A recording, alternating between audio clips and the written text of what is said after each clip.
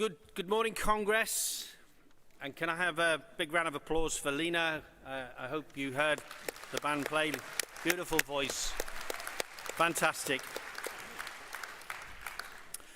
We will now see another short film celebrating union wins this year, so please cheer loudly for all these union wins.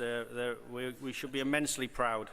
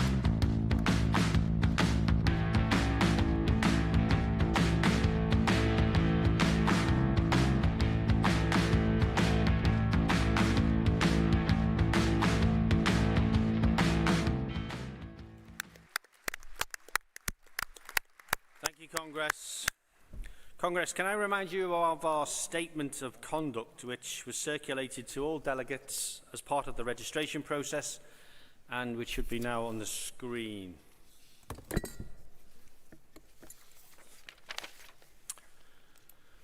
Okay, Congress, we'll be starting this morning's session with the General Council Report, Section 1, Growing a Diverse Trade Union Movement, from page 12. I will now call paragraph 1.1 to 1.10 and composite number 1, organising and bargaining. The General Council support the motion with explanation, and I will call the TUC General Secretary to explain the position on behalf of the General Council. The motion will be moved by NEU, it will be seconded by CWU, supported by Accord, NASUWT and PCS. NEU, please.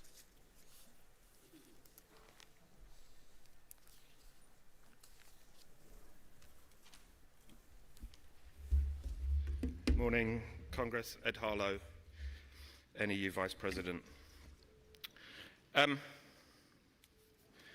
As a movement, we must convince prospective members that acting collectively can improve their working lives, that we can meaningfully redress the power imbalance in so many workplaces, and that we can ensure equity and fair treatment.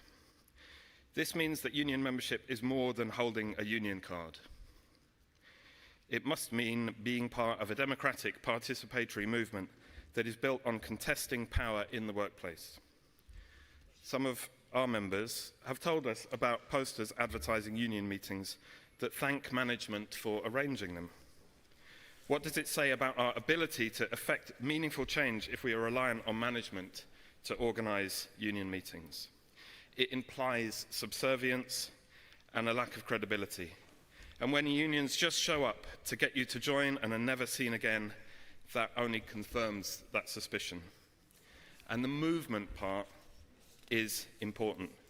We must emphasise the collective class interests of workers and that we have a bigger vision than our own sectional interests. Sectional interests may have delivered some benefits to some workers in the past, but with the current challenges we face, this approach is woefully inadequate. And if we are to have any chance of making progress, we need to demonstrate the commonality that workers have, not their differences. We need to work collectively and collaboratively. There is no place for denigrating other unions. Win members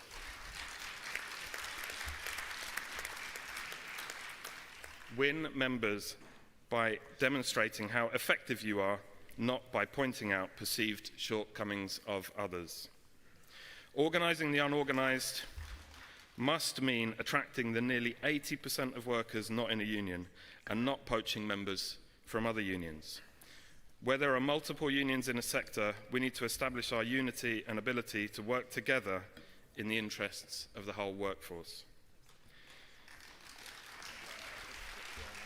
And in my own section in education, any form of equity in the workplace demands that our reps are properly trained.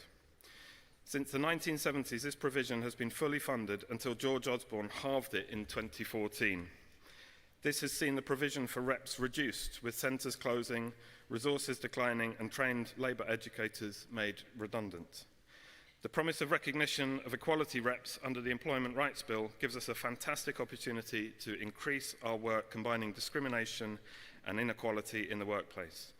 Without properly trained reps, our ability to take on this necessary work will be significantly diminished. It is a matter of urgency that the General Council meet with the Secretary of State and other relevant bodies to ensure that training provision for union reps is properly funded.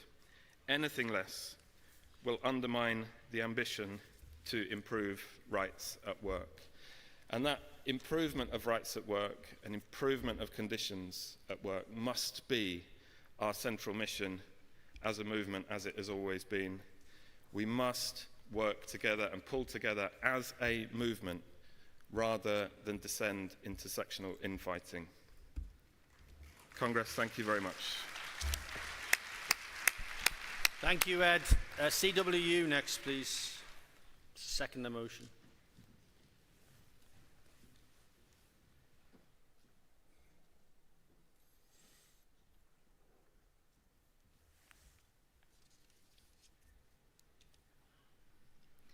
President, Conference, Karen Rose, seconding Composite 1 on behalf of the CWU. Congress, our movement is facing a crisis point. Less than 12% of private sector workers are in a union. Young workers are unorganised and in insecure employment. We've never been more vulnerable than we are now. And the Employment Rights Bill, which was fought for by my union and many others in this room, is welcome, but it doesn't go far enough. It's time now for all unions to come together and get serious about organising at a sectoral level and transform the world of work. Conference, you know how skewed the world of work has become. Bosses used to be paid to build companies. Now they get paid to destroy them.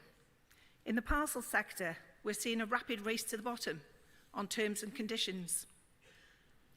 Thousands of self-employed parcel couriers are struggling to survive on insecure work and low pay, while Royal Mail is being undercut by gig economy competitors, threatening the pay terms and conditions of our members. It's not just in our industries, many sectors are seeing a driving down of wages. So we need a radical solution for a radical problem. Trade unions must come together, be prepared to work together and engage at a sectoral level, organising campaigns, and otherwise we risk becoming obsolete. We are calling on the TUC sectoral bargaining strategy, including a plan to introduce sectoral level agreements at least 3 sectors within the next 6 months. We're also calling for a working group to create a plan for greater cooperation between unions and new models of trade unionism. We can only do this together. So let's end the competition between unions. Let's get around the table and create a common bargaining agenda, organise in the workplace and drive up pay terms and conditions. A new model of trade unionism is the only real solution. Congress, let's be bold this year. Let's take steps to organise across industries, not just in individual employers. Let's recruit millions of workers, not just hundreds. We can break the race to the bottom, we can elevate wages, and we can improve conditions for workers in every sector. Congress, support this motion and support our fight for collective rights for all workers. Thank you. Thank you, Karen. And I'll call Accord to support the motion. Accord, please.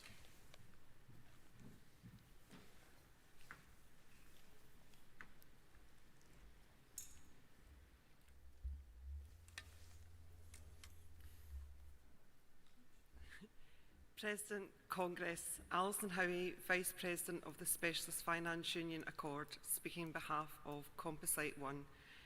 Congress, we ask for your support in welcoming the new TUC strategy to support union organising. It's crucial for union growth and securing high-quality unionised jobs across the UK. This is a pivotal time for our movement. If the government follows through on its plans, as it surely must, and passes the Employment Rights Bill in full into law, it will create a transformative agenda which is an unparalleled opportunity for union growth. Truly realising the potential of this new legislation requires effective organising, particularly in the private sector and amongst young workers. Gaining access to workplaces physically and digitally is the key to organising success. That success hinges on our ability to equip reps and organisers with the skills to leverage new rights and digital tools, fostering inter-union collaboration and navigating the new legislation adeptly.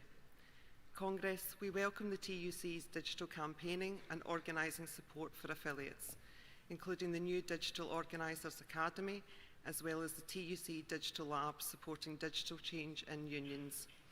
We now want to call on the General Council to take action to help unions to improve new member recruitment and retention through better data analysis, provide direct support to affiliated unions in understanding and utilising their data for retention, organising and growth, and acknowledging challenges faced by smaller and mid-sized unions. Congress, we welcome the TUC's expanded union education offer. This empowering reps and organisers to utilise the new Employment Rights Bill provisions is vital for union growth. In addition, we need to work with employers to promote development in the workplace and enable employees to develop the necessary skills to be able to succeed in the rapidly changing world of work. A strong example is the recent agreement between Accord and Unite and Lloyds Banking Group, championing skills for the future. Through our agreement, we've introduced union skills champions, embedded continuous learning in the workplace, and are driving reskilling and upskilling aligned to AI and data needs, empowering colleagues and strengthening the union voice. More generally, Congress, there are ongoing issues regarding the funding of in-person TUC education training for union reps, and we want to instruct the General Council to seek discussions with the Government and combined authorities to ensure the continued provision of TUC education. There's much to be done, and you can make a start by supporting Composite One. Thank you, Alison. Thank you, NASUWT, to support the composite.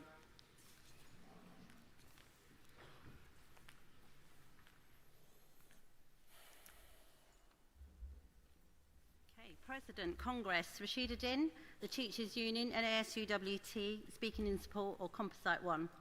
This motion is about the fundamentals of trade unionism, a reminder of the power, unity and collective action. If organisations want to access public money, they must accept trade union recognition and contribute fully to facility time arrangements. It's as simple as that. For teachers, this principle matters deeply.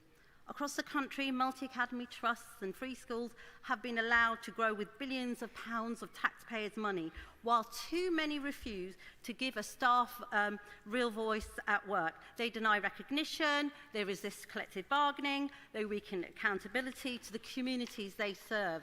This is not what public education should look like.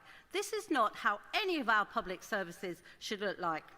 When schools lack union, the consequences are obvious.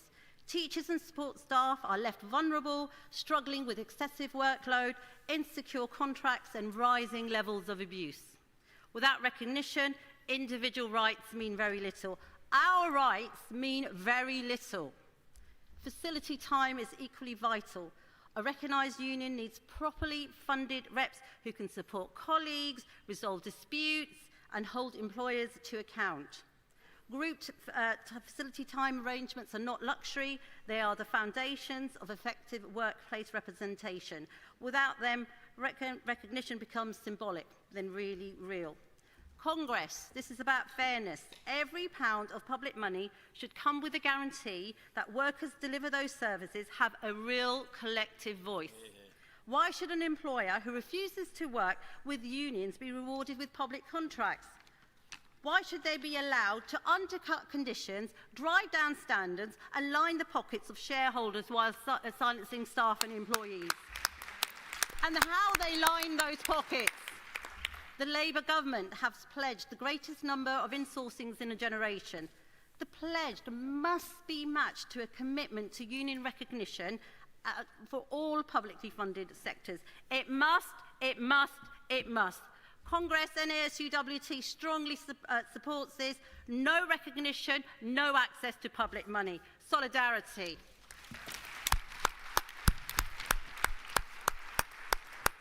Thank you, Rashida. Very powerful. PCS, please.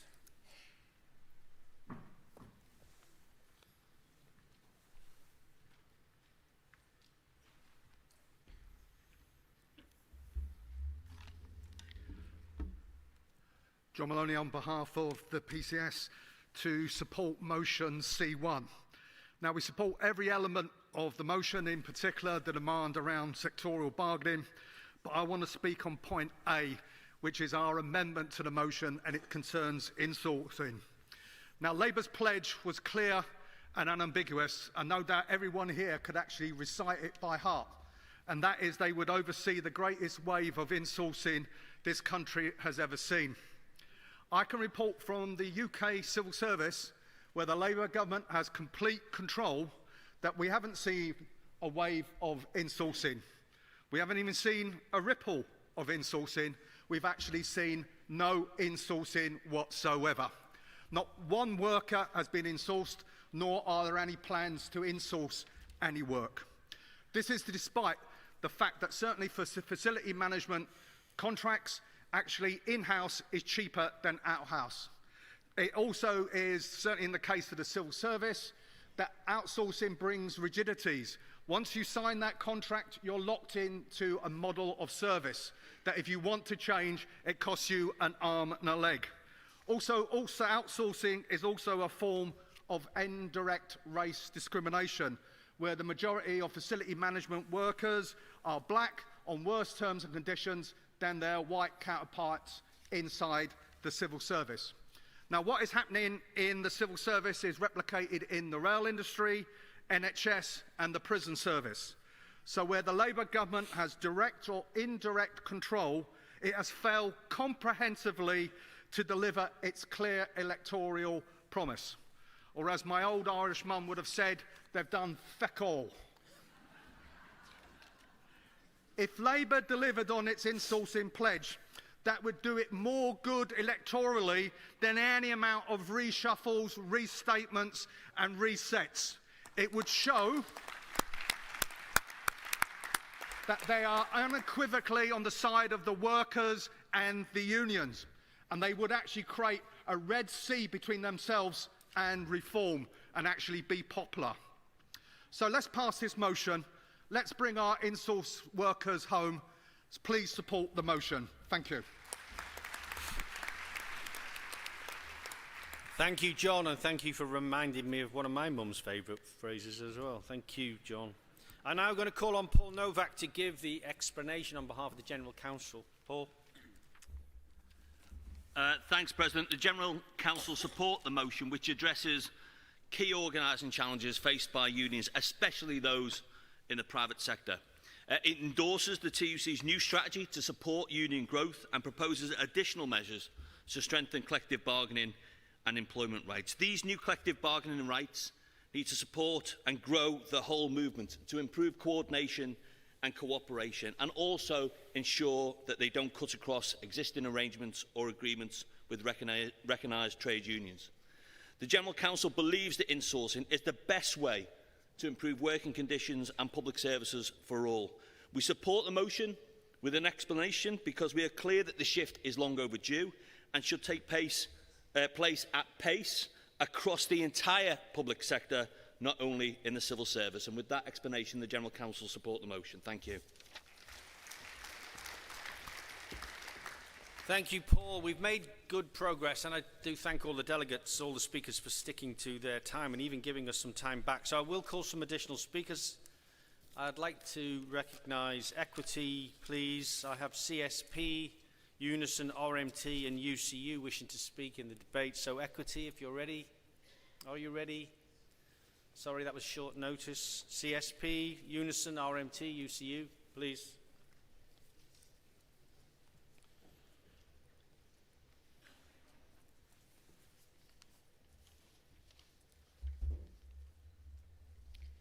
Good morning, President, Congress. Anjali Meeta with the CSP, first-time delegate and first-time speaker. Thank you. We stand today at a moment when economic turbulence, inequality, and overstretched public services test our resolve and remind us why trade union organizing matters now more than ever. Organizing is the engine of fairness, solidarity, and real change. Unions are advancing our collective strength. In the UK, our movement has become strategic and adaptive. Trade union organizing drives are empowering new activists and expanding union reach across sectors. In healthcare, union organizing is not just vital, it is life-saving. My own union, the CSP, has in recent years undertaken our first ever strike over pay terms and conditions. Thousands of CSP members walked out, staffed picket lines, and won broad public support in calling for fair pay amid unprecedented workload pressures. And over the past 2 years, the CSP has invested more into workplace organizing, helping us reverse a trend of falling rep numbers. We are proud to have launched a national network of equality reps, of which I am proudly one, alongside our existing stewards and safety reps. This injects more diversity into our workplace reps networks, supports activism and leadership among our Black, Asian, and ethnic minority, LGBTQIA+, and disabled members, and connects us with members facing discrimination. Through organizing, CSP members are becoming more empowered. Organizing secures fair pay, safer working conditions, and dignity at work. It builds inclusive workplaces, and we know from evidence that organized and unionized workplaces are more stable, more productive, and more equitable. In healthcare, union strength means safer staffing, better retention, and higher quality care. This is not speculation, this is fact. The new Employment Rights Bill, now advancing through Parliament, gives us a chance to solidify that power, boosting union recognition rights, safeguarding access, and reinforcing workers' voices in every employer. But legislation alone isn't enough. It needs the momentum and pressure of organizing across sectors. Conference, let us recommit today to continue to grow organizing and shape workplaces where every worker stands together, is valued, and is heard. Conference, please support this motion. Thank you, Anjali. Brilliant job. First time speaker. Well, very good job. Who's next? Recognise that. Equity, please. Thank you. Welcome, Paul. Thank you, President. Congress. Paul Fleming, General Secretary of Equity. Comrades, if you sit down tonight and turn on the television, you'll be watching a trade union collective agreement. If you go out during your time in Brighton to watch Six, the Theatre Royal, you'll be watching a trade union collective agreement. Those artists that you see on stage and on screen, 85% of them are members of their union, and 95% of them are covered by a trade union collective agreement. And how does Equity do it? Dealing with some of the most violent venture capitalists on the planet. How do we have a collective agreement with Netflix, with Disney, with Apple, and with Amazon Prime? How do we do it? when the average length of an engagement for our members is 8 weeks in theatre and less than a week in TV and film? How do we do it with a membership that is mostly under 40 and more of them are the age of 28 or below? How do we do it? Sectoral collective bargaining. We are the only union that on a mass scale continues to operate sectoral collective bargaining with the private sector. We do it not only in TV and film and theatre, not only for self-employed workers, but also for the purely self-employed choreographers, directors, theatre set designers, people who are purely self-employed in a new gig economy, which for us has been our bread and butter for almost 100 years.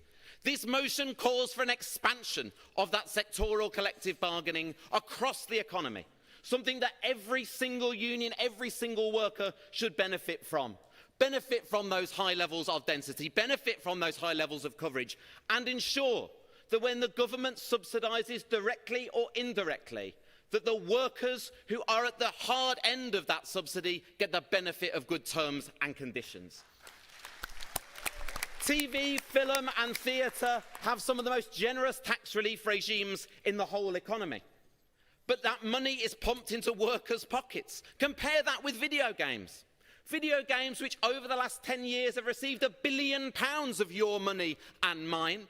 And the largest recipients are US giants like Microsoft. Nobody works on a sectoral collective agreement. People work for £200 a day with simulated sex scenes, violence that they are informed of on the very morning that they turned up, an undignified workplace. Why? Because in video games there is no sectoral collective bargaining. In TV commercials there is no sectoral collective bargaining. That's why we care about a continued expansion for our industries and for yours. Because it's not a silver bullet. The average earning of equity members is £15,000 a year, £15,000 a year. It is not a substitute for organising. We've so much to learn from the struggles and the fights of you in this room who are striking and winning. But I'll tell you this, you've a lot to learn from Equity's model of sectoral bargaining for precarious workers, for young workers and for the whole economy. If the government is serious about growth, sectoral collective bargaining is the best way to get money circulating, to get workers dignified and put cash in the pockets of our members. Conference Equity supports this motion full-throatedly, wholeheartedly. Solidarity. Thank you, Paul. Thank you, Paul. Can I call Unison next, please?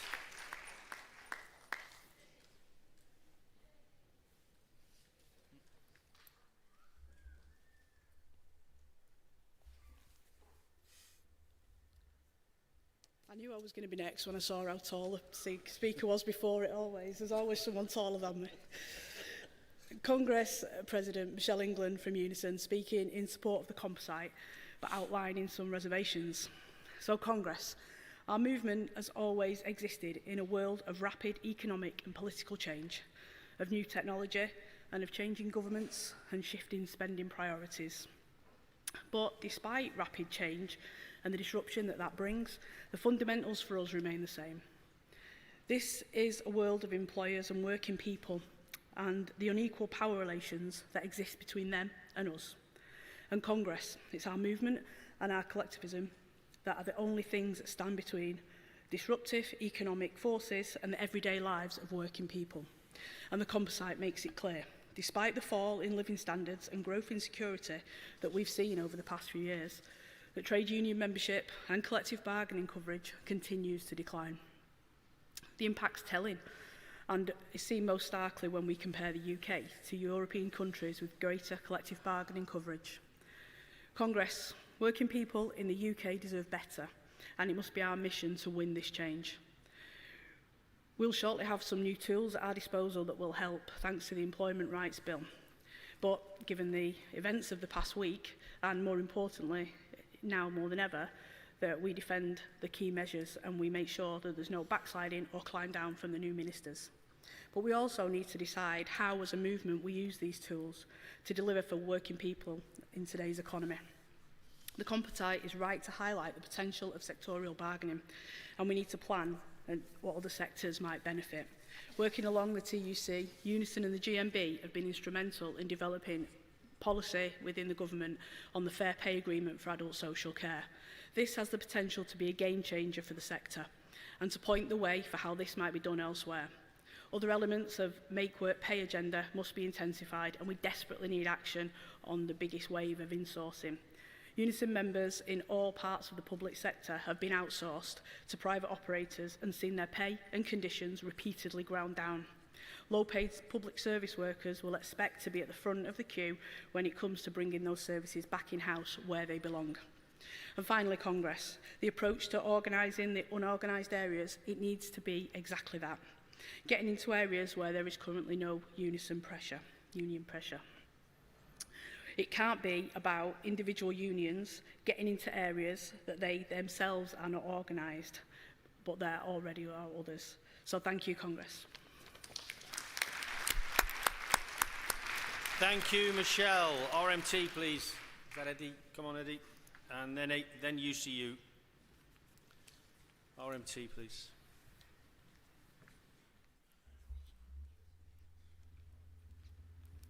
Yeah, thank you. I particularly appreciate the comments from the top table about the extension of sectoral bargaining right across the economy. I think this is the key part of the Employment Rights Bill that was let go that should have been kept in. I think that would have been a game changer for our movement. And a great speech from Paul. I don't feel so bad now watching the telly when I'm meant to be doing a bit of other work, having heard how many people are covered by collective bargaining agreements in your sector. But look, the simple facts are this. Our movement is down compared to where we were some years ago. And in every metric you look at, whether it's unit costs, the share that goes to profits, the share that goes to wages, is gone right the way down. Whether it's national wealth, the share that goes in the form of profits, the share that goes in the form of wages, is right the way down. We have dwindled as a movement. Our collective bargaining coverage has dropped drastically across the economy. And I'm convinced if we're going to get any type of resurgence in our movement, it was politics. It was political decisions that drove us into the position that we're in. They were political decisions that took away our right to solidarity strike action, that made our solidarity less effective, that made our strike action less effective, that made our ability to organise less effective. Those were political decisions. That is the reason why our movement is diminished now compared to where it was before, and that is the reason why workers are poorer now compared to when they could have lived before. And the way to reverse that is through political decisions. We need sectoral collective bargaining to grow our movement, and my fear is that if we don't come together as a trade union movement, get sectoral bargaining back on the agenda and won through Parliament, and sort our affairs out as a movement so that we have got some industrial unity instead of competition, then 20 years from now we'll be millions of members down and we'll be the memory of a movement, not the vibrant trade union movement that we could be. So I urge you all to support this, get behind it. We want sectoral collective bargaining and we want the right to take solidarity strike action. I don't understand how there could be a law anywhere that says if health workers or teachers or anyone else are out on strike, that I should be prevented from taking and withdrawing my labour. We need to bring those two things back. Those were the bonds that held our movement together, and the only thing I want to see this government outsource is collective bargaining. Let us sort the employers out, stop worrying about individual rights, put us out there, let us get on with it, and we'll have a movement we can be proud of. Thank you, Eddie. And the final speaker in this debate, UCU, please.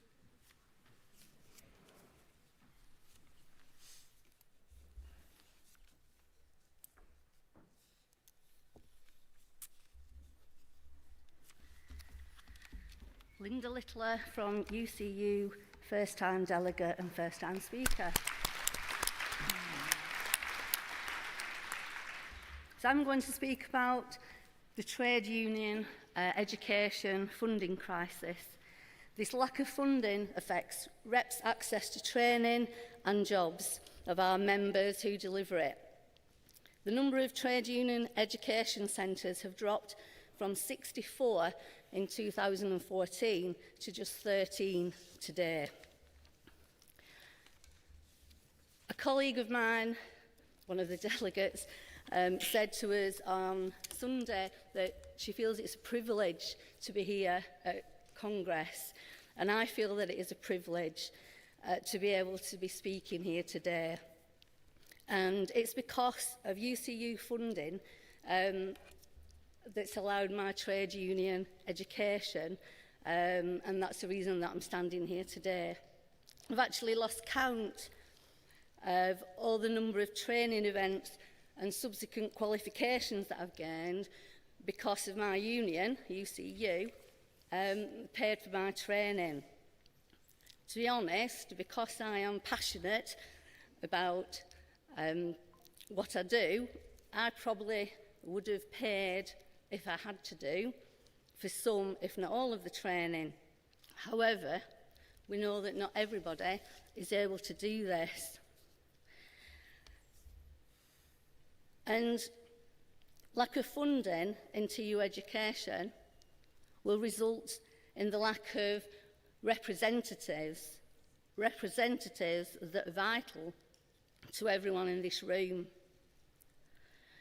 Not only that, the lack of funding will risk jobs.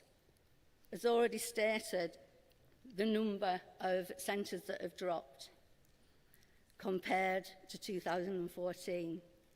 Union training is the backbone of our organising. Sorry, I'm losing my voice.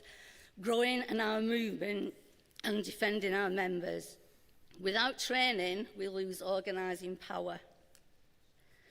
Now, I'm certain that many employers would not be too perturbed if staff could no longer receive training to be pesky union reps, calling them out on health and safety, discrimination, and all the other laws that have been made possible because of trade unions. Now, with the previous government, you could maybe be forgiven to think that it wouldn't be a priority for them. But what about the Labour government? Would you not think that they should be concerned about the lack of funding? Because I, for one, would hope so. Surely the Labour government should support funding reform to end the postcode lottery that there is for funding for members for training. This motion is about organising power and protecting jobs. UCU urges Congress to back this motion, demand funding reform and secure trade union education for all. Please support. Thank you. Thank you, Linda, and another great intervention from a first-time speaker. Well done, Linda. Now going to move to the vote, please. Composite number 1. Can all those in favour please show? Thank you. Will all those against please show? That's carried unanimously. Thank you. Moving on now to motion 4. Organising and delivering for young workers age-related redundancy pay. The General Council support the motion. It's moved by Usdaw and seconded by GMB. Usdaw, please.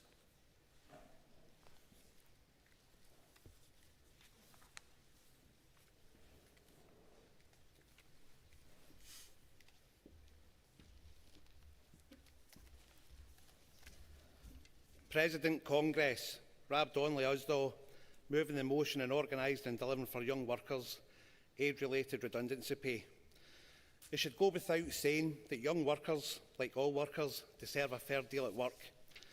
But too often, we see young workers treated differently because of their age. They can be paid less than their colleagues whilst they're doing the same job, even though they're often paying the same housing bills, the same grocery bills and the same utility bills as their older colleagues.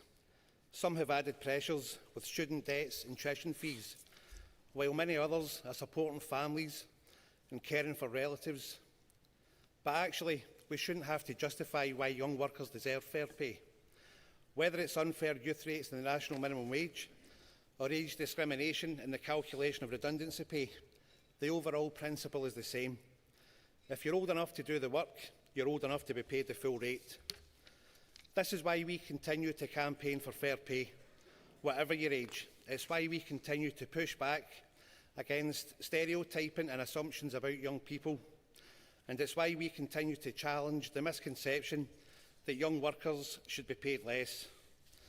It's great news that after many years of campaigning, we're making progress towards a statutory real living wage for all workers from the age of 18. The Government has already made a commitment to abolish and rip off youth rates, and they are delivering a new deal for workers with the Employment Rights Bill, a huge step forward in the fight against insecure work, something which young workers are particularly vulnerable to. It's right that we acknowledge these successes, but there is a lot more work to be done to deliver fair pay for young people. Fair pay also means fair redundancy pay, but as it stands, young workers are discriminated against when they've been made redundant. Statutory redundancy pay gives workers under the age of 22 just a half a week's pay for each year of service. That's a third of the level for people aged over 41, and you get nothing at all until you have 2 years of service. This is unfair and it needs to change. The Government have already committed to a consultation on collective redundancy, which is welcome news. But now we need them to commit to fair redundancy pay so that we can make sure that young workers have a cushion of protection when the worst happens. We need to remove age discrimination from redundancy calculations so that all workers get at least 1.5 weeks' pay for each year of service. But this isn't only about redundancy pay. It's about fair and equal treatment for young people in every workplace. It's about making sure that young workers have a voice. The TUC Young Workers Forum is already doing good work on this front, campaigning on the issues that really matter to young workers. But as a movement, we need to go further. This is why we are calling for a national strategy to organise young workers, encouraging them to join and become active in our unions. A strategy which uses our full range of experience, our combined knowledge and our collective strength to help overcome not just existing but future challenges. It won't be easy, but it's needed so that young workers can have a fair deal and so that our movement can not just survive but thrive into the future. Congress, I'm confident that by working together we can help to deliver a fair deal for young workers and build a bigger, stronger, more diverse trade union movement to deliver for all workers. Congress, please support the motion. Thank you. Thank you, Rab. GMB, please. Charlie, thanks.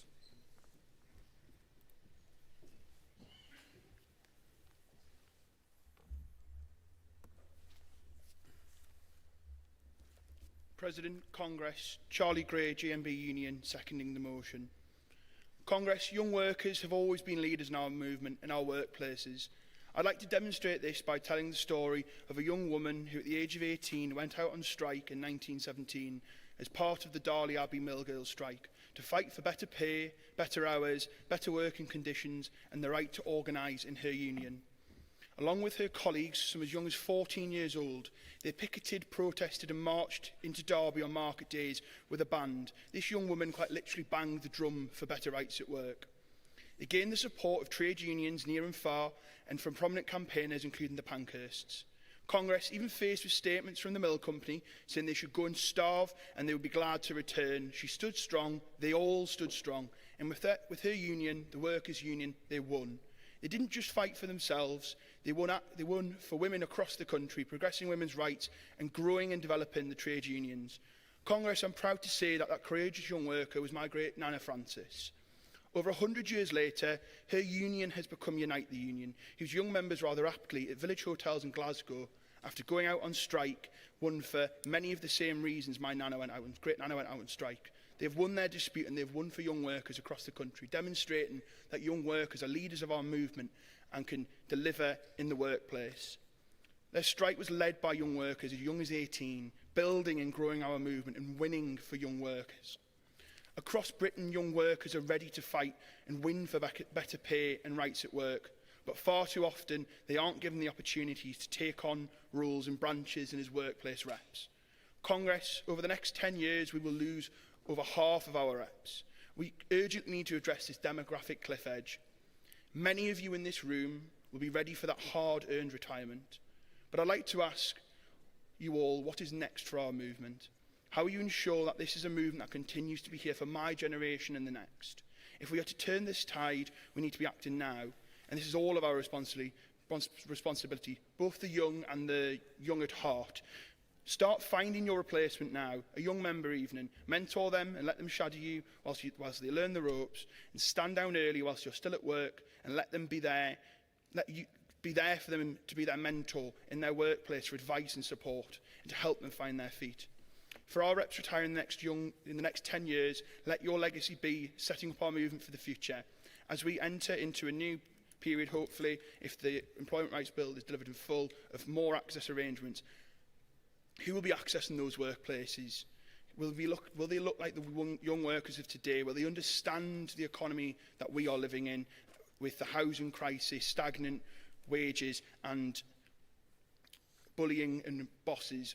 Young Workers Congress are ready to win at work. Please support them.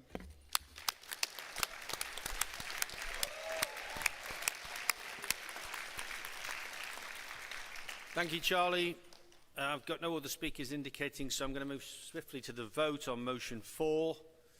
Will all those in favour please show? Thank you. Will all those against please show? That's carried unanimously. I wasn't sure about that. There was one hand up. I think it was late. Okay, that's carried unanimously. Thank you, Chair. Thank you, Chair. Okay, myself now. Well done. Well done. Thank you, Congress. Let's get this right. It's been a long night. Anyway, I now call motion 5, recruitment and retention of young members. The General Council support the motion. Will be moved by Unite on behalf of the TUC Young Workers Conference, and it will be seconded by CWU. I have a long list of speakers. I will take those speakers to save time. I'm not going to read them all out. I assume you know who you are, so please be ready. Over to Unite.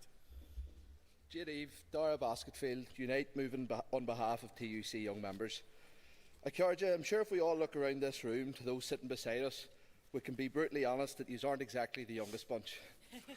Many of you have been absolutely instrumental in getting the trade union movement to where it is today, and for that my generation will be forever grateful. And although we will cherish and admire the wins of the past, we must also look forward to the wins of the future. I was born in 1997. I'm in that sweet spot in the middle of being classed as a millennial and Gen Z.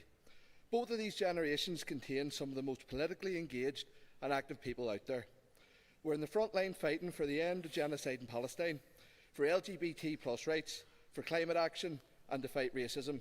But sadly, we're few and far between when it comes to union activism and fighting for employment rights, despite the fact that young people are often the ones with the worst paying conditions at work. I spent most of my 20s in various precarious workplaces. You name it and I've probably done it. I've worked in call centres, chippies, the civil service via agencies, sales, bars, delivery driving, and at one point I was even a 999 operator. Despite these roles all being so different, they had one thing in common. They were awful places to work as a young person, and we were often taken advantage of. In my mid to late 20s, I was lucky enough to get my current job, and although it comes with its own issues, one thing I have to say is, for the most part, they treat their staff well, and this is down to the excellent facilities agreement with Unite. A facilities agreement that allows me to fight for my colleagues. I've never been sure what I wanted to do as a career until around 2 years ago when I got involved in Unite as a workplace rep, and it was then that I realised my passion in life is trade unionism. I've worked in enough crappy workplaces to know what it feels like to be mistreated at work, to be taken advantage of, to be taken for granted, and I make it my absolute mission to stop this happening to others, and so should all of you. Lack of trade union representation breeds issues like toxic work environments, lack of dignity in the workplace, to name a few, and these issues overwhelmingly impact young people. Becoming a union rep is the most rewarding decision I've made in my professional life, but if I'm honest, I do ask myself what took me so long to get involved in a union. Mainly it was just lack of awareness. I was under the illusion that to join a union, that union had to be recognised, and a myth I fear many young people believe today, a myth I feel is very, very important to dispel. I knew unions existed, but I knew very little about them and what they could do for people like me. This motion calls for the recruitment and retention of more young members through education and inclusion, and these young members who, alongside me and the minority of other young reps sat in this room, can help continue to pave the way for future workers as the rest of you have all done for us. A prime example of how instrumental young people can be when we do get involved in trade unionism is a recent strike in the Village Hotel in Glasgow, the first strike in a major hotel since 1979. A strike that was brought to fruition by the sheer determination of young activists and the refusal to be taken advantage of. A strike that was quickly won. And I just want to mention the reps that led this strike were 18, 19 and 25.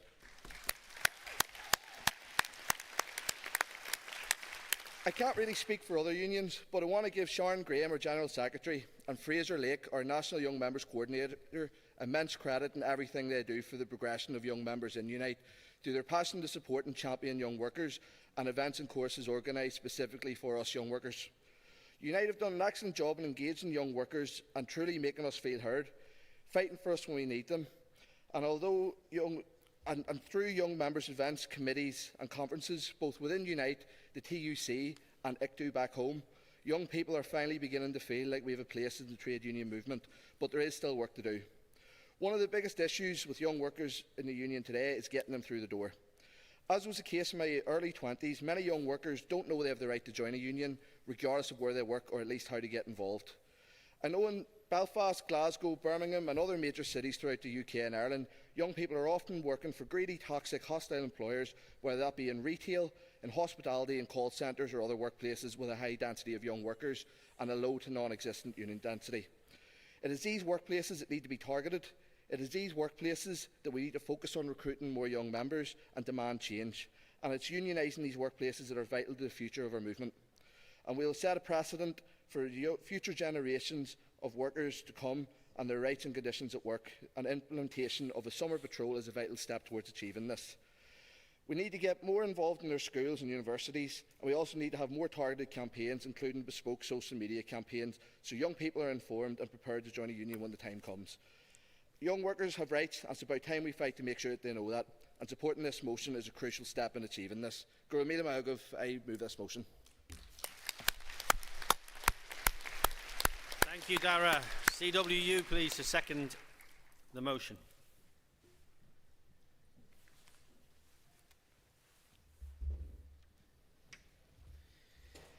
Chair, Conference, Moira Cahill, standing on behalf of the CWU to second motion 5. Conference, the trade union movement's getting older. There's no better way for me to put it. Look around you. How many young workers are actually here in the room today? If we don't seriously look at how we're appealing to the new younger workforce, this trade union movement is going to die out. From what I've seen within the trade union movement, we're still so set in our ways. Majority of our campaigns are still handing out leaflets at stalls in the store, or going to a depot or office and recruiting in person. This is the same thing that we've been doing for decades now, and we need to approach this in a different way. Our employers are embracing technology. Inductions have gone from a couple of days in an office with lots of other new starters to having them plonked in an office with an iPad to do some virtual training. But our strategy as trade unions has barely changed. We need to enter the 21st century here. We need to reach out to our young workers where they are, online. Let's put more energy into social media campaigns. Let's actually work more closely with student unions to show that unions exist to help them. And outside of universities, but also once they enter the workforce.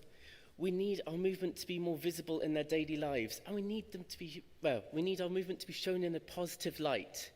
We don't want their first opinion of a trade union to be, they're that group that caused all those rail delays when I wanted to go to a concert. No thanks.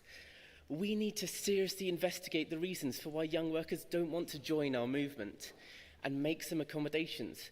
Young workers under the age of 21 are still paid less than their older counterparts, and we expect them to pay the same union dues? That's not entirely fair on them, is it? Some of the unions here today have been a bit more successful than others at recruiting young workers, and we need to share that knowledge. We shouldn't be thinking of ourselves as separate unions here, but as a collective trade union movement. This affects every union here, and we'd be stupid not to try and solve this together. Let's work together to keep this movement alive. I second. Thank you, Moira. Okay, now I'm going to go into my other speakers. I have a list here. I've got, first up is going to the BFAWU, please. Equity, stand by.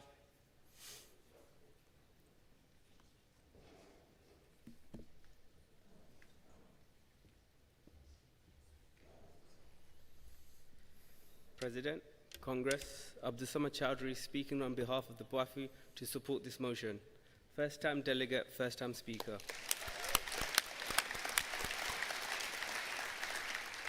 Congress, we all know that young workers face the sharpest end of today's labour market, whether it's insecure contracts, poverty pay, unsafe conditions, or little to no protection at work. Many aren't aware they have rights, let alone that a union is a thing. That has to change, and that is exactly why this motion matters. I want to focus particularly on point F, the proposal to introduce a UK version of summer patrol. In Norway, for more than 40 years, trade unions have sent out groups of young trade unionists into workplaces during the summer to talk directly with other young workers. They knock on doors, they go into shops, cafes, warehouses, and fast food outlets. They ask simple but powerful questions. What are your conditions at work? Do you know your rights? Do you know about the union? And Congress, it works. It builds awareness, it builds activism, and crucially, it builds trust. Because when a young worker is spoken to by another young worker, the conversation feels different. It's someone who understands their world, their struggles, and their aspirations.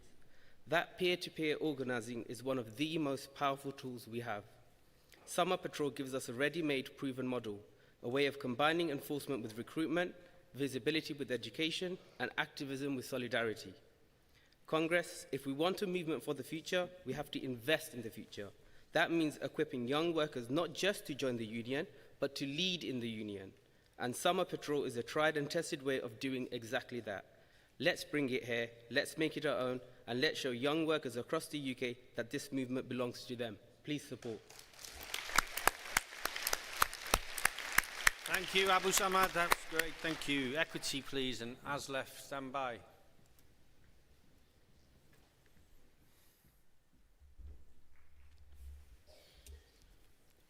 Eleanor Sutton, Equity. President and Congress, Equity is pleased to support this motion from the TUC Young Workers Conference, advocating for the recruitment and retention of young people into the trade union movement. As many previous speakers have stated, engaging members and training activists who reflect the workforce is a vital part of securing the future of the trade union movement. In 2024, the TUC reported that only 6.3% of under 30s were in their union.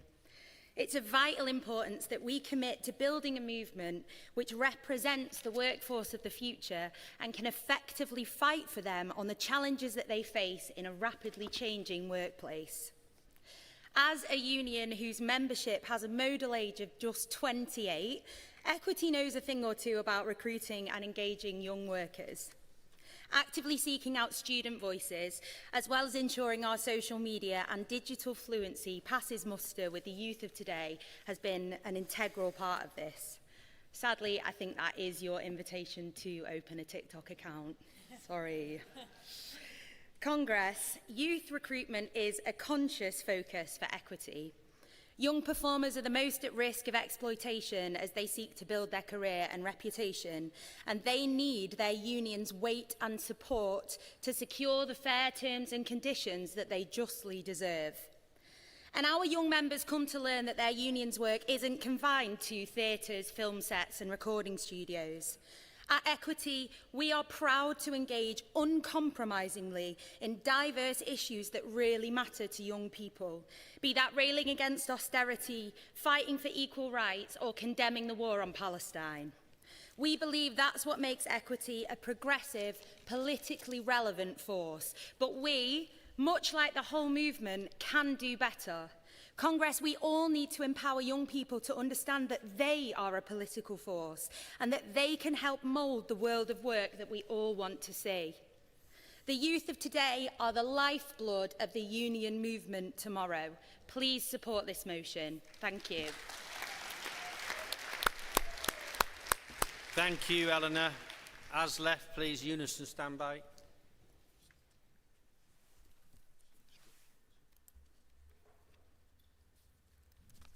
Thank you, President. Good morning, Congress. Aslef standing to support Motion 5. When ASLEF's national pay dispute began in 2022, we knew we were going to be in it for the long haul, but we had no idea it would go on to become the longest industrial dispute in railway history. And with 27 years since the previous national dispute, there was a real fear that we would struggle to engage our young members. Congress, I don't think we could have been any happier to have got something so wrong, because young members turn up on picket lines in droves. It soon became clear what motivated them. Train driving offers a secure career for life, and with some members having 35 or 40 years to retirement, they attended picket lines to defend against the Conservative government's attacks on our terms and conditions. Many saw that as a bigger priority than the lack of a pay offer that precipitated the dispute in the first place. After 2.5 years, not only did we win that pay dispute without a single change to anyone's terms and conditions, but we comprehensively defeated the greatest assault on workers' rights in a generation, the Tory minimum service levels.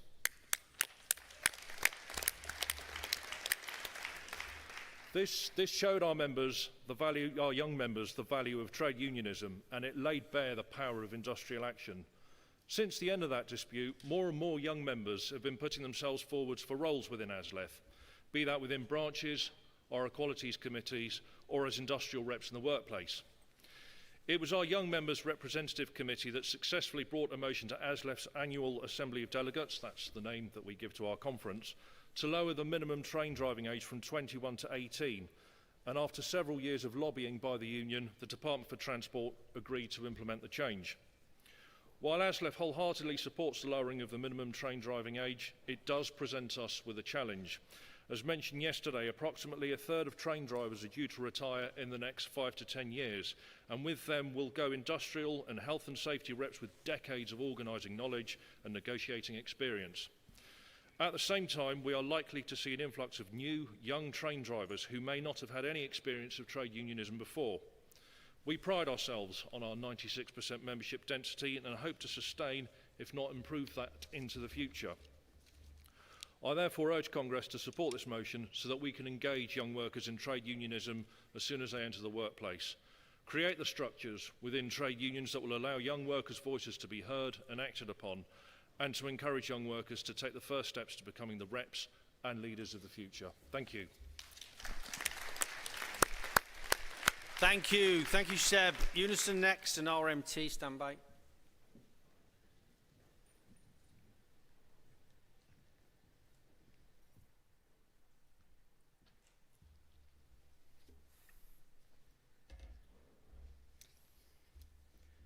Congress, President. Ryan Hopkins, co-chair of Unison's National Young Members Forum, speaking in support of Motion 5, also first-time delegate and first-time speaker. Yeah, come on. Young workers are struggling. They are often locked out of housing, priced out of their communities, trapped in underpaid and insecure work, and they are working hard and getting nowhere. Real wage growth is at just 0.9%. Young workers aged between 18 to 29 earn up to as much as 25% less than older workers. Every pay rise they get is eaten away at by inflation and greedy landlords. Or landlords, otherwise known as. It feels like climbing up a mountain, and every time you look up, the peak has gotten just that little bit higher. But Congress, young workers are not apathetic. They are angry. They are frustrated, and they are ready to get stuck in. All we have to do is organize and engage. And that is what we are doing, Conference. Young members between the ages of 18 to 30 are the fastest growing demographic in Unison. They are speaking up, and they are demanding change.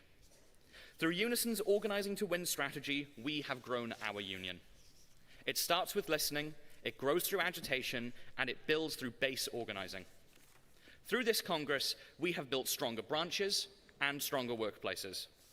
It escalates through strategic organizing, a plan to win, a crisis for the employer, and a victory for workers. This motion is a part of that plan. Congress, far-right politicians and agitators have taken over social media. We need to shine a spotlight on the alternative.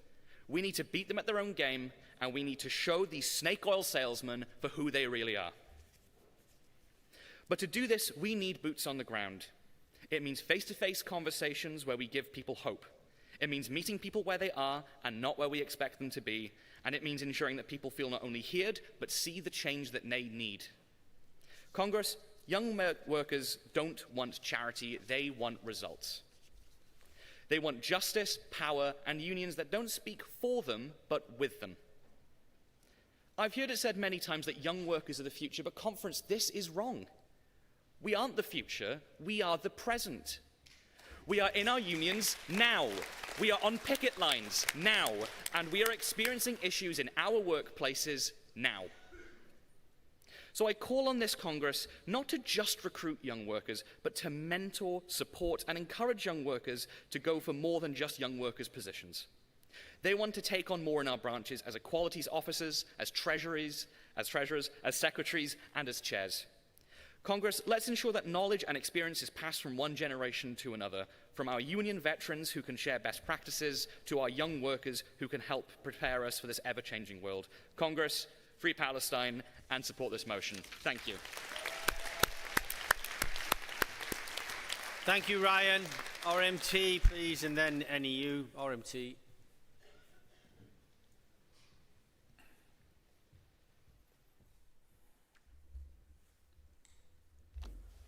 Eli Edwards, RMT, first-time delegate, first-time speaker. But a long-time fan of the show. Congress government statistics show that just 24% of under 35s make up trade union membership. And anyone who's tried organising and recruiting young workers will know one of the major barriers to doing so is a lack of knowledge or existence of our point or that we exist. As a result, young workers without union protection or under collective bargaining agreements are more likely to face low pay, poor working conditions, insecure contracts, and face the brunt of experimental workplace reforms that aim to make people work more for less. We must lead the charge in recruiting and organising young workers, and while publicity and harnessing the virality of social media will be a vital part of that, we all know that central to recruitment campaigns is engaging with workers, listening to their concerns and organising around them to win. And that's what the Summer Patrol programme aims to do. But further from just getting young workers sign up as members, building a growing union movement fit for the future means bringing young trade unionists into the democratic and industrial structures of our unions, encouraging them to take on reps positions, organising positions in branches, and more.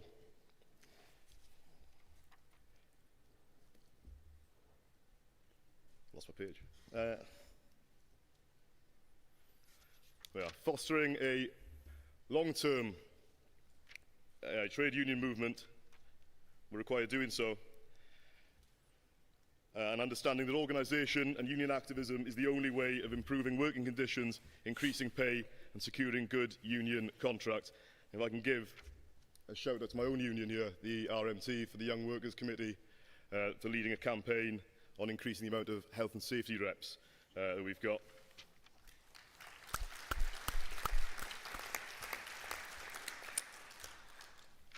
Comrades, this is not just an issue for the eternal survival of our movement, but a basic imperative of today. And with that, I commend the motion to you. Thanks, Eli. NEU, please, and then it's NAS-UWT to wrap up the debate. NEU.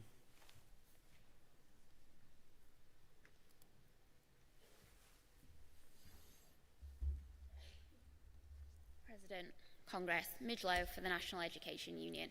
And I'm here on behalf of our new professionals and young workers.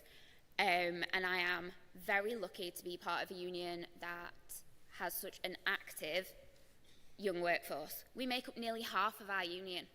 So we're obviously doing something right, and that means everyone else can as well. As an educator, I have double the responsibility though, because lots of the children I teach are not going to university. As soon as they leave me, they are going to be young workers, and I have a responsibility to give them a better deal when they leave school than they have now. Our young people are going into the world of work at possibly one of the worst times in recent history. And I know lots of you are going to say, well, when I went into work, it was terrible. And yeah, it were, but your house was £3,000 and you didn't need any qualifications. Or some of you say, well, when I went into work, it can't have been that bad, but it weren't great. No, but uni were £3,500. Now, our kids are going into work where they can't afford to go to university because loans just don't cut it, where they are looking at £1,000 a month rent, where they are looking at insecure work, insecure wages, and the prospect of planning for a future is unrealistic because what are savings? So I have a duty to our kids to give them a better deal, as well as to my peers that I'm here to represent. As part of the MPYW, we are looking at doing a better deal for young educators. And we are lucky in one respect that we are in an industry that has fairly good union representation. It's established fact. You go be a teacher, you join a union. You go be a TA, you join a union. Because we know about the problems in education, the problems our educators face day in, day out. And if I hadn't have been part of my union, I wouldn't still be in teaching 5 years in. My union gave me a voice. They gave me a sense of identity, a sense of security, and allowed me to be proud of the work I was doing, knowing I was doing a good job, even if it wasn't what my cookie-cutter academy wanted. That sometimes we've got to do what's right. And that's the thing. In academies, we teach our kids to be one way, to do one thing, to follow instructions because that's the rule. We are priming them to go into a world of work to be exploited and abused by unscrupulous employers because they're not taught to question things when they're not right. I can't let them go into that. Having an active and a fruitful young workers sector is so important, and it will help retention in many industries. By the time I was 20, I'd had more careers than my parents had had jobs. And that's not right. So we need to support our young workers by getting to them, going to them in person, getting into universities, into training providers, into workplaces, and showing them what we can offer other than an insurance policy. Thank you. Thank you. Thank you, Midge. NASU WT, please, to wrap up the debate.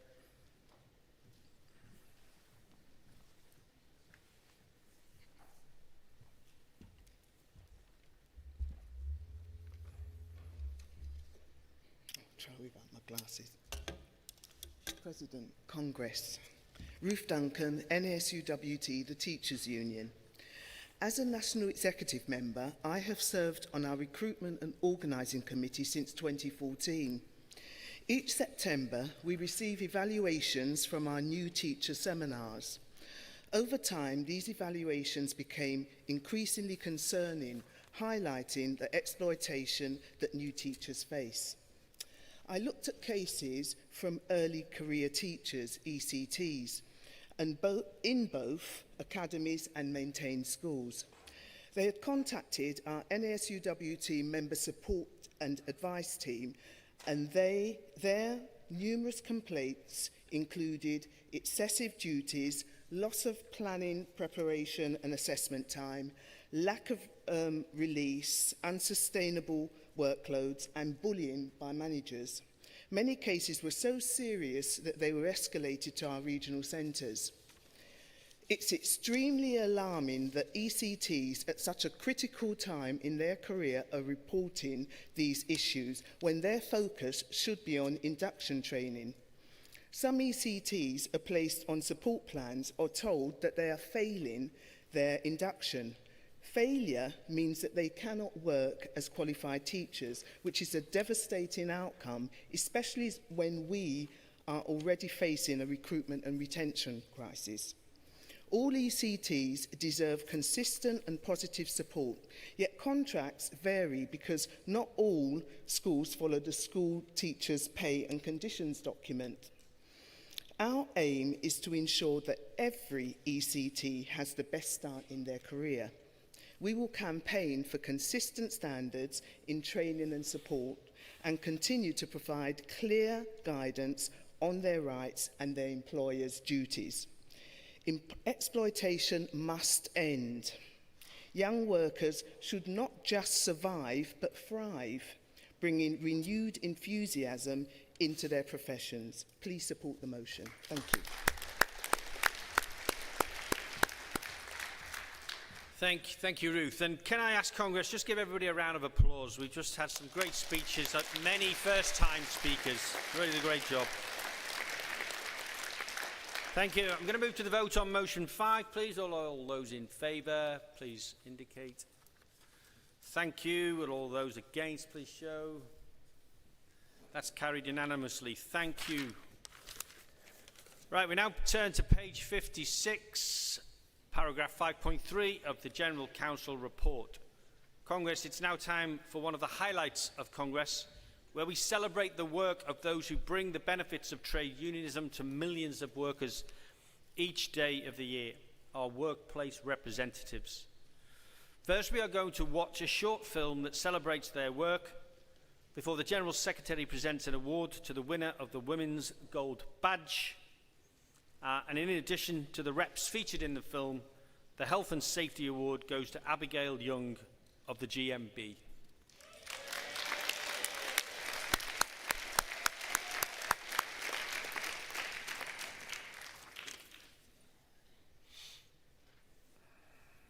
Being part of a union is about solidarity, is about empowerment, creating opportunities for growth. It's a nice feeling in my heart knowing that I've done something good for other people. You've got to be there for the members and to support the members. That's what it's all about. It's about being one solid unit that can't be broken. We stand up for each other, we look after each other. It's really eye-opening what you can do and what you can achieve with the support of the union. The passion for looking after other people comes from myself being mistreated a lot when I was younger. So I try and be the person that is nice to everybody, looks after everyone, make sure everyone gets what they need, what they want, and everyone's happy when they come to work. I think organising is massively important because I was always told you can't have a union here, we don't recognise the union's a waste of time. When we first started talking about the union, it was 5 of us. And we were all sat around the table and said, oh, we want to change this, we want to change that. And it wasn't until we started having the discussion about trade unionism that we realised how much is actually involved in it and all the benefits that come along with it. And when people started to see that, they started to realise, oh, actually, we can negotiate pay, oh, we can sort health and safety out. We went from the single site recognition, which was Lincoln, to all 20 sites in the UK. So it's gone from the 70 members we've got here to I think it's about 700. We had an agreement signed within 3 months. And that's through organisation and unionisation and just having one voice in solidarity.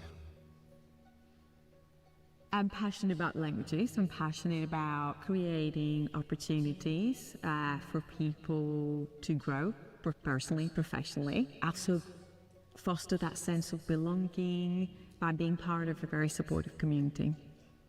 Through initiatives like the Learning at Work Week event, we've shown how Unison can bring people together, boost well-being, and make colleagues feel valued. It's rewarding to see people leaving the session smiling and being inspired to take their learning further. I think it's what keeps us going. The fact that members embrace the learning opportunity with so much enthusiasm. What this award highlights is how small actions like giving people the space to learn and connect can make a big difference. And if this award were to encourage more people to get involved in union learning, I think for me that's the real win. I think staff morale is really important. The energy that they bring into the workplace is the same energy that they'll take home. We're not just robots, we are people. At the start of the campaign, the crew room facilities, the seating areas, they were all broken and the chairs were coming off the tables. So when people were trying to sit down, they were sitting on metal bars. I think it was just about getting everyone on board. We had over 150 signatures from staff. We was in continuous meetings with HR and management. After about a month, we had the new seating facilities come. It was definitely a good feeling. I could definitely see the morale improve pretty much straight away. If I have a goal, I definitely want to get that sorted for myself and for my colleagues as well. If there's something that needs to be chased up, it will be chased up. My priority is the work environment being safe. I'm incredibly glad that I found trade unions so early on in my working career.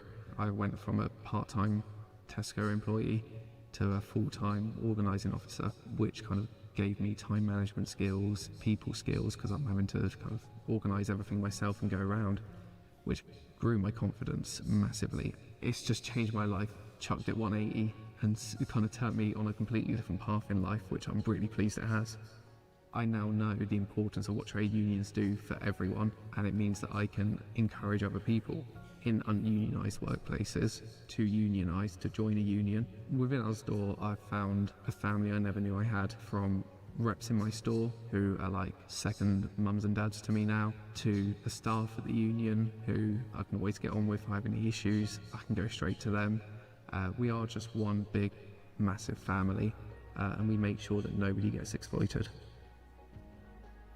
I'm proud to be a trade unionist. I feel incredibly honoured to be able to have a platform to help people that I have and to make a difference within their lives. For me, the most important thing is that when you come to work, you're in a safe place, you don't feel bullied or intimidated, and you can do your job to the best of your ability and then go home and get a fair day's pay. I am incredibly humbled by winning the Women's Gold Badge. What I say I do within the union for people, I don't see it as anything special. I see it as part of my duty as a woman and role as a unionist to protect people that maybe aren't quite as confident to speak up as I am. And if I can inspire the next generation of trade unionists and young girls to come forward and join the union and take a more active role, then that would be amazing.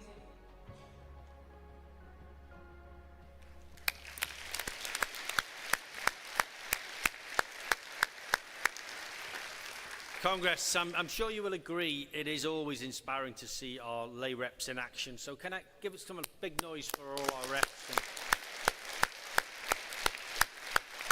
Thank you, thank you. You ready? I now invite the General Secretary to present this year's Women's Gold Badge. This year's recipient is Sonia Pickford from Unison.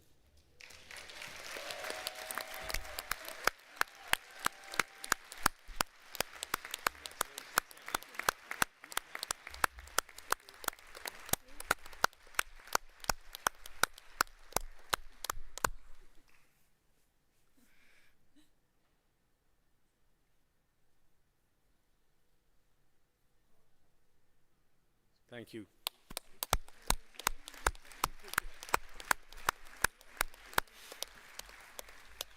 Well done, Sonia. Well deserved. And thank you, Paul.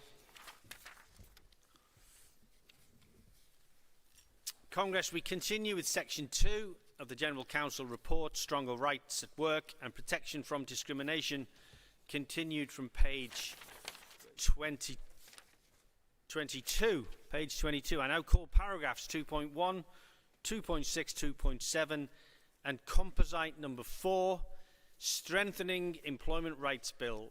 The General Council supports the composite. It will be moved by the POA, seconded by BFAWU, supported by Nautilus, supported by RMT. I have other speakers indicated: ASLEF, Unison Unite, CWU, PCS and NASUWT. POA first, please, to move. Hi, Steve. Thank you very much, President. Thank you, Congress. A really important motion this for the POA because we've been left behind in the Employment Rights Act, of the bill. And I've got to say, before I start, I want to give out a few thank yous that I think are well deserved in the support of the POA's campaign to restore our right to strike. I want to thank Paul Nowak, General Secretary of the TUC. Paul has been an incredible supporter of the POA. MPs as well, such as Justin Madders, who's now been removed from his position. Angela Rayner as well, always supported the POA in our campaigns and different things. John Hendy, always very supportive. Mick Whelan from Chulo and ASLEF General Secretary, a big supporter. But no one could deliver for this government to restore our right to strike. And I've got to say, Paul Nowak wrote a letter to try and get, without prejudice, discussions going with government. And when myself and Mark Fairhurst went to meet Shabana Mahmood, who's now moved from Secretary of State to Home Secretary, she told us to her face that she would see us in court because there's no way a Labour government are going to restore our right to strike. Now, I find that contemptuous, deplorable from a Labour government, quite frankly. It's absolutely disgusting. And I do have a message: we're not going away. We're not going away. And you're probably sick and tired of hearing my voice every Congress that we have talking to you about our basic, fundamental trade union rights, ripped away from us 31 years ago by a Conservative government. And this Labour government are going to sit in a court, in the European Court of Human Rights, because we've got an application in, and they're going to defend Tory legislation against this trade union. I can't think of anything worse, quite frankly. Congress, I want to thank you as well, because every time we've brought it here, you have supported us. But I'm now going to ask as well that the General Council step up and not just ask for our trade union rights to be restored, but demand it from this government.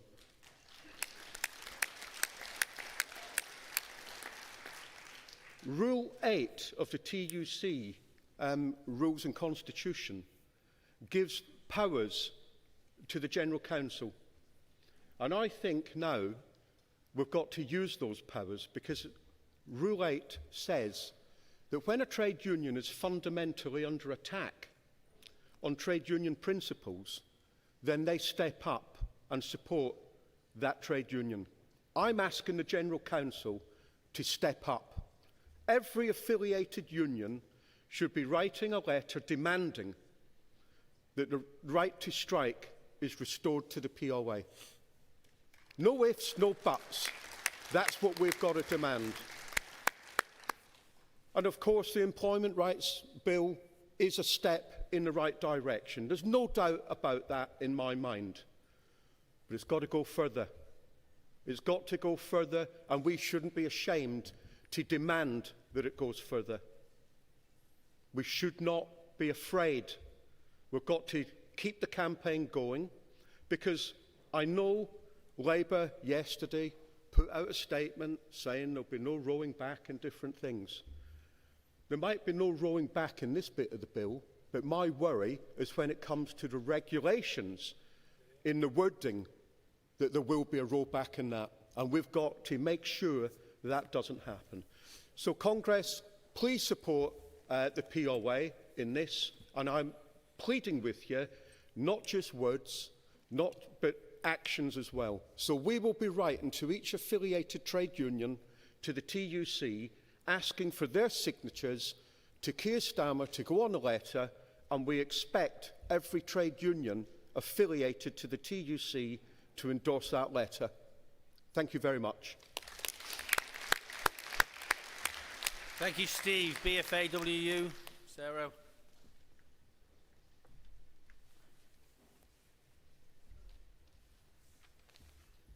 President, Congress, Sarah Woolley speaking on behalf of the Bakers Food and Allied Workers Union to second this composite, but focusing on our original asks. Working people have been waiting a long time for a government that will finally begin to undo the damage of decades of anti-union legislation. And yes, the bill offers some welcome steps forward that can and should be seen as victories that the trade union movement has fought long and hard to win.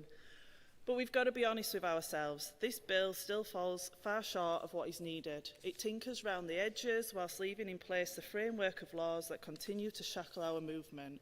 Workers will still not be able to take solidarity action. Collective bargaining, the bedrock of trade unionism, will not be strengthened, and employers will still be able to exploit loopholes around fire and rehire and 0 hours contracts. And we know what that means in practice. It means workers left isolated when their colleagues are under attack. It means wages continuing to stagnate. It means young workers and precarious workers still facing insecure contracts and poverty pay. And it means the same old tactics of divide and rule will remain available to bad bosses. That's why this motion and this composite is so important, because it calls on the TUC to go further, to draft a real workers' rights package that is worthy of our movement, a package that would deliver the initial New Deal for workers that we debated here in this Congress. We need an immediate repeal of anti-union laws, all of them. We need a full ban on fire and rehire and a full ban on 0 hours contracts. We need a genuine living wage of at least £15 an hour for all people, regardless of their age. We need a statutory right to collective bargaining and a single, clear and fair worker status. And it calls on us to campaign, to work with allies inside and outside Parliament, and if necessary, to mobilise industrial action to force through these changes, our changes. Congress history shows us that our rights have never been handed down from above. They've been won through collective struggle, through organising, striking and fighting back together. If this government is serious about our New Deal for working people, then we've got to hold them to it. And if they fall short, we must be ready to demand more. Finishing the job bill, if you like, and taking action to achieve it. I urge you to support this composite motion. And as Steve said, action, not words. Thank you. Thank you, Sarah. Nautilus, please.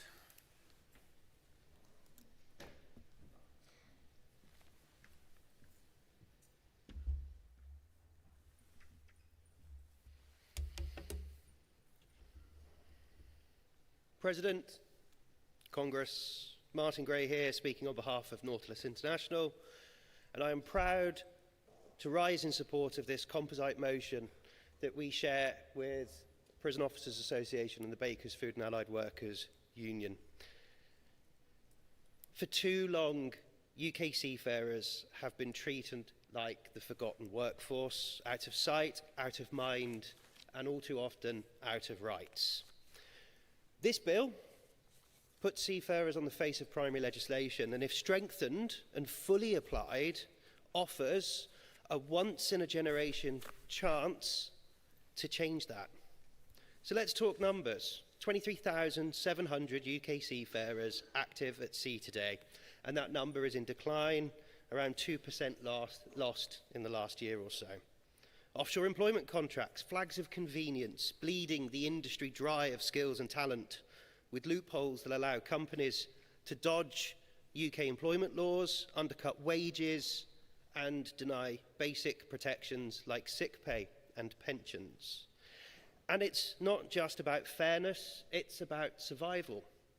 With just under half of young people in our coastal communities planning on leaving due to a lack of job opportunities, due to a lack of training, and due to a lack of life. It's not a brain drain, it's a soul drain. And if we don't act now, we'll be left with empty ports, hollowed out towns, and a maritime sector that's all hull and no heart. So our key asks are critical in enhancing the Employment Rights Bill, and we're calling for full application of the Employment Rights Bill to seafarers, a strengthened mandatory seafarers charter that covers holiday pay, sick pay, pensions, and safe crewing levels, a review of offshore employment practices to ensure that UK seafarers get the protections they deserve, cabotage, domestic employment guarantees to rebuild coastal community wealth, and, of course, enforcement of Articles 91 and 94 of UNCLOS to finally tackle the scourge of flags of convenience. Because let's face it, if your ship flies a flag of convenience, it is not flying a flag of fairness. Whilst we're at it, let's get rid of the 0 hours contracts too, entirely. In Maritime, they are exploitative.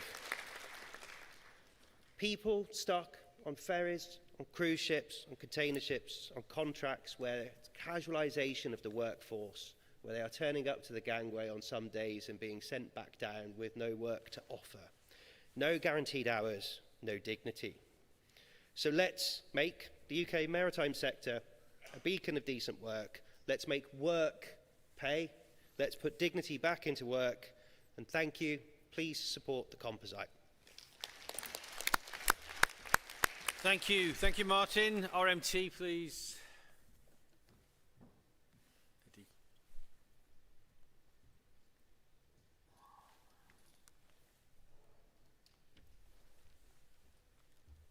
Yep, thank you. We're happy to support the composite.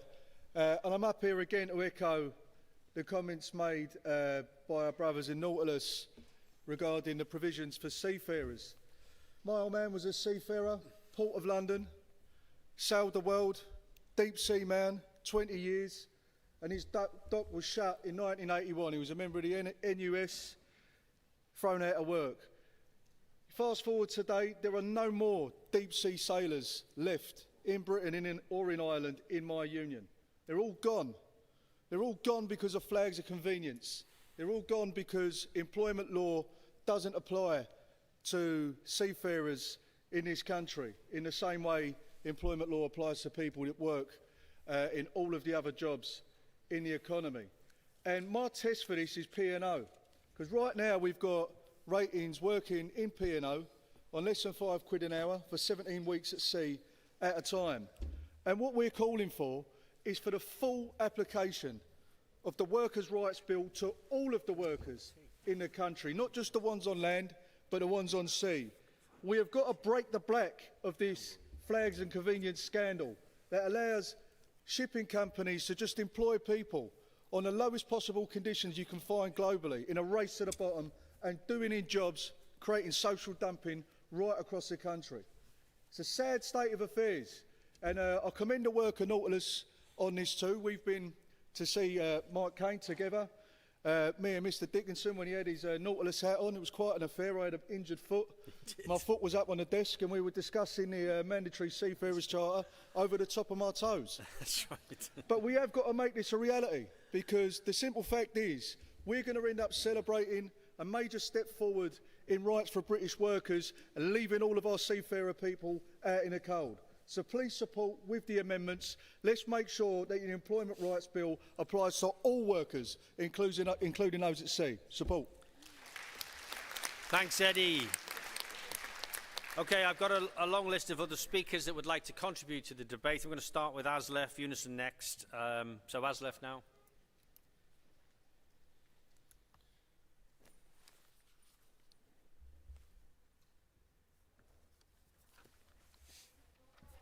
Thank you, President. Thank you, Congress. As left to fully support the composite before you. We don't apologise for what we've done or the work we've done on workers' rights. And I want to also thank Paul and Kate and all the affiliated trade unions and all the other trade unions helped get us here. I'm quite proud to be in a very strong industrial trade union. And when we won the longest strike in rail history, it was our colleagues in the movement, from the bakers, the POA and everyone else, that stood with us. While they didn't have the same rights to strike that we did, they show that solidarity and unity that we all expect and demand. So everybody should have the right to strike, and everybody should have the right to get secondary action.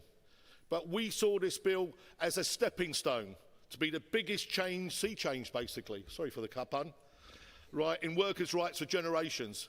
But it was to be built upon. And today, we set the stage forward for what we want next. We want those rights, we want that fair pay, we want that opportunity for everybody. Support the composite. I think it's the right place to be. Thank you, Mick. I'm loving the brevity. Unison, then unite. Unison, please.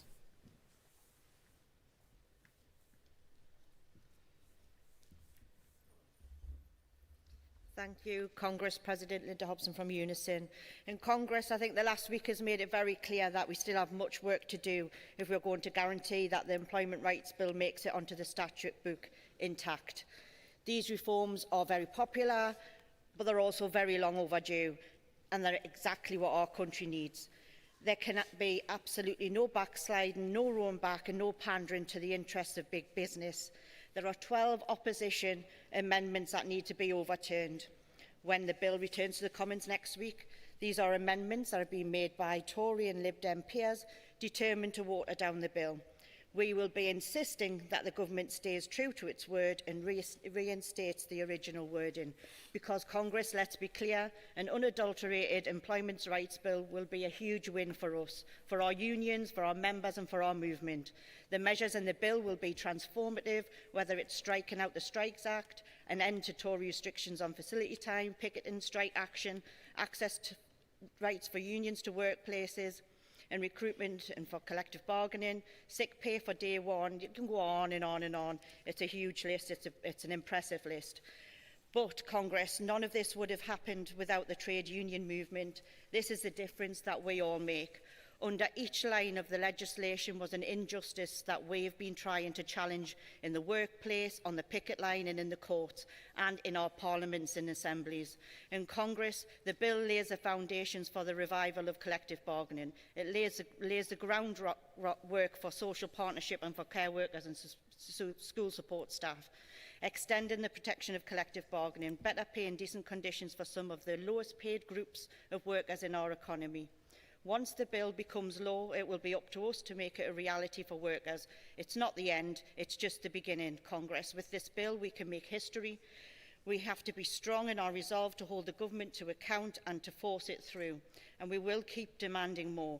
We'll continue to negotiate, bargain and take action to create a more decent world for all. Thank you, Congress. Thank you. Thank you, Linda. Unite, please, and then CWU.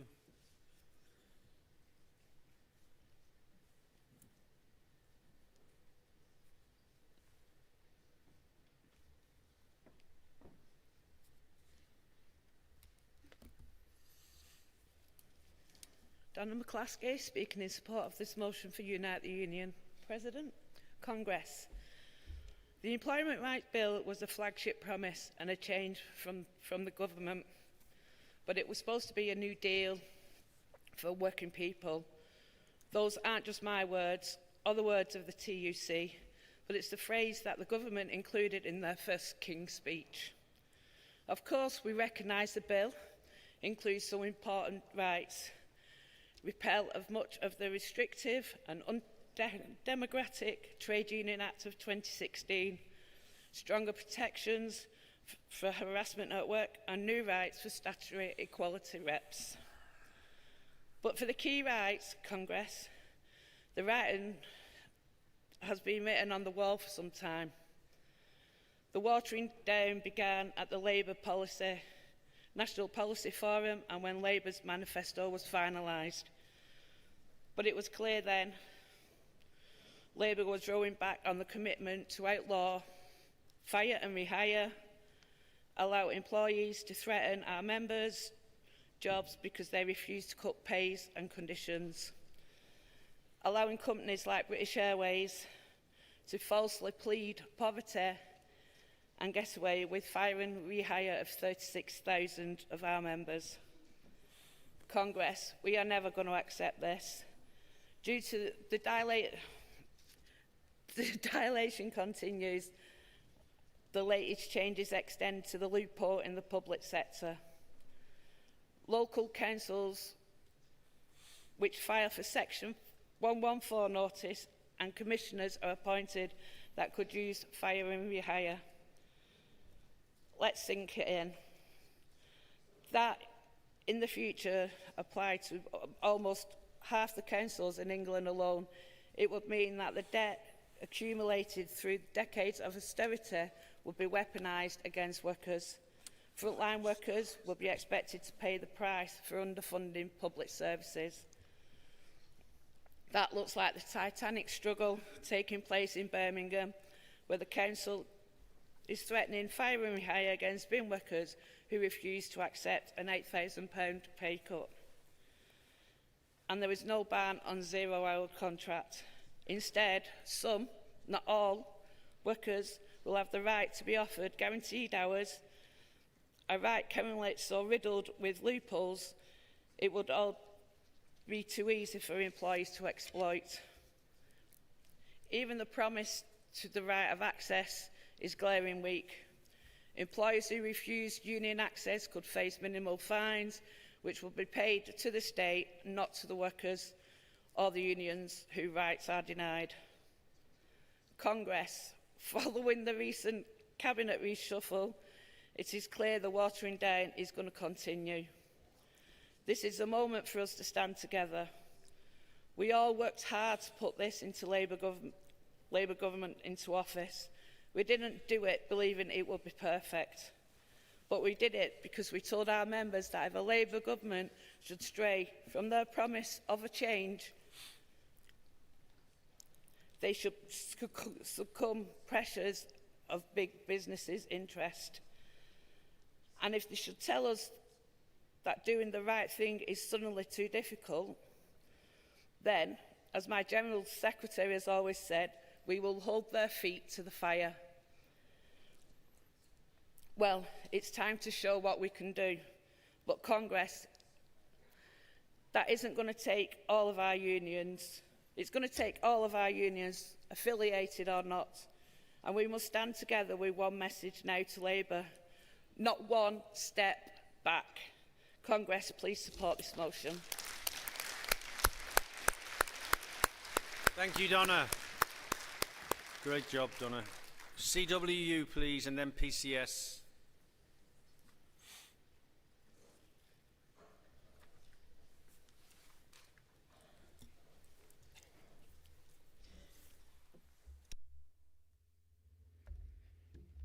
Conference. Steve Croak from the Communication Workers Union, first-time speaker. Very proud to be standing here and support this motion. For over 40 years we've been subjected to the introduction by the Conservatives of an incredible amount of anti-trade union legislation. In '97 under Labour, it was hoped they'd repeal the anti-trade union laws. Nah, they failed to do so. From 2010 onwards, the Tories introduced further anti-trade union legislation, as well as austerity measures that have had a brutal impact on ordinary working people. The term in-work poverty has shamefully become an everyday phrase. In-work poverty. Surely the purpose of working for a living is to lift you out of poverty, not keep you in it. The Employment Rights Bill is part of Labour's plan to make work pay, and it includes many of the policies outlined in the New Deal for Workers campaign, which was led and supported by the CWU, the TUC and other unions over many years, and set out in Labour's Green Paper, a New Deal for Working People, launched in 2021. The bill will introduce new individual rights and repeal many anti-trade union laws, offering a chance to build trade union membership, rebalance the economy and create a fairer society. However, as we all are aware, there's weaknesses in many areas, and we do need to push for a much stronger bill, especially around trade union rights and sectorial collective bargaining. There's other things the bill doesn't do that Labour committed to under the New Deal. It doesn't ban zero-hour contracts. And although it makes significant tweaks to the law around fire and rehire, it doesn't end this practice and would not prevent an unscrupulous employer, of which I'm sure there's one or two, repeating the P&O ferry scandal when the company sacked 800 staff, as has been mentioned previously. What the Employment Rights Bill will introduce is legislation that will act as a kind of a building block, which will enable the labour and trade union movement to campaign and lobby government to add further legislation or building blocks and work towards the repeal of all the draconian anti-trade union laws that have been introduced in the last 40 years. For too long now, we have, as a trade union movement, fought to keep what we have within a hostile neoliberal environment that sought to crush us. We're still here. We're not going away, and we'll continue to fight to make the lives of working people better and create a fairer society. There's a long way to go. Well, I think we all know that. But for the first time in decades, legislation will exist that building block will exist. It gives us hope.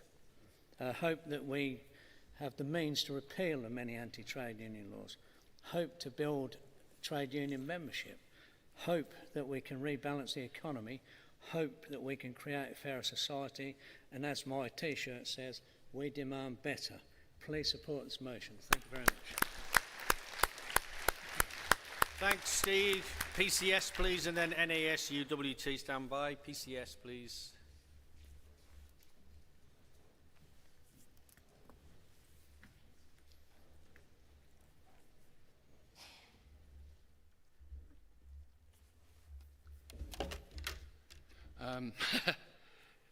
Right, testing. Thank you, President. Thank you, Congress. Thank you. Hello, fellow workers. Bluebell Iconoclastes, PCS. First-time delegate, as you can probably tell. First-time speaker, as we can probably tell. And special thanks. Thank you, President, for giving us the chance to speak in support of this very important motion. I'll try to keep to time. PCS, our members, we are all key workers. We are all proud key workers who keep the United Kingdom running. We were threatened by the MSL, and I'd like to commend our comrades in the RMT, ASLEF, and all who pushed back against the MSL and defeated it. Thank you, comrades. The bill is, of course, a step in the right direction, but it doesn't go far enough. I agree with all the previous speakers on, well, pretty much everything.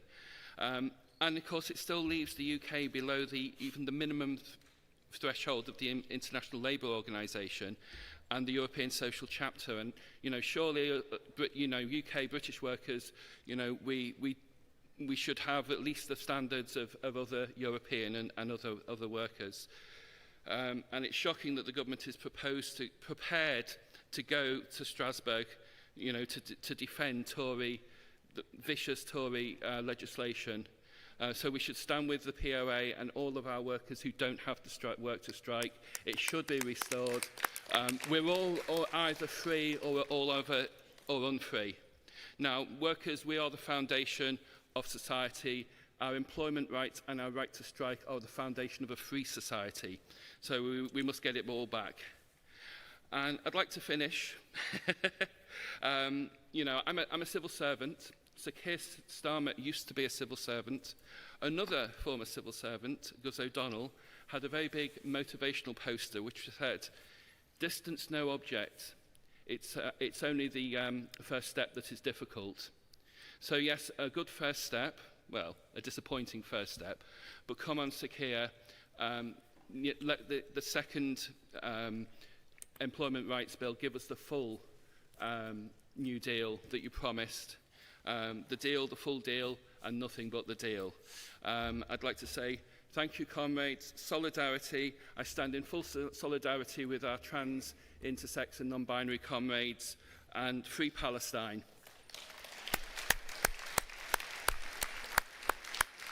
Thank you, Bluebell, and as a first-timer, well done, mate, well done. NASU, WT, please, to conclude the discussion on this composite.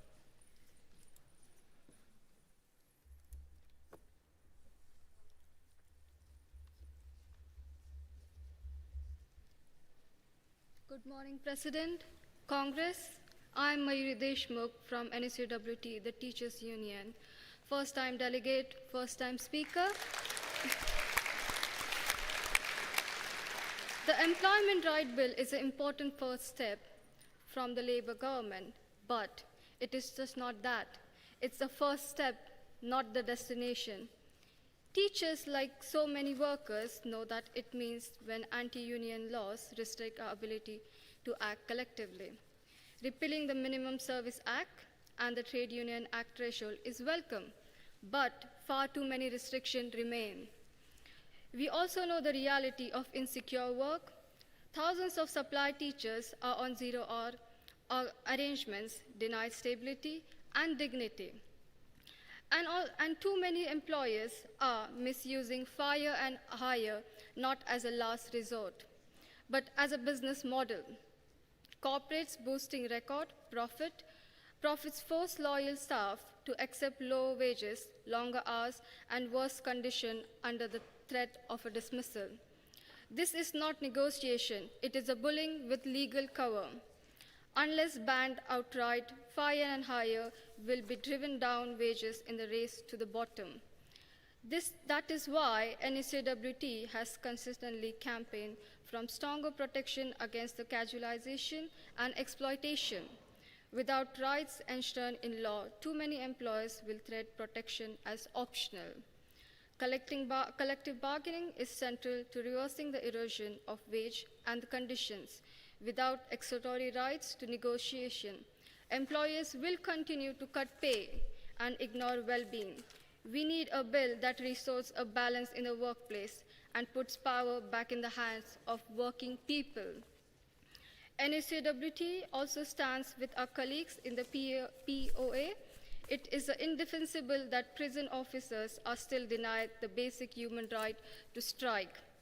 And we echo, sorry for the pronunciation with this union, Natalis and the RMT on the rights of the CFS, because exploitation see offshore contracts and the flags of the convenience show us that employment rights are only as strong as the enforcement.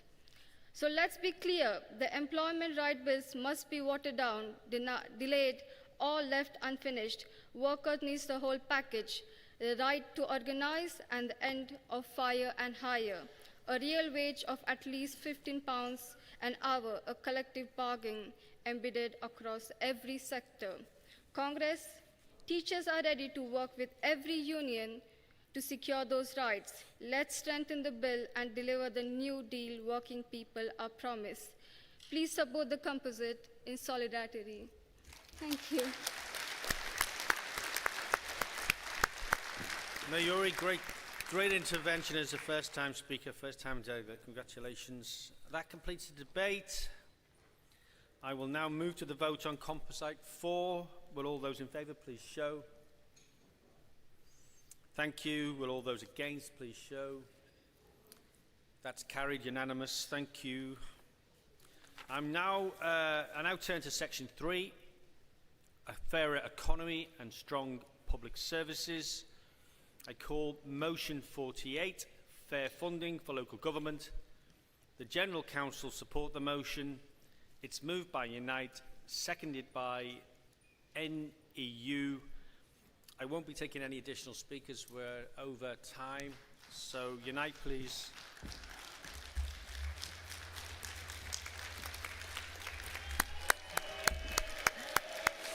Sharon Graham, Unite General Secretary, moving motion 48. Friends, let's look around this hall together and remind ourselves who we are. Every single one of us in this room are trade unionists, fighters for workers, fighters for the working class. And let's remember, we are the real power of the labour movement. And friends, that power we know lies in every single workplace, at the point of production, the crucible of resistance, the match that ignites the fire of real change. So today, let's celebrate those at the front line of our industrial struggle, striking workers. Because we know that our movement lies within those who are prepared to act. The collective bond between workers who take that moment, workers who are the vanguard of our movement. And friends, it matters not what job they do or which union they belong to. We stand firmly with workers on strike, and we should never trade our soul for political favour. So friends, let's send solidarity from this hall today to all striking workers, to the ASLEF drivers, to PCS, to RMT, and to many, many more. And of course, they're with us today in this room, to the Birmingham bin wipers, Victory to the Strike, solidarity.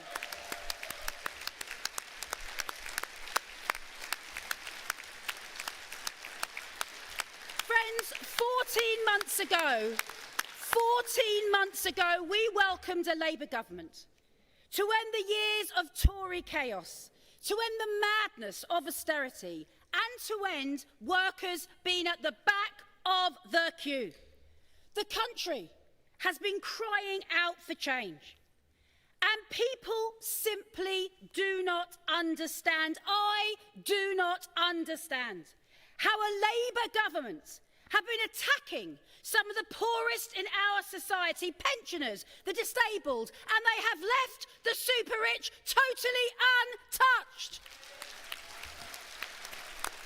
Friends, what the hell are Labour doing? What are they doing? Yes, Britain is broken. Yes, the Tories, they are absolutely to blame, we know that. But Labour is in government now, and they cannot keep making everyday people pay. Why are we constantly, why are they allowing workers to pay the price? Different choices must be made, or workers and the working class, they will turn their backs on Labour. And friends, those different choices could not be clearer than what is happening at Birmingham City Council. And let's remind ourselves what this dispute is about. Workers taking an £8,000 a year pay cut, a quarter of their pay. This will mean their homes, their mortgages, their rents, it cannot be paid. These workers are out there fighting for their families' very existence and being told by Labour that the council cannot afford to solve this dispute. A Labour council, backed by a Labour government, using Thatcher's anti-trade union laws to try to break our picket lines, spending millions on scab Labour and injuncting those same picket lines. But make no mistake, if Birmingham get away with this, this will spread. There's no doubt about that. And friends, if we needed any convincing at all, that they are preparing to make workers pay, that there is a fight to come for every single one of us. In July of this year, a matter of weeks ago, the government amended their own legislation. They've amended the legislation so that councils in debt under Section 114 notices like Birmingham will legally be able to fire and rehire workers, our members, legally be able to do that.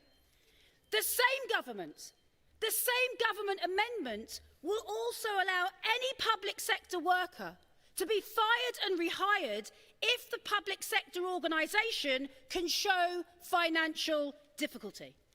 And when I've asked the government, what are you doing? They're saying, we've put in this amendment, Sharon, to limit fire and rehire. I thought it was banned.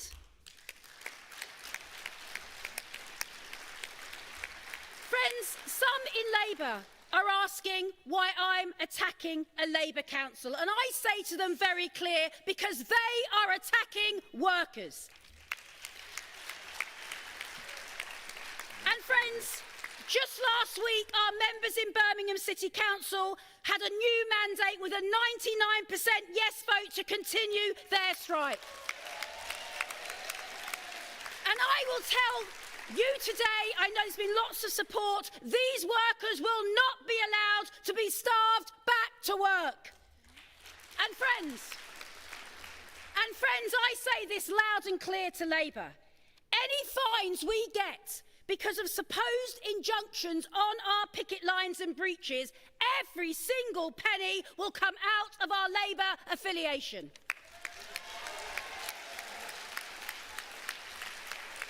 So Friends, we cannot be silent. We cannot be silent just because a politician wears a red rosette. We are here to defend workers. We are trade unionists.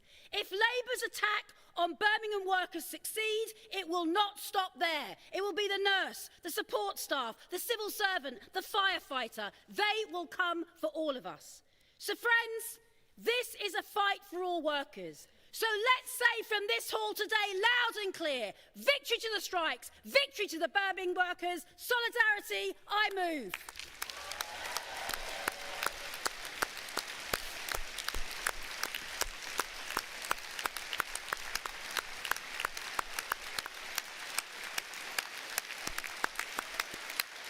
Thank you. Thank you, Sharon. About 7 minutes, that one.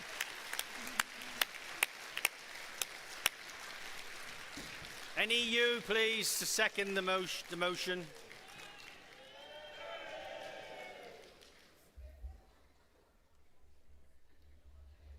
Congress Chair, I'm Liz Ritson, NEU, first-time delegate and first-time speaker. As the District and Branch Secretary of Brighton Hove NEU, I'm really proud to be seconding this vital motion here in Brighton. I'd like you all to just cast your minds back now to when you were in school. Did you ever have that feeling that something wasn't fair? Can you put your hand up? I want a bit of participation here. Did you ever feel that something the teacher said or did wasn't fair? Any educator working with children will be really familiar with that rallying cry in class, "That's not fair, miss." And children, especially teens, have a real sense of justice, of what is fair. And they'll definitely call you out on it if they feel something isn't.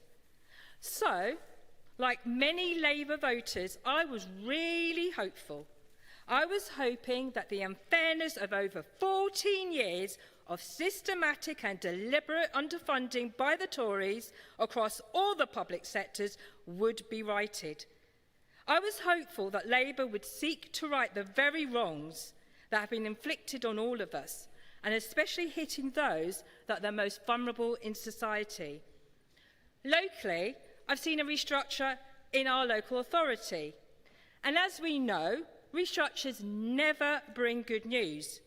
You don't suddenly hear that the entire adult social care team have been suddenly upgraded with a pay increase. The reality is that you always lose. You lose expertise as staff are made redundant.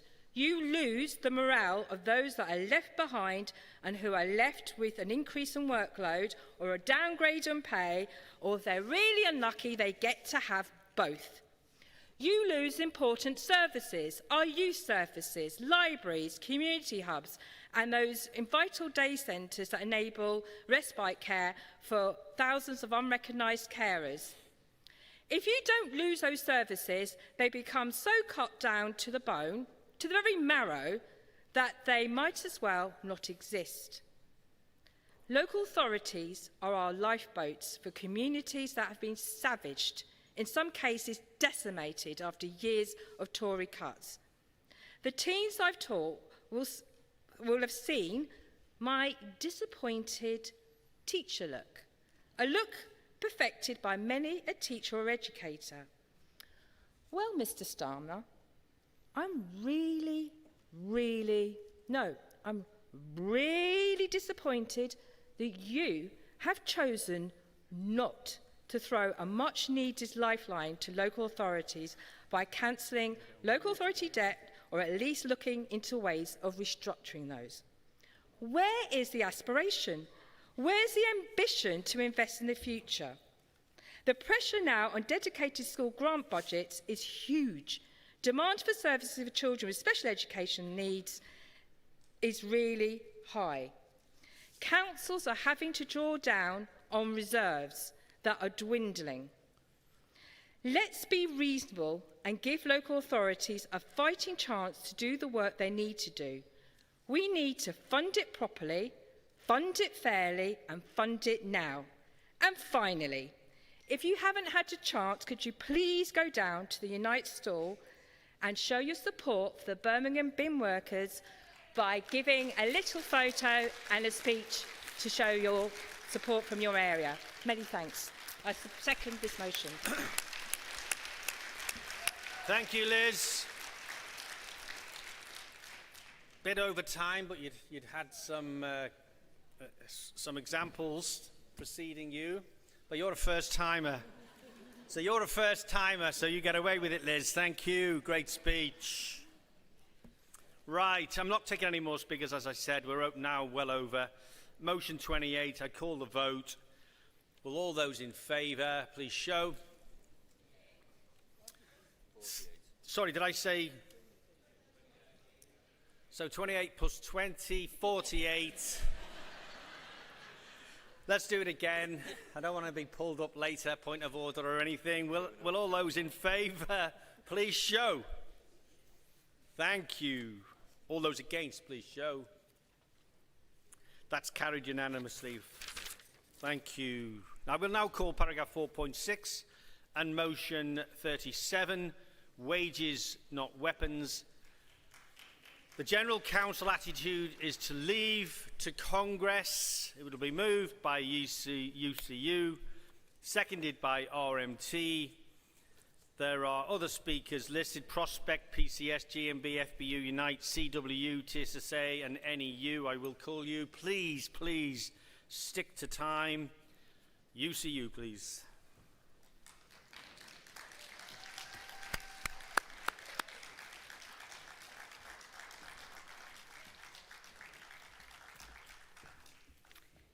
Joe Grady, moving 37, demanding wages, not weapons. Congress, our country is broken. Education, healthcare, public services, fire and rescue, rail, mail, water, either privatised or starved of funding. A society wrecked by Thatcherism and 20 years of austerity. That is why we elected a Labour government. That is why we need them, to invest in this country and in workers. But it's been the same old story. Not enough for pensioners, not enough for poor families. And it's the same rubbish spouted by employers. The same lines that we are used to from the Tories. That in the sixth richest economy in the world, there is no money left. No matter how many jobs are at risk, no matter how bad things get in our sectors, no matter how many real-term pay cuts we are subjected to, we are told we have to suck it up. Crumbling classrooms, patients abandoned in hospital corridors, thousands sleeping on the streets. Yet, we can still afford the world's fifth biggest military budget, £59.8 billion, Congress. Cash found for weapons, no cash found for wages. Make no bones about it, this is an anti-workerist agenda. It is a direct attack on our interests. It is a direct attack on our class, our communities, and our movement. Congress, in this hall just 3 years ago, our movement voted. And we voted to campaign in support of increased military spending. It was a narrow vote, but it put us on the wrong side of history. Today, we have the chance to put that right, Congress, and I want us to send a clear message. But I also want to be clear about a few things. Despite what some people will say in this debate, this motion does not call for the closure of the defence industry. What it does say is that our priority should be on wages, public services, and our communities.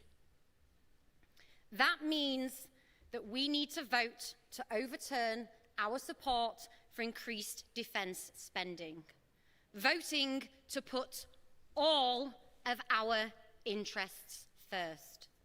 And let me address a big issue in this hall. Some of you, I know, will be employed or represent workers that are producing weapons in some of these supply chains. UCU members will be involved in the research of this same industry. We literally represent these workers, but we are also the trade union movement. We are a justice movement, and it is not good enough for us to say, Congress, jobs first.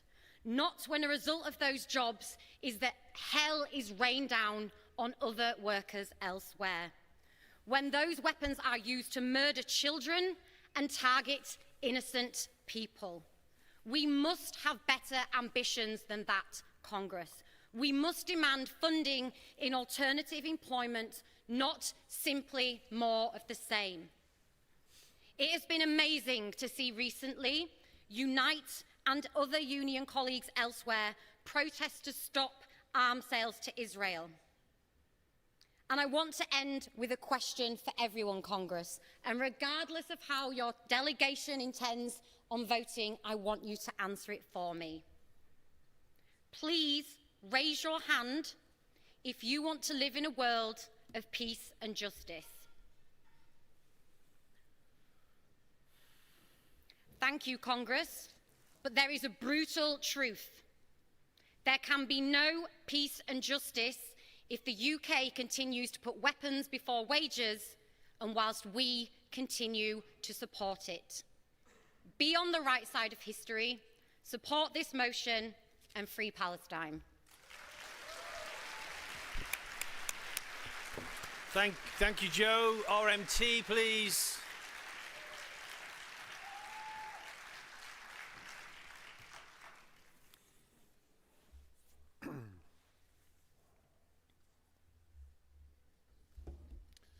President, Congress delegates Alex Gordon, RMT, supporting motion 37 from UCU and congratulating UCU on bringing this vital motion to Congress.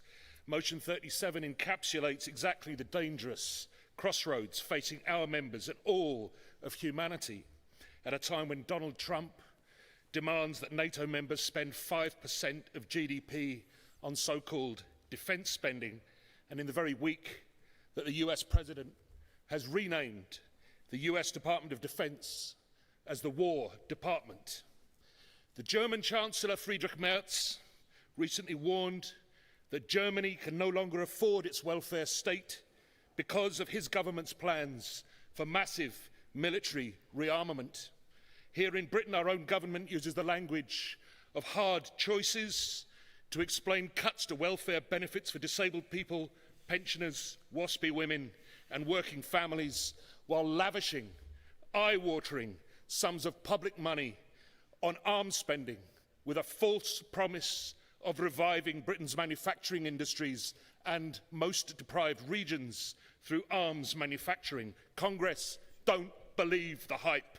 Far from being a boost to jobs and skills here in Britain, ramping up military spending is a smash and grab raid on our public services, public service workers' jobs and wages, and, as Donald Trump has made abundantly clear, the jobs and profits from military spending in the UK will flow across the Atlantic into the US-dominated supply chain. This week's announcement by the British government of £250 million in defence growth deals as part of Britain's defence industrial strategy will only push communities into further deprivation, funnel critical funds away from the jobs-rich sectors of our economy such as health, transport, housing and infrastructure renewal, and will create greater international instability. The communities included in the government's defence boost include some of the most deprived communities in Britain, and that should tell us something. Towns like Devonport in Plymouth have an index of social deprivation of 44, twice the annual average. Child poverty rates are 35% in some wards. In Congress, the jobs boost the government is promoting is tiny in comparison to the huge level of public funds. Congress, we can make a difference this week. We have an opportunity to send a strong message. The government's going in the wrong direction. Our movement needs to call for a kickstart to the economy to create hundreds of thousands of jobs. We need defence diversification. We need welfare, not warfare. We need wages, not weapons. Support motion 37. Thanks, Alex. I call Prospect. Please stand by. PCS, you'll be next. Thank you. Prospect, Mike. Hi.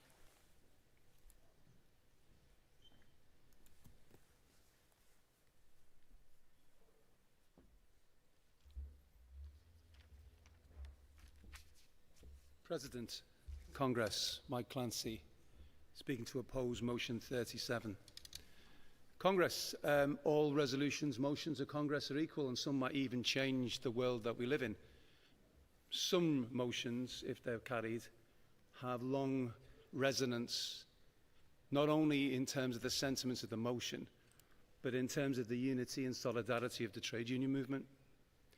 We've heard a lot already in the last few days, quite rightly, about solidarity, about being together when workers are under challenge or worse.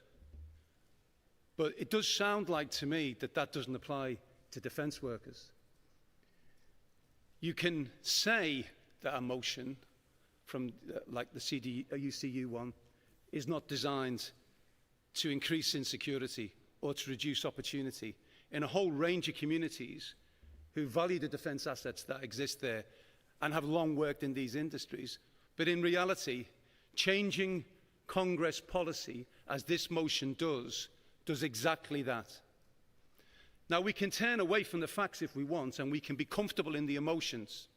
The reality is that there are dreadful events around the world. Russian aggression in Ukraine, the humanitarian disaster in Palestine. But that doesn't mean that defence workers do not make a vital contribution and are part of a public good. We can say that the recent announcements, the money that's going to go into defence should be used elsewhere. But the reality is that many citizens agree with this government's policy that we need to rearm in the face of new threats. Congress, I really ask you to think very carefully about the division that is at the heart of the UCU motion. The reality is that if this is carried, what the media will say is that Congress does not stand with defence workers, that solidarity is a selective notion, that defence workers are an embarrassment to the trade union movement. And I say clearly that Prospect, and I'm sure other trade unions, are proud of their members in defence. There are really difficult issues geopolitically, but defence workers are workers. They're entitled to the collective bargaining that we want for others. They're entitled to the personal representation we give day in, day out, and they are a vital part of our national infrastructure. Please oppose this motion. Thank you, Mike. Thank you, Mike. PCS, then I'll take GMB. PCS, please. Thanks. President, Conference, Marianne Owens from PCS supporting this motion. Conference. Our country has suffered 15 years of austerity. Public services are underfunded. Social security has been attacked and wages have been driven down. Child poverty has risen to 4.5 million and there are more families homeless now than ever before. The election of a Labour government promised change, but what we've seen is attacks on pensioners' winter fuel payments, cuts to disabled people's benefits and international aid slashed. In government departments where our members in PCS work, we've seen budgets cut, we're still seeing job losses, we're still seeing office closures being announced. And many local councils and universities are on the brink of bankruptcy and continue to lay off staff. This year, inflation has already hit 3.8% and many workers are faced again with a real terms pay cut. But yet again, there's billions available for weapons. There's billions available for war. Military spending is being expanded by tens of billions of pounds in the coming years. PCS represents members in the Ministry of Defence. So should we be welcoming this extra funding? Well, no. Because at the same time that Starmer and John Healey were announcing their plans to increase defence spending, the Permanent Secretary David Williams revealed plans to shrink the MOD's workforce by 10%, 5,000 job losses by 2030. Do we really think that Britain's interventions in Iraq and Afghanistan and Libya was some glorious success that needs to happen again or on a bigger scale with less civilian and logistical support? No, of course we don't. And we as PCS absolutely do not accept a government that is complicit in genocide abroad whilst implementing austerity at home. We want that extra funding, but we want it in the NHS. We want it in our children's schools, in social care and in workers' wages. We don't want it being given to American arms companies to bring more death and suffering to innocent people around the world. And what does it say when a government, a Labour government, is cutting international aid, cutting the diplomatic service, but expanding military spending? It says to me that it's not the union that put this forward, UCU, that have got their priorities wrong, as seemed to be suggested before. It's the government that have got their priorities wrong. Congress, we're asking you to support this motion. We need to send a united message to this government that we want wages, not war. We want public services, not slaughter. And we want welfare, not weapons, as well as a free Palestine. Thank you. Please support. Thank you, Marianne. GMB, please, and then I'll call FBU. GMB, please.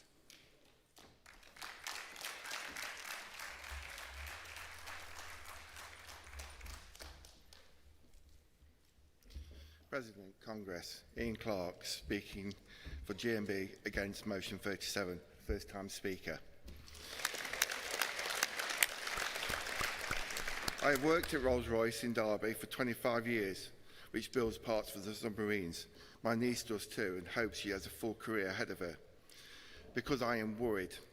I feel the cuts that are public services, and I want also a safe and livable planet. But Congress, this motion does not fix all these problems. Instead, it pits worker against worker and stops campaigning united to rebuild the economy in austerity and Thatcherism. Defence workers like me did not ask for this welfare cut spending. Politicians did. But motion 37 seeks an overturn of my union's motion, a call for increases in defence spending. It says that rearming is not renewing our economy on its own. We never said it would. We have never called diverting money from public services to defence. Nobody wants wars. But the world has become a dangerous place. The motion agrees, but when it says we must spend more money on defending ourselves, Congress, that just doesn't make sense to the working class people where I live. There is not enough people to run our Navy ships, our armed forces. The capacity is a hollow shell. Because in reality, both defence and public services are being stripped back. We would demand investment in both, country that workers can be proud of and be protected in. Congress, we did not come here to call on putting other union members out of jobs. What would you do? What would be doing to workers of class enemies like Putin's friend Farage? Defence provides skilled work, decent wages and sustains living class communities like Plymouth, Barrow, Clydeside and Belfast. 36 pence in every pound spent in defence returns in tax revenue, helping fund public services. But it needs increased investment for the future. If we stop investing in defence, what happens to the UCU members who tutor defence apprentices at BA Systems and runs defence courses at Cranfield University? What happens to G&B and Unite members that build Navy Fleet auxiliary ships and the RMT and Nautilus seafarers that work on them? Defence is not just about bombs and bullets, it also protects us from cyber and terrorism attacks. It ensures our armed forces have the kit they need to do their job. Congress, I urge you to vote against this motion. Let's focus on what unites us. Let's rebuild a proud, confident trade union movement for all workplaces. Thank you.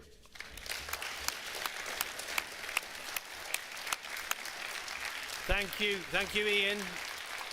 And as a first-time speaker, well done. FBU, please, and then I'll call Unite. FBU.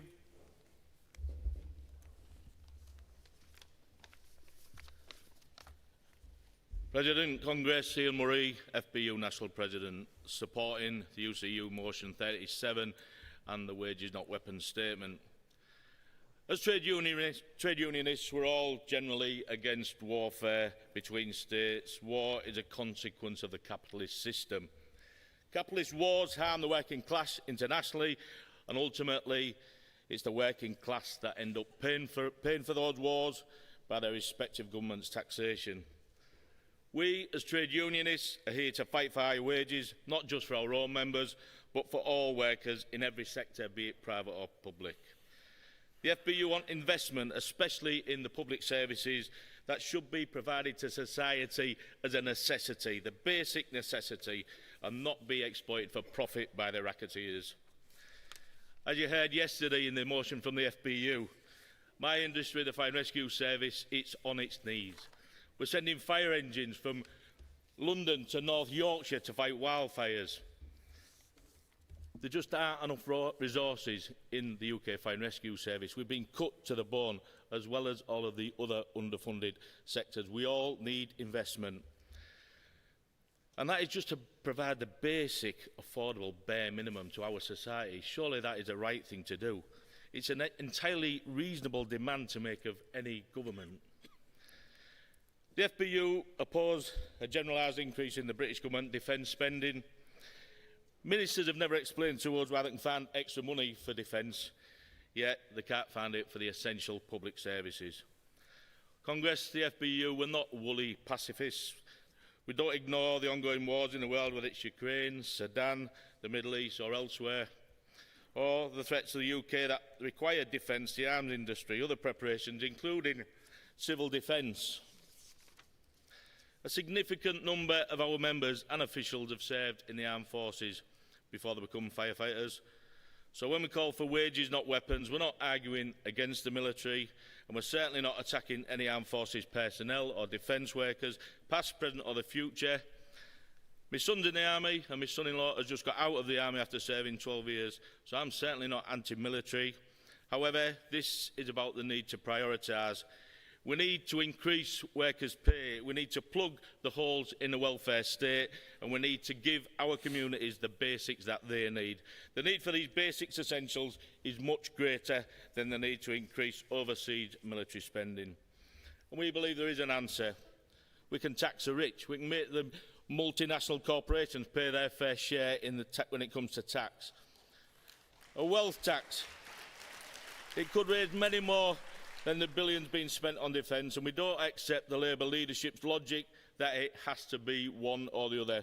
The point of this campaign is to change the Westminster government's priorities.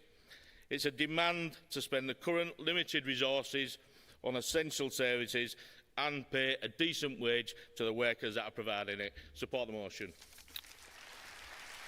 Thank you, Ian. Call Unite, and then I'll call CWU. Unite.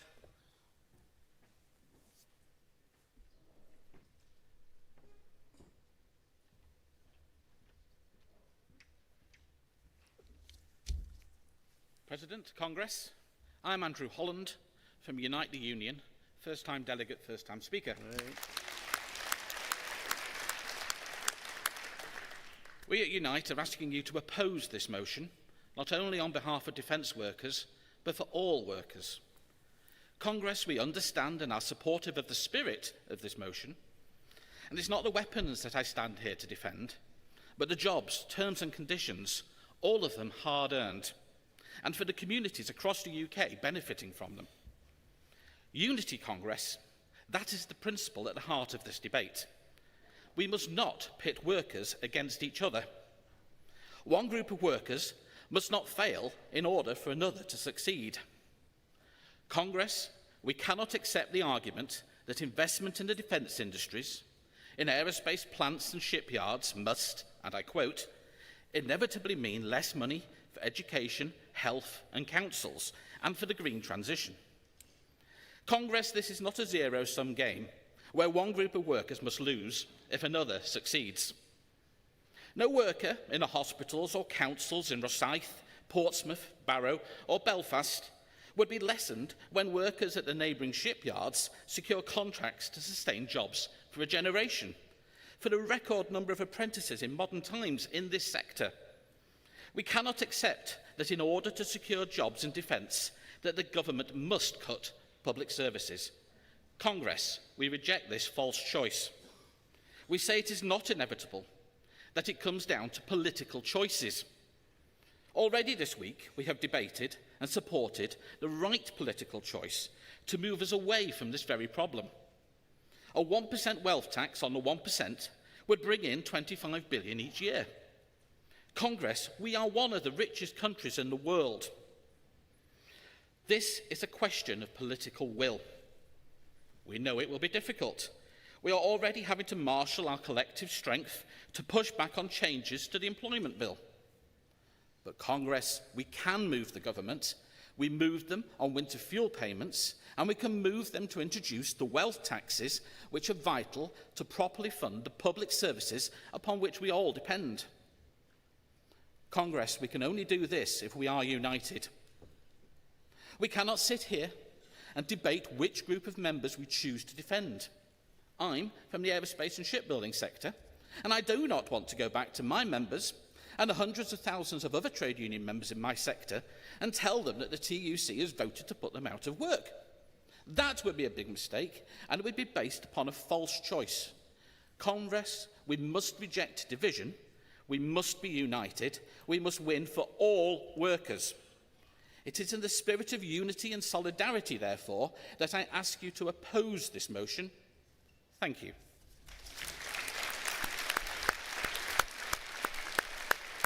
Very good, Andrew. Another good intervention from a first-timer. Thank you, Andrew. CWU, and then TSSA, and then NEU, and that would complete the speakers. CWU.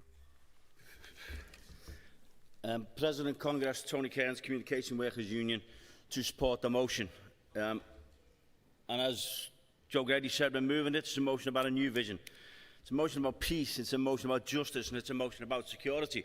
Just to comment on Unite, you say, well, this is about political choices. Exactly, it is. But Keir Starmer's made his political choice, hasn't he? He's told us all that defence spending is the cornerstone of the UK's economic expansion. And like much what Keir Starmer says and does, he is factually incorrect, which we'll come on to. You see, this is about this government's military expansion. And Mike Clancy, it's not a humanitarian disaster in the Middle East. It is a genocide. It is a genocide supported by this government using British workers to fly planes and kill innocent men, women and children. Let's call it what it is. Don't come up here with merely mad words about a humanitarian disaster, when we all know what it is. Paul Novak called it yesterday. Paul Novak called it what it was yesterday, a genocide by Netanyahu's government. And what did this Labour government do? 2 hours later, David Lammy put out a statement saying it wasn't a genocide. 2 fingers to this trade union movement from the UK Labour government. And it's got to stop. Here's where this government's priorities are. Biggest problems facing everybody on this planet is climate change. This government's spending on climate change mitigation $11.3 billion per year. This government's spending on defence $58 billion per year. Right? Research and development. What is needed to fund our schools, our hospitals, our infrastructure? Research and development. 35% of all the research and development budget spent on public spending is spent on the military. The Stockholm International Peace Research and REPER are absolutely clear that significant and persistent negative effect of the military burden on economic growth, the idea that economic growth is going to come from military spending. Just isn't true. Go and get yourselves a copy at the CND store, an alternative defence review. There's your answer to what happens to military jobs. There is an alternative, and it's well scripted. I think it was sponsored by the RNT. Go and educate yourselves on what the future is. This week, we all stood and applauded and carried unanimously the motion from GMB about wanting school support staff deserve better. The composite on standing up for a quality education in the new higher education service. Unison calling for more investment in hospitals. The FBU calling for defending our fire service. Infrastructure, public transport. Every single one of us clapped and unanimously carried those motions. Well, there's your chance to put that into action and support this. End this rush to kill workers across the planet and support workers in this country. Freedom for Palestine.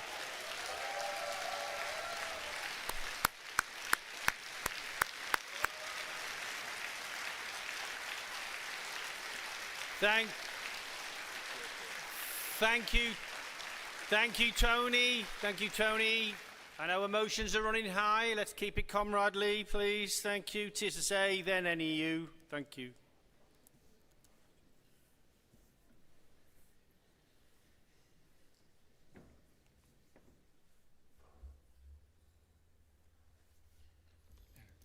Dave Barnes, TSSA, in support of this motion and congratulating the UCU for bringing forward this very, very important motion.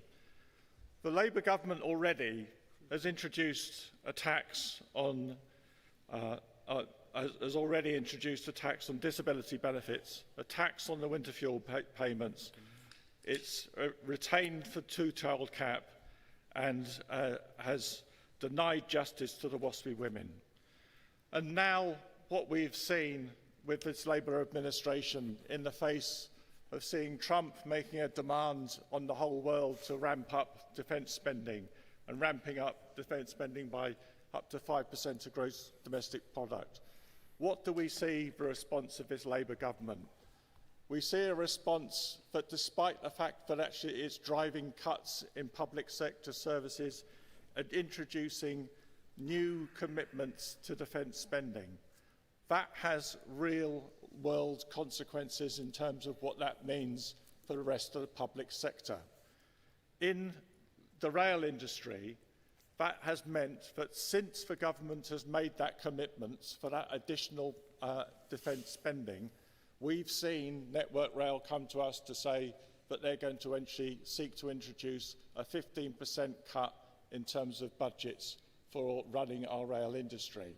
That has real implications and real consequences for our operational railway and potentially for the safety of our railway system. That is not what we would expect to see from a Labour administration that has choices to make about where it makes investments.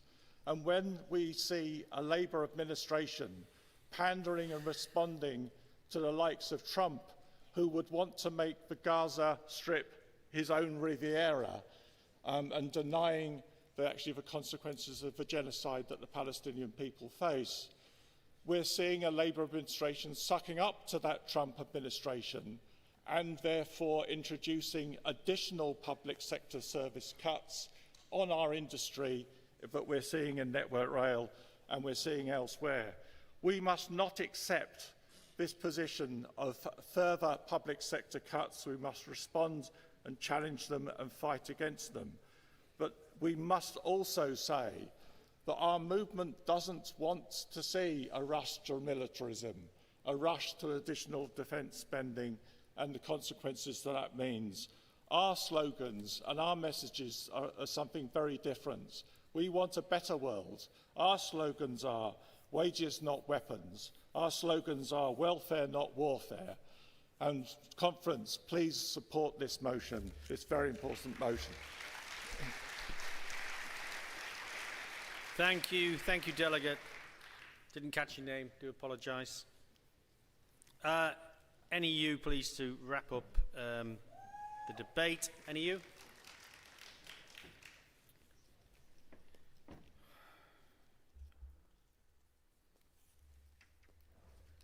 President, Congress, Maria Canavan, NEU. Our public services have been decimated for over a decade. We have crumbling schools, lower class sizes, fewer teachers and assistants due to funding cuts, which means that many children with additional learning needs are not getting the help that they need. In Wales, where I teach, the government has lofty expectations for a new innovative curriculum and ALN bill, but they're not coming up with the money to produce those initiatives. Innovation costs. It costs in terms of training and valuing the professionals that are expected to drive those initiatives. GDP on education is currently 3.9%, which has fallen from 5.5%. And the government wants to increase the defence budget to 5% of GDP. Clearly, the money for increased military spending has to come from somewhere, and it's not coming from taxing the rich, is it? It's coming from cuts to education, to the NHS, to welfare, and for the disabled and the pensioners. Congress, these priorities are all wrong. The money that is being used to increase military spending should be spent to funding additional learning needs in schools.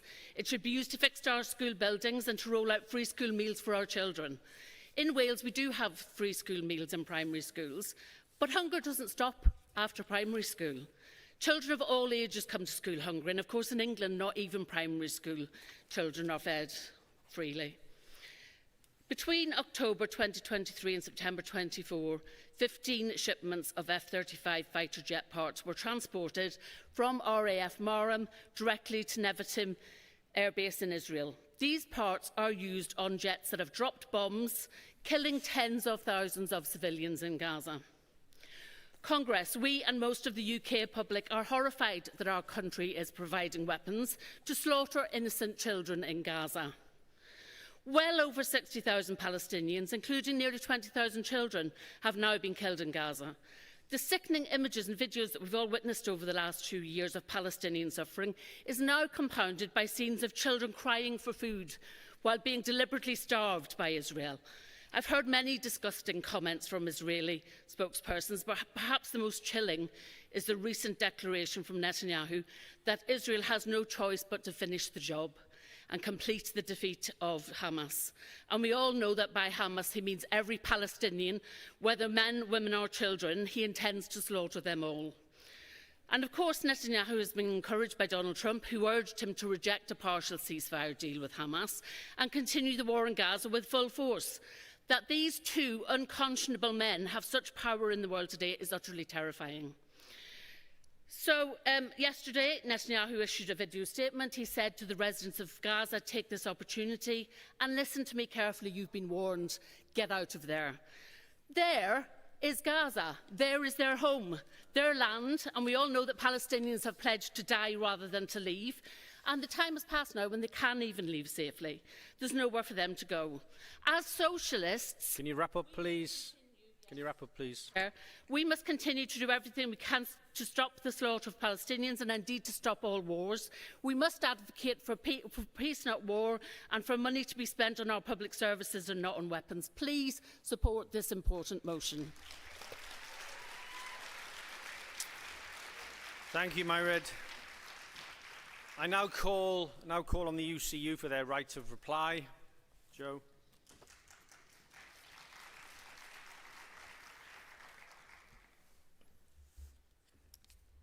Thank you, President. I want to thank everybody who took time to support the motion.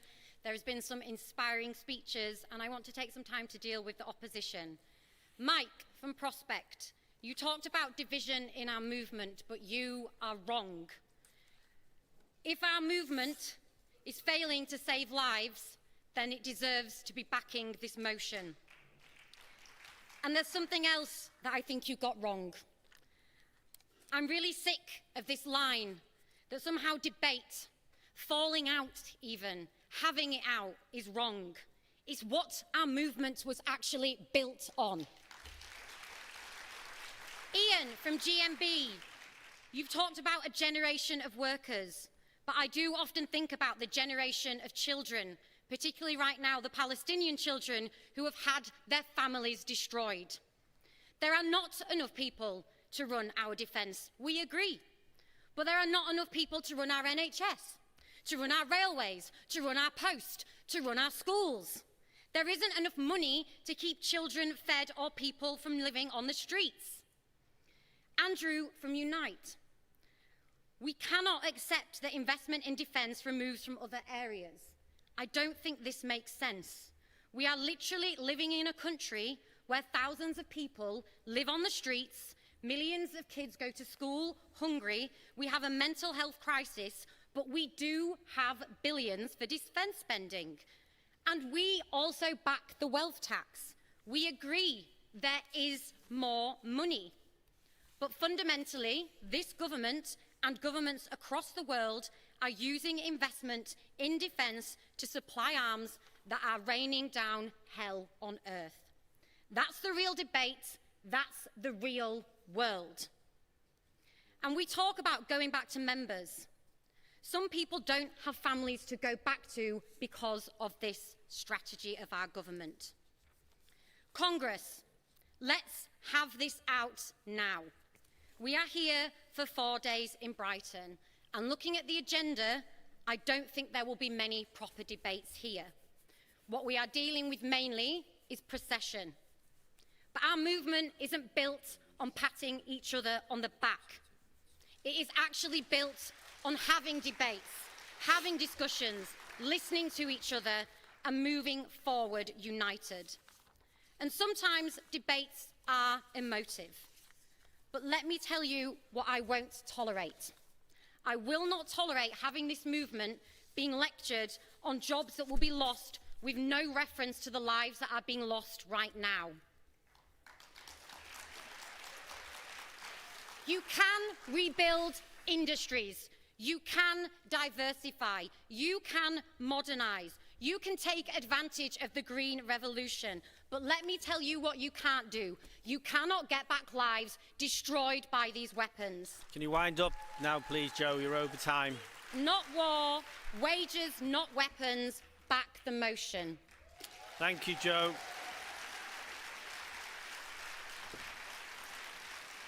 Okay. Thank you to all the speakers. I now call a vote on motion 37. Will all those in favour please show?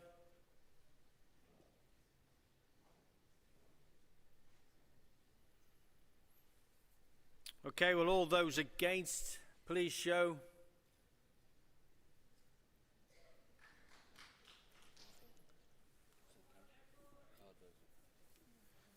The card vote's been called.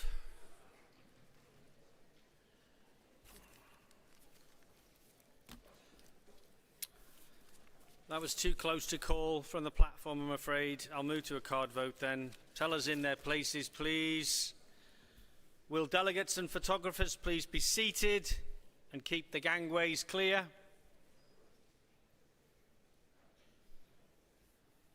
And I'll do a roll call on the tellers. Kevin Miles, Community Union.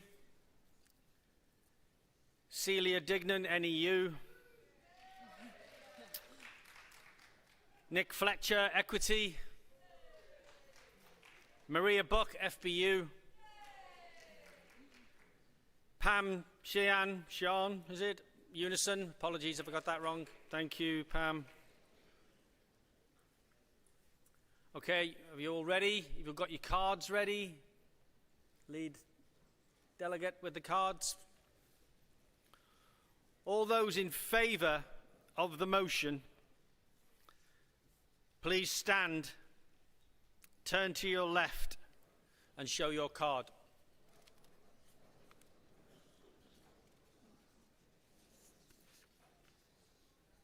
Keep your card showing until I announce the vote is taken.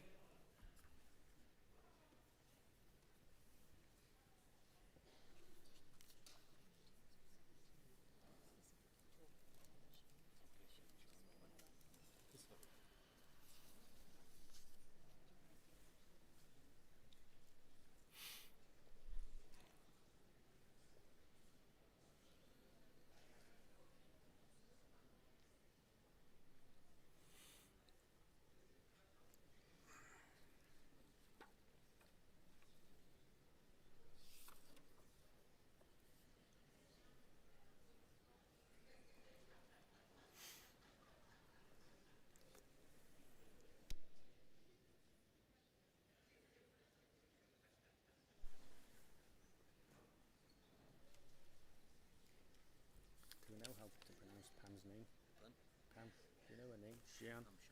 I'm Sean.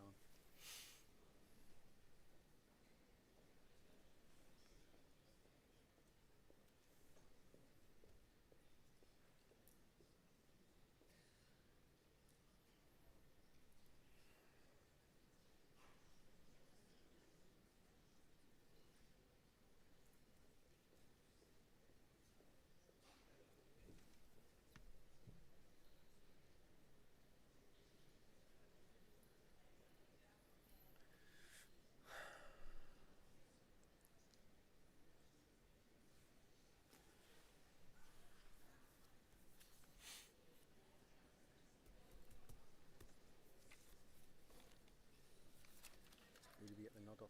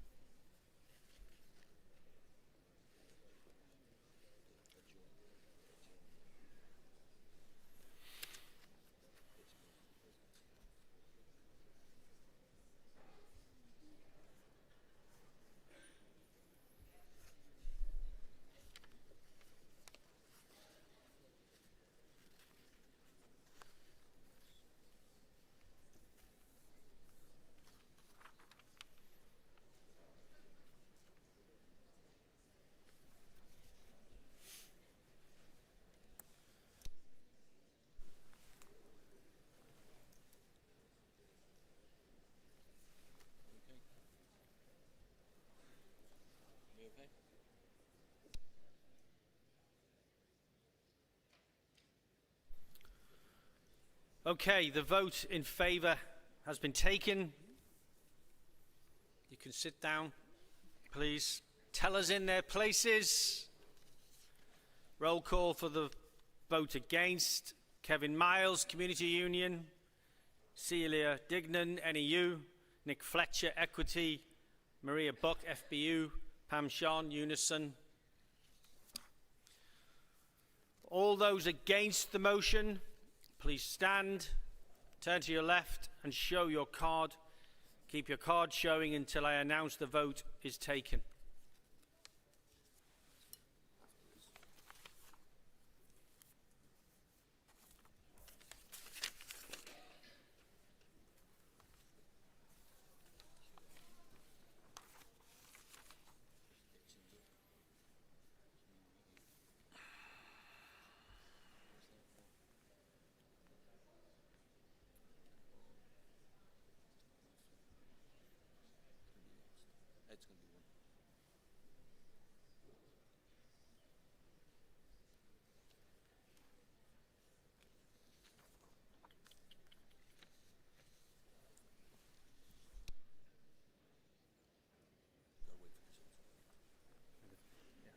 Say it's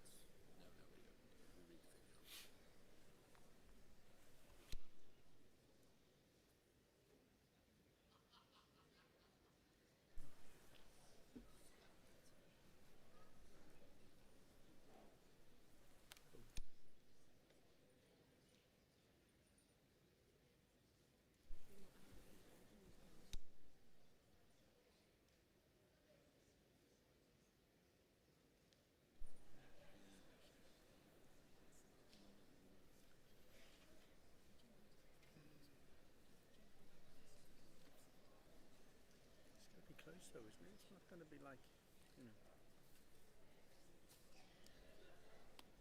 You must have 2 million votes against. Yeah, I think the duration was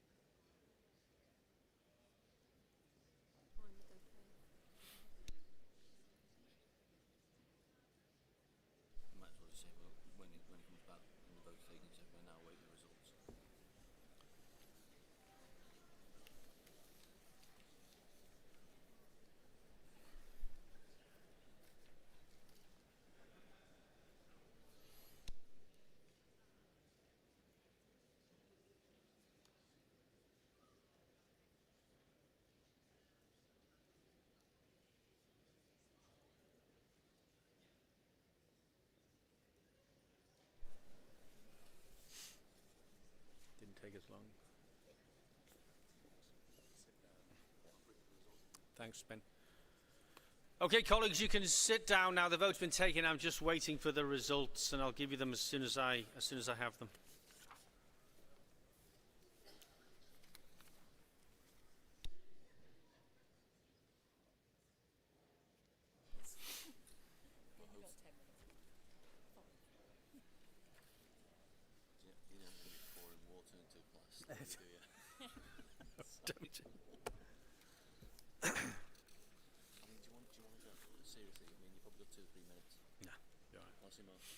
No, I went out the back and I couldn't find the bloody thing. I'll get lost upstairs. So. Don't worry. It's like literally 30 seconds. Yeah, don't worry. Not that bad. Catch me in 10 years, I'll be wearing tenor pants or something.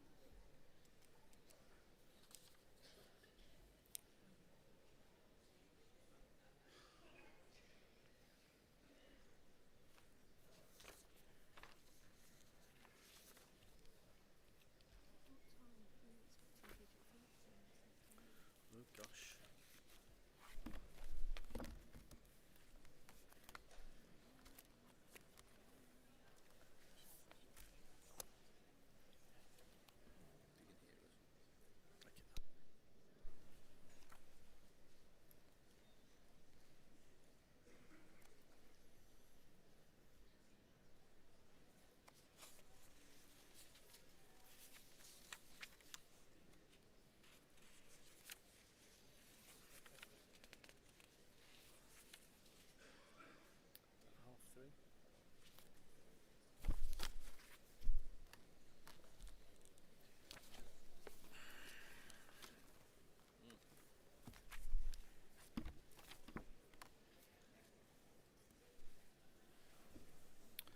Okay, colleagues, can I have your attention, please? I've got the results of the vote.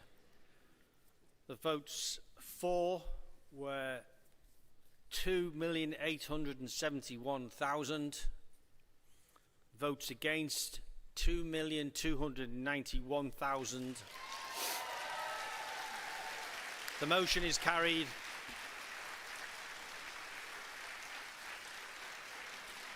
Thank you, colleagues. I'm very sorry, but we will not be able to take motions 38 and 39 this morning. I will take these as soon as possible. I will therefore adjourn Congress until this afternoon. A couple of announcements just quickly. Can I remind delegates that there are various meetings taking place this lunchtime. Details of these meetings can be found from pages 24 of the Congress Guide. Please check for the latest updates on fringe listings on the TUC website. Congress, this hall will be closed between now and 1:45. Please make sure you take anything you need with you when you leave. You will not be able to access the hall before 2 p.m. But please be back promptly for this afternoon's session. Thank you, Congress.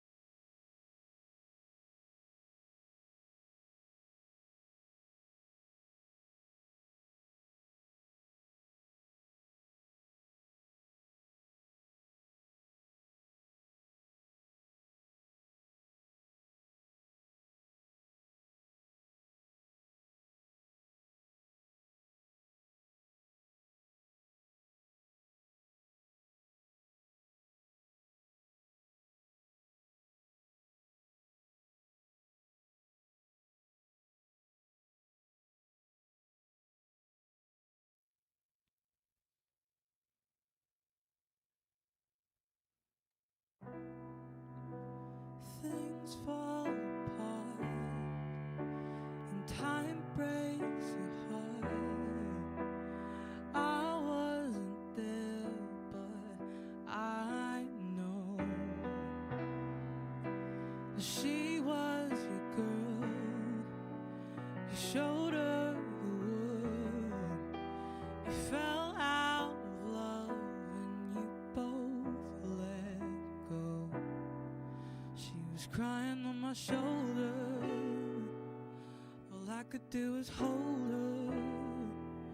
It only made us closer until July. And I know that you love me. You don't need to remind me. Wanna put it all behind me, shouldn't I? But I see her in the back of my mind all the time, like a fever, like I'm burning alive, like a sun.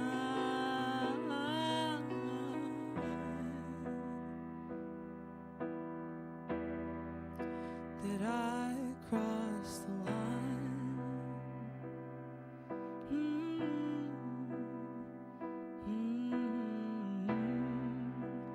Things fall apart. Oh, time, it breaks your heart. I wasn't there, but I know she was your girl. You showed her the world. You fell out of love and you both let go. She was crying on my shoulder. All I could do was hold her. It only made us closer until July. And I know that you love me. You don't need to remind me. Wanna put it all behind me, shouldn't I? But I see her in the back of my mind all the time, like a fever, like I'm burning alive, like a sun.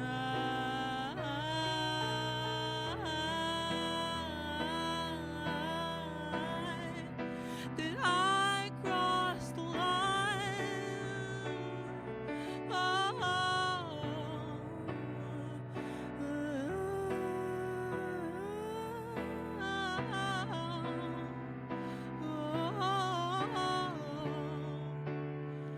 Did I cross the line? You say no one knows it's over, but every time you touch me, I just wonder how she felt. Valentine's Day, crying in my hotel.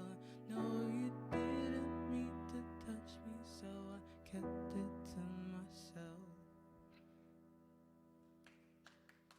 Thank you so much. Future. First note. I can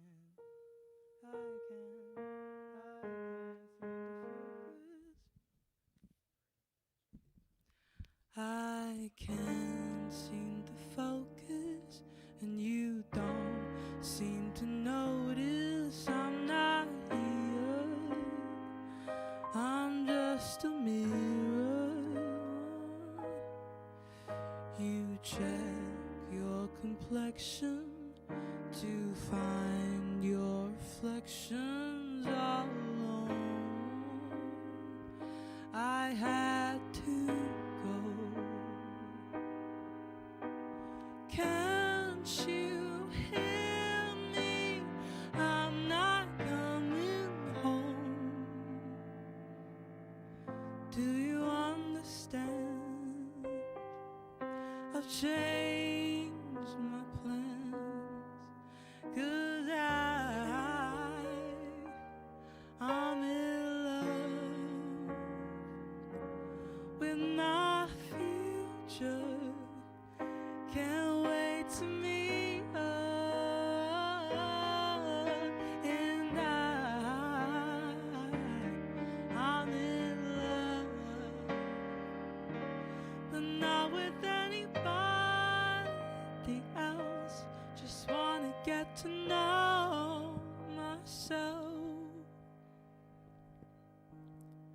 No, I'm supposed to be lonely now.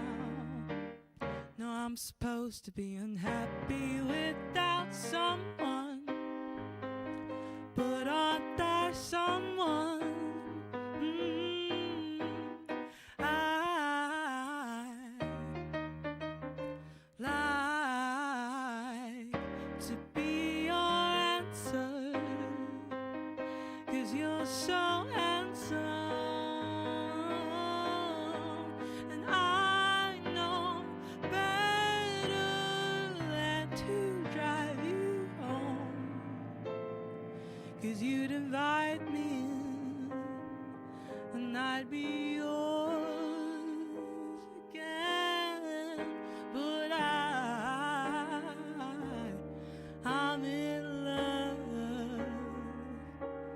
with my future, and you don't know how. And I'm in love, but not with anybody here. I'll see you in a couple years.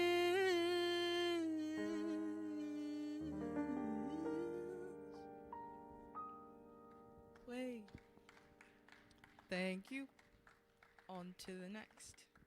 This one's an original called Groove With Me. Hope you groove, maybe. Da da da da da. Ooh da da. Ooh da da. Ooh yeah. Groove with me, don't you like to move? Maybe shake it off, don't you act brand new? Groove with me, don't you wanna groove with me? You said you would dance, baby, move with me, yeah. They said that I wouldn't be able to do it, keep the motion and get the people up and moving, grooving with me. Ooh, yeah, I'm moving, grooving with me. I know you see me up on the floor with my new shoes, sneak peek at all my moves, chest hurts, weak knees. You wanna dance and say yes on a repeat. I know you want a chance. I know you want a bad, but you gotta move your feet. Come stand next to me and you can. Groove with me, don't you like to move? Maybe shake it off, don't you act brand new? Groove with me, don't you wanna groove with me? You said you would dance, baby, move with me. You groove with me, you groove with me. You said you would, yeah, groove with me. You said you would, baby, move with me. You move with me, yeah, da da da da da da, da da da da da da, yeah, da da da da da da. Ooh yeah, yay! Thank you. That was a chill one. Next, we have another original called Summer's End, also on my EP that I'm releasing this week. If you guys like indie pop or R&B.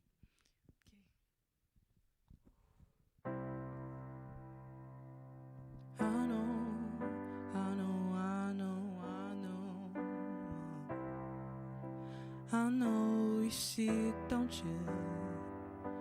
The dates, they're getting closer, and just before you know it, it's time to fully focus on exams, but keep composure.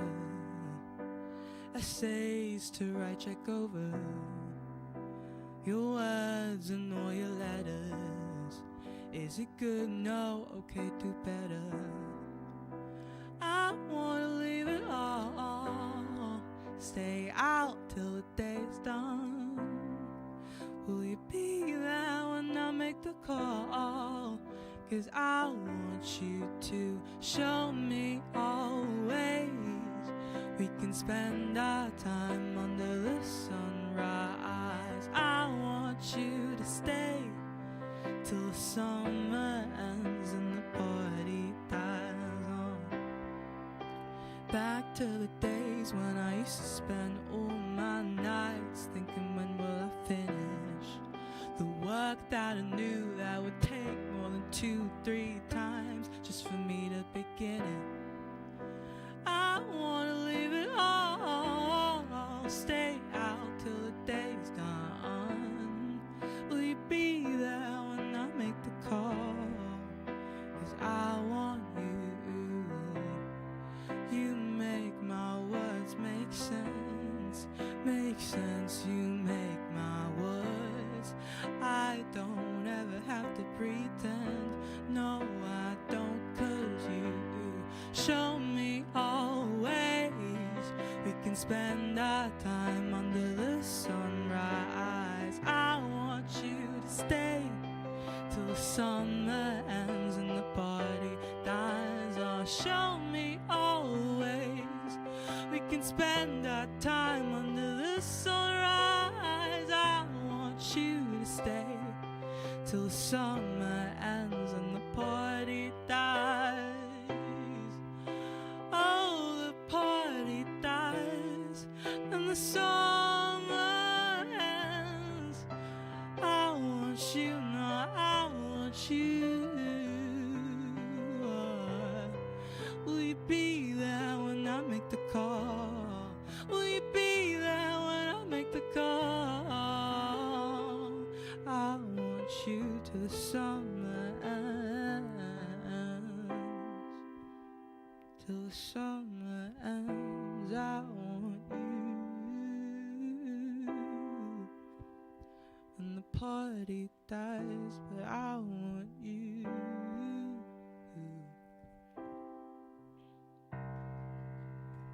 Thank you. Thank you. I promise I do make happy songs, but I don't know, it's just that day, man. End of the day. Okay, next song is another sad song, but it's a cover. It's by Leife. It's called Promise. We'll sing it for you.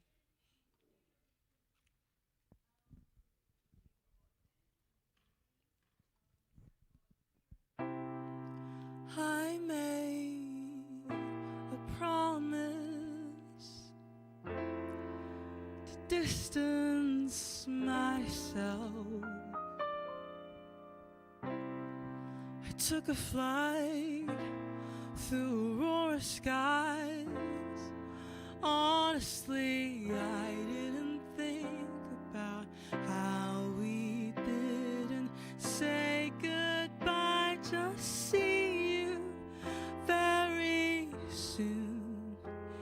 It hurts to be something, it's worse to be nothing with you.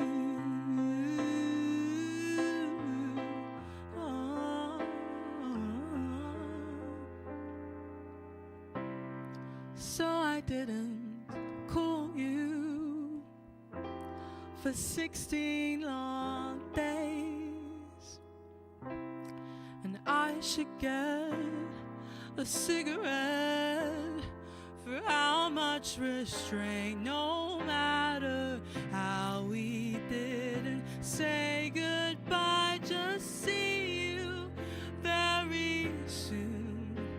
It hurts to be something, it's worse to be nothing with you. I've done the math, there's no solution, we'll never last. Why can't I let go of it?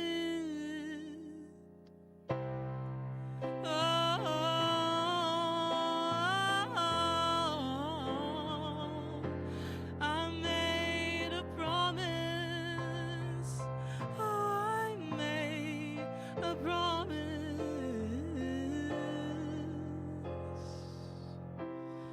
So I broke my promise. I called you last night. I shouldn't have. I wouldn't have if it weren't for the sight of a boy just like you, standing out on Melrose Avenue. It hurts to be something, it's worse to be nothing with you.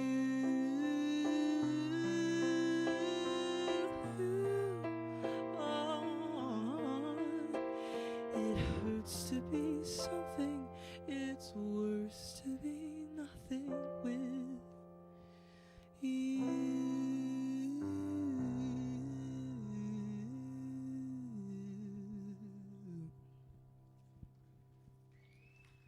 Thank you so much. I hope you're having an okay day. I'm Lena Sounds, by the way, if you didn't see me earlier today. Okay, last song, guys. Oh no, so sad. I'm gonna cry. Another one of Birds of a Feather. It was the happy song that I sang last time, so hopefully you like it after such a long day. Well done. Let's go. I want you to stay till I'm in the grave. Alright, till I rot away, dead and buried. Till I'm in the casket you carry. If you go, I'm going too. 'Cause it was always you. Alright, and if I'm turning blue, please don't save me. Nothing left to lose without my baby. Birds of a feather, we should sing together. I know I said I never think I was a better alone. Can't change the weather, might not be forever, but if it's forever, it's even better. And I don't know what I'm crying for. I don't think I could love you more.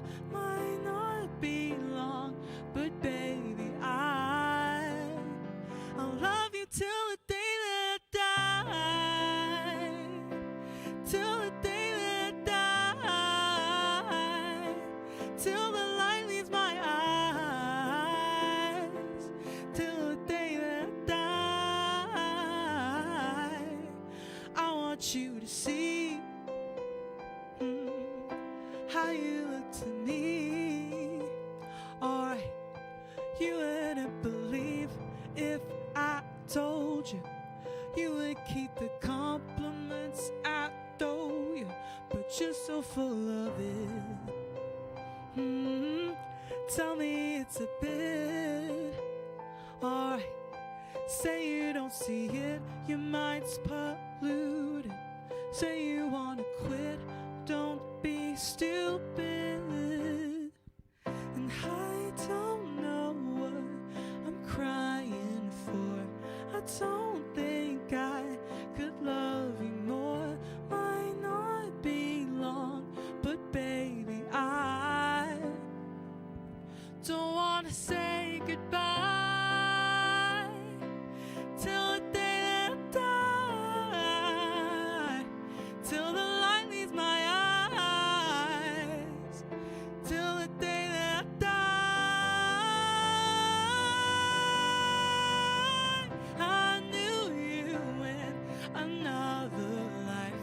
You had that same look in your eyes. I love you, don't act so surprised. Ooh. La, da, da, da.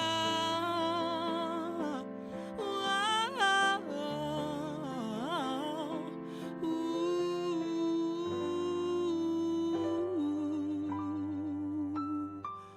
Ooh.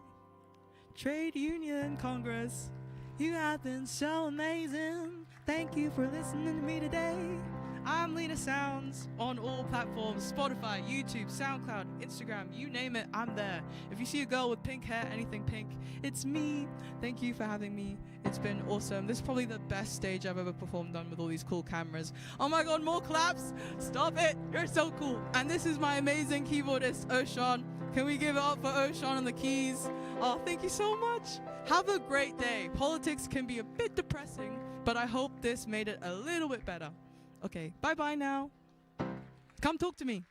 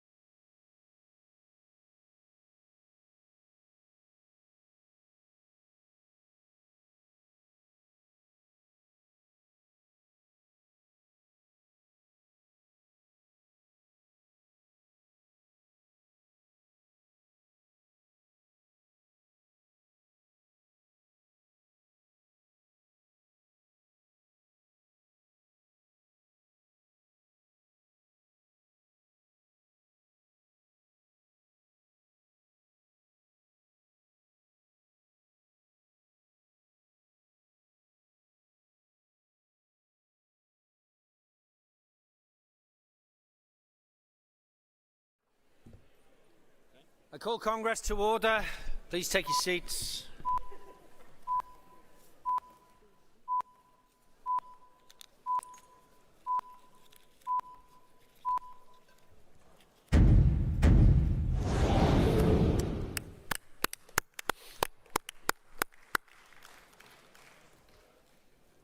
Good afternoon, Congress. Big round of applause for Lena Sounds. Excellent. She's been playing for us this afternoon. We will now see another short film celebrating union wins this year. Come on, once again, please give a big cheer for your union or any unions that you support their wins, please.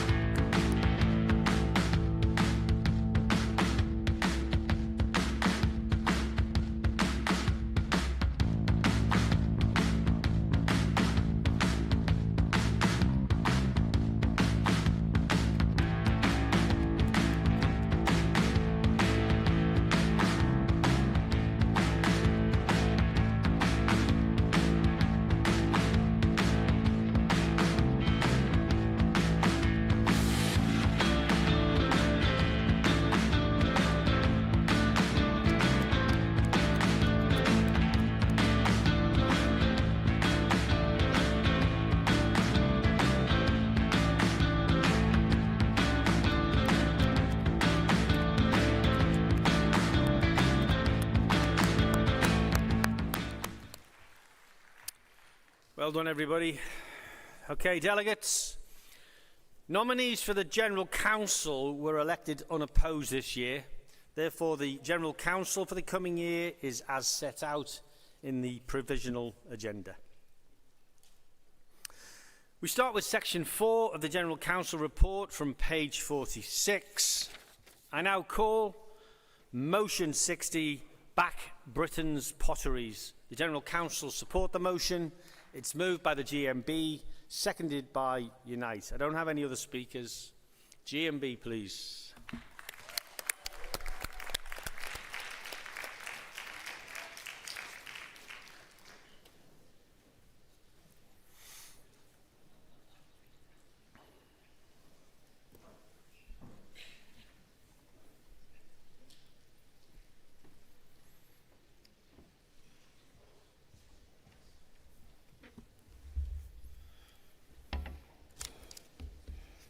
President, Congress.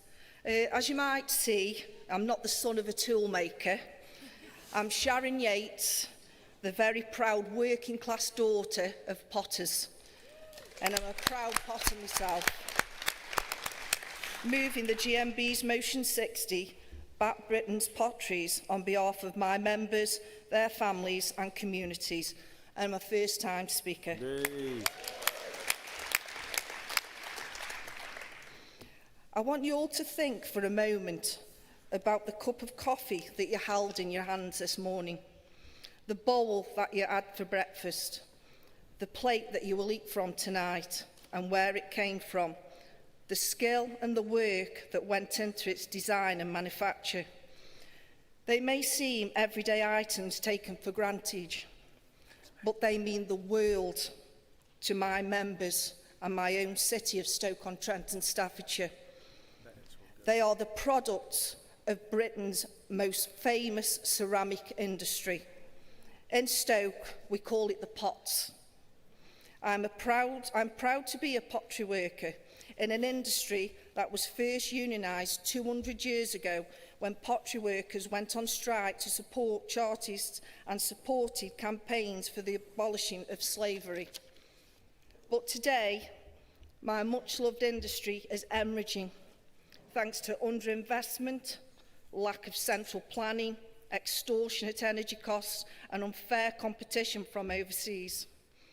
The UK's reliance on energy imports from abroad in the more dangerous world and energy companies' increasing costs of gas is having a catastrophic impact on small ceramic factories where our members work. Some firms have reported 5-fold increases in their gas bills over the last 2 years. 2 weeks ago, another iconic factory, Armitage Shanks, fell victim to this, announcing the closure of one of their kilns because they can't afford to light it. And this has led to job losses. And this is a sanitary production manufacturer that is vital in our country's house building scheme. Household names such as Wade Ceramics, Johnson's, Royal Stafford have flickered out of life, while Moorcroft has just been saved by a new buyer. Meanwhile, the government continues to allow imports of poor quality tableware from abroad, produced in ununionised and often sweated labour, destroying the UK's tableware home market. Congress leaving unionised foundation industries like ceramics to collapse, while importing we are making from countries with less workers' rights is against movement's values. For the first time, the government has formally recognised the role of our industry and what it plays, with our industry being part of the industrial strategy, but they haven't left the job. They've left the job half finished. They've offered support for electricity costs, but not for the gas that we desperately need. And the help doesn't even come until 2027, which will be too late for so many of our factories. What we are asking Congress to support is a far-reaching plan for the government. Help ceramic firms on energy costs today and invest in our industry tomorrow through hydrogen and carbon capture technology. This is crucial, Congress. Ceramics is hardwired into country's industrial base. It supports tens of thousands of jobs through local supply chains, the gas network supplying the economy from cups in office cupboards to components in aerospace technology and defence. For every 2 jobs in ceramics, you get a third in supply chain. That's the same rate of supply job creation as the country's railways. But Congress, it has to start with us. If we are serious as a movement about wages, living standards, stopping the far right from growing in our communities, then we need to stop the decline and rebuild our manufacturing base to compete in the unfair global market. Let's act through the TUC and our affiliate unions pledging their solidarity support for GMB's campaign to save British pottery industry by signing the Potters Pledge petition. Let's commit to practical action with the TUC and affiliate unions committing to purchasing their own share of their ceramic needs from unionised UK manufacturers approved by the Potteries Pledge campaign. Congress, let us choose hope over despair, action over words, and an economic plan over the madness of the free market and a future for ceramics rather than just a memory of a proud past. So please, Congress, we need help and we need it quick. We all should be proud of our pottery industry. It's our country's pottery industry. But with all the problems that we face, without the immediate act from the government on the help with energy, it's devastating our families, it's destroying our communities, and it's ripping the hearts out of our industry and the people of Stoke-on-Trent and Staffordshire. I move. Please support. Please support. Thank you. Thank you, Sharon. Great job. First time speaker, everybody. Great job. Unite, please. Unite, please. Thanks, Martin. AV technician. Back to member Martin.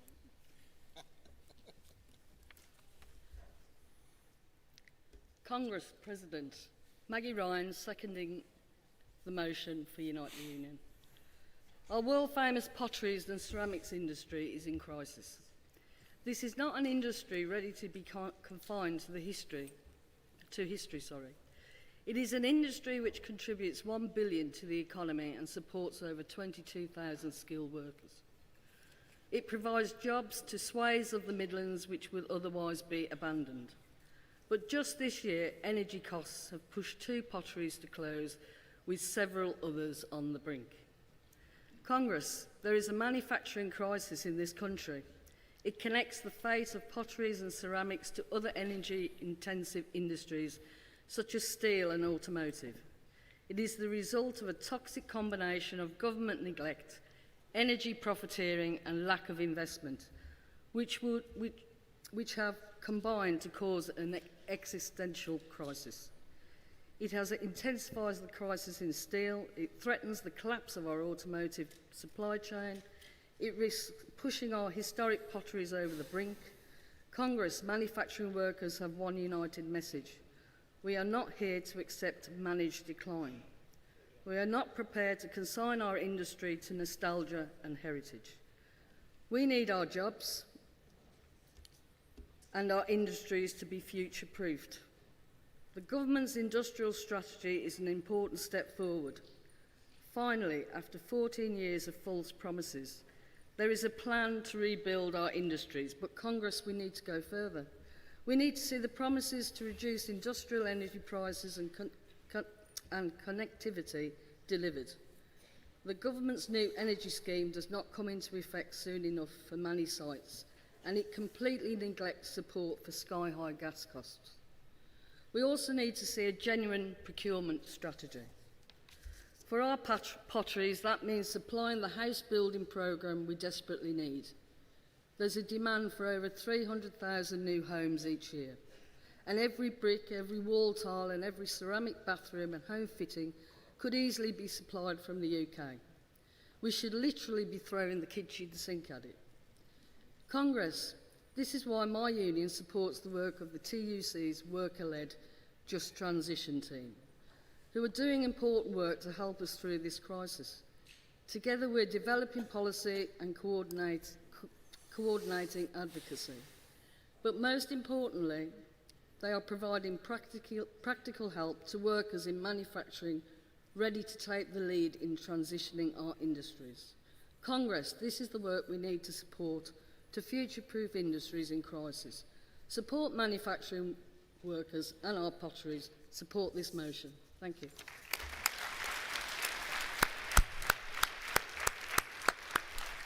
Thank you, Maggie. There are no other speakers in the debate. I'll move to the vote. Motion 60, please.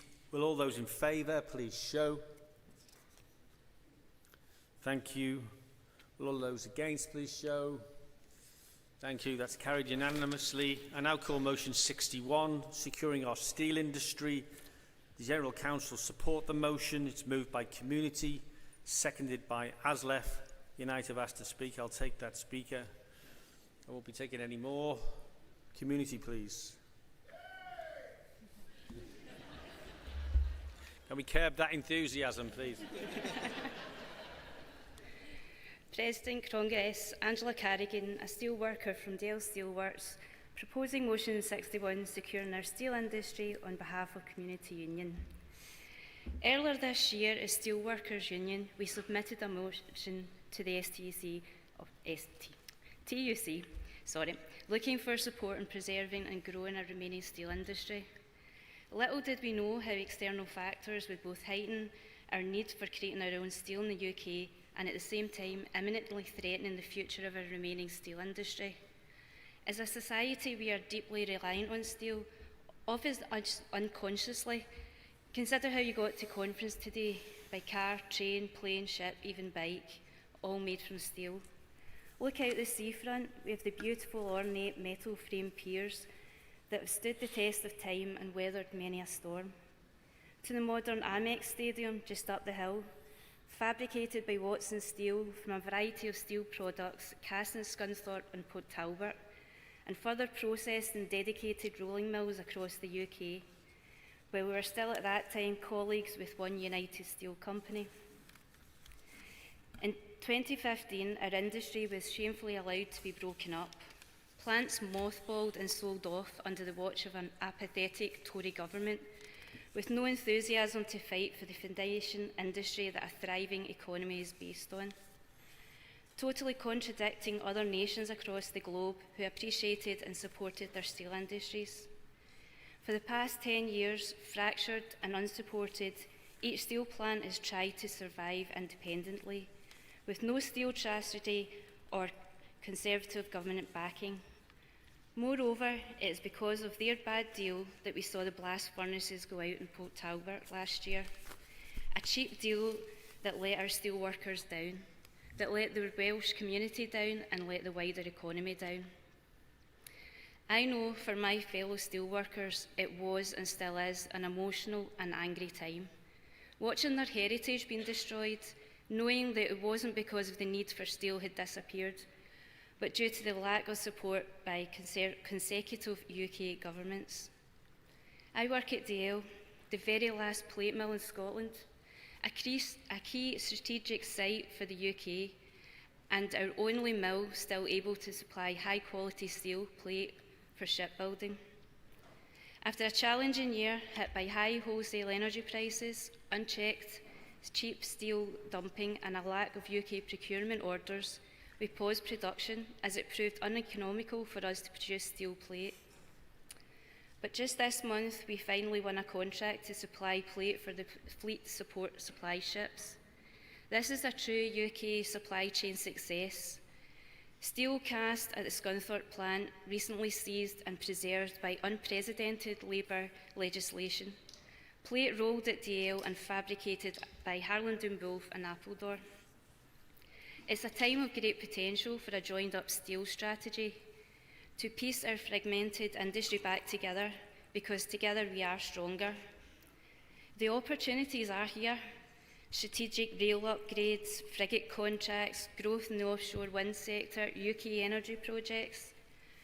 Congress, we've seen the tide of change under this Labour government, taking back control of British steel and speciality steel. This must continue.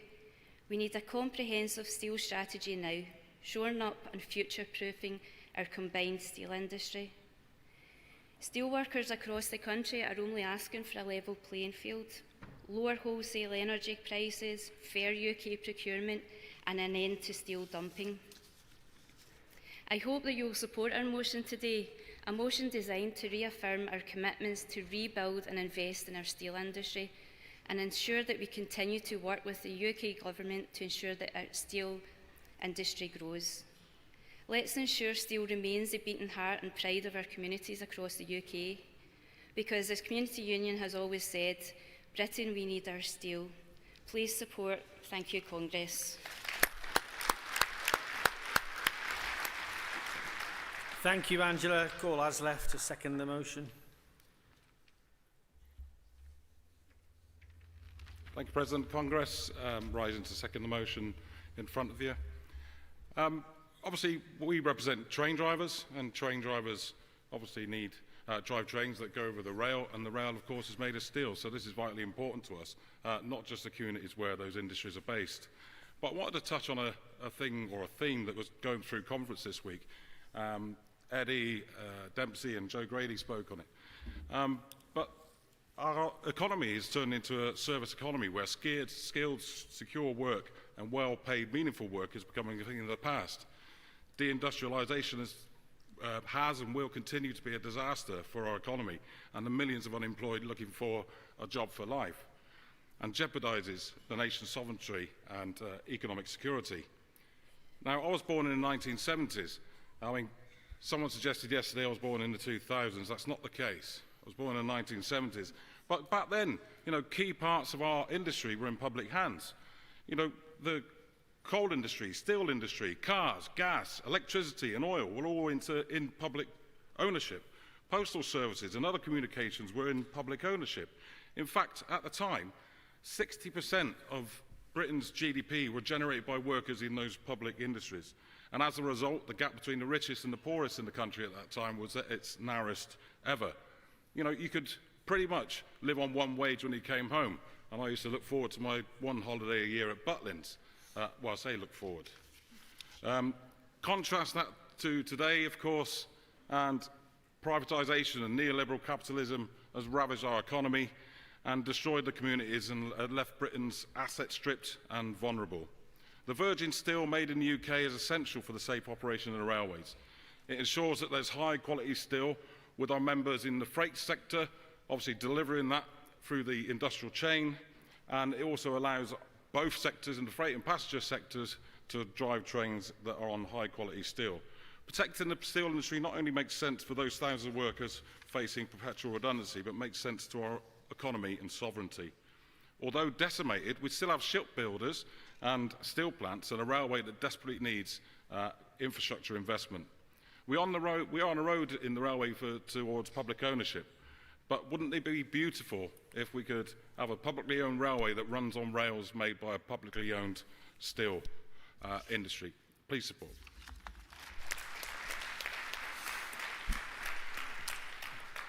Thank you, Andrew. Unite, please.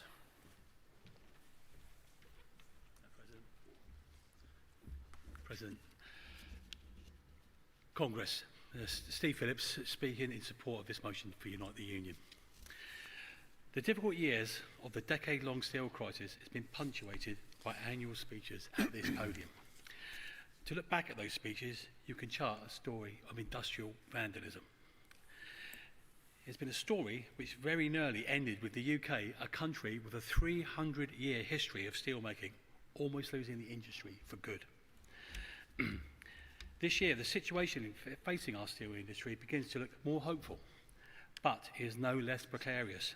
Only urgent and bold action will finally bring around the end of this chaos. This year, the ground was broken for the construction of the new electric arc furnace at Port Talbot, which is scheduled to go into production online in 2027. But we are still waiting for the second phase of the government investment in Tata. A key action for the £2.5 billion steel fund that we secured in the manifesto, almost the only hard money commitment that made it into that document.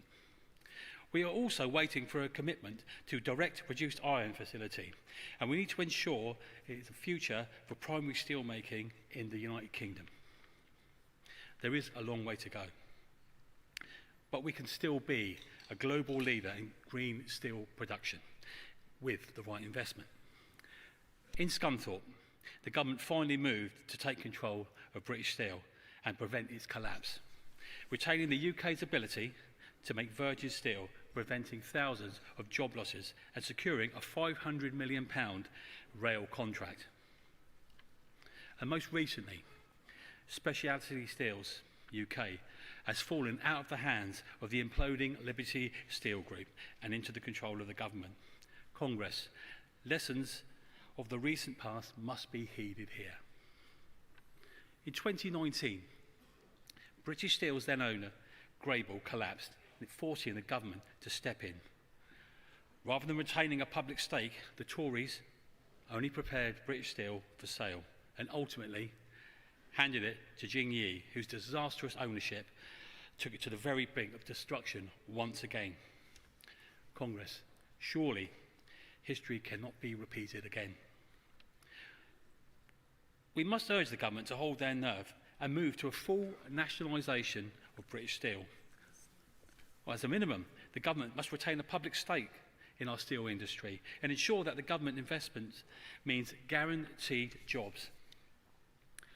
Congress, make no mistake, we are not calling for the government to prop up a failing industry. An ambitious use of public procurement from defence to infrastructure can ensure there is a long pipeline for demand of UK-made steel. And it's a major step forward that the multi-billion-pound investment from the Heathrow programme will include UK-made steel. But more can and must be done. It's time for steel to be recognised as a critical national infrastructure, with strict guidelines that 100% of UK infrastructure projects will use UK-made steel. Other countries do it. Why can't it be done here? Can you wrap up now, please? There are more chapters to come in this story of the steel industry, and no doubt there will be more speeches. Let's make sure they speak of successes, not crises. Please support this motion. Thank you, Stephen. Okay, no more speakers. I'll move to the vote. Motion 61. Will all those in favour please show? Thank you. Will all those against please show? That's carried unanimously. Thank you. I now call paragraph 4.3 and motion 68, future-proofing UK maritime skills and training. The General Council support the motion. It'll be moved by Nautilus International, seconded by RMT. I won't be taking any speakers. Thanks.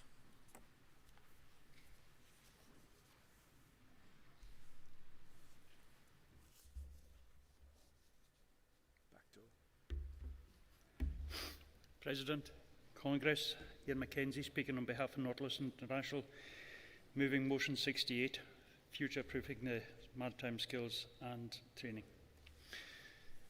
The UK is a maritime nation. Our economy, our security, our global standing, they all depend on the sea. From the merchant ships that kept us supplied in wartime, to the ferries, container ships and tankers that keep our economy moving today. 95% of all the goods we have comes by sea. Our seafarers have always been essential, but today the future of our maritime workforce is under threat. The sector contributes billions to our economy. It supports the best part of 1 million jobs and moves almost all of our trade. Yet despite this vital role, the government continues to fall short on its commitment to maritime growth and investment. There's a growing gap in training funding, one that's proving harder and harder to fill. Employers, training providers and unions are already making sacrifices to keep training afloat. But this burden cannot be carried by the industry alone. Without government support, we risk losing the next generation of maritime professionals. This isn't just about the officer training. Ratings, who are the skilled seafarers who form the backbone of every vessel, face even greater challenges. Theirs is limited funding, conflicting career pathways and little recognition of their essential role. If we're serious about building a future ready for maritime workforce, we must support everyone on board. Training provision is fragmented. Providers operate without direct accountability to the Maritime and Coast Guard Agency or the Department for Transport. That leads to inconsistent standards, poor outcomes. We need a single national maritime training provider, one that's coordinated, accountable and focused on quality. And the UK tonnage tax, it was meant to incentivise ship owners to register their vessels under the UK flag. But it's outdated now. The number of UK flags has fallen. UK flagged vessels has fallen, and the tax regime no longer delivers the training and employment it promised. Reform must tie benefits to real commitments, training and employing UK resident seafarers and flying the red ensign with pride. Congress, despite all the rhetoric about growth and ambition, this government refuses to commit the funding needed to drive a better maritime future. It praises our seafarers, but it won't invest in their training. That's not good enough. That's why we need 100% smart funding and a minimum training allowance to support trainee maritime professionals, recognising the significant economic return. So that's £4.80 to gross domestic product for every £1 invested. the establishment of a single national maritime training provider accountable to the MCA and DFT to ensure the consistent high-quality training provision, a comprehensive review of the UK tonnage tax to incentivise ship owners to register vessels on the UK flag and provide quality onboard training and subsequent employment to British seafarers. These measures are crucial for securing a steady stream of highly skilled maritime professionals, supporting a just maritime transition and revitalising the nation's maritime industry, its contribution to the national security and resilience. So I ask you, Congress, stand with us. Stand with the young people who dream and deserve a career at sea. Standing with the ratings who keep our ships running, with the coastal communities who depend on the maritime jobs. Stand with the seafarers who keep this country moving. Support this motion. Let's build a maritime future that's skilled, secure and just. I move. Thank you, Ian. RMT, please. Bang on time, wasn't it? Just bang on time. Not good if we don't. Dave Watkin, RMT, second in motion 68, first time delegate, first time speaker. Well done, Dave. Brothers, sisters, Congress, I'm a serving merchant seafarer of over 30 years, and that's why I'm proud to second motion 68, moved by my fellow seafaring comrades at Nautilus. Just to clarify, a ship's crew is made up of two groups of workers. We have the officers. These are made up of such ranks as captains, chief engineers, first officers, mates, and the ship's engineers. That second group of workers, the ratings, this is where I work. These are grades such as deckhands, cooks, stewards, boatswains, and most importantly, the ship's mess person, which if you've ever worked at sea, that is the most important person on the ship. The reason I need to clarify these two groups of workers is due to how these groups of workers' apprenticeship schemes are funded. The Smart Apprenticeship Scheme came into force in 1998, the tonnage tax scheme in 2001. For 20 years, these state-backed schemes have guaranteed a regular annual supply of trained UK officers, but next to nothing for ratings who are more likely to be employed on exploitative P&O-style contracts. The Maritime Skills Commission was clear in its 2023 report on barriers to ratings training that things need to change. The MSC has called for allowing smart funds to be used to fund rating apprenticeships, reform the tonnage tax to effectively deliver training opportunities for UK ratings, improve increased training employment for UK ratings, especially in the offshore and wind sector. It takes 3 years and costs employers an average of £68,000 to train an officer cadet, and the SMART scheme already covers 50% of employers' costs under reforms introduced by the Tory government. Ratings training, due to the state support, is more expensive than officers training.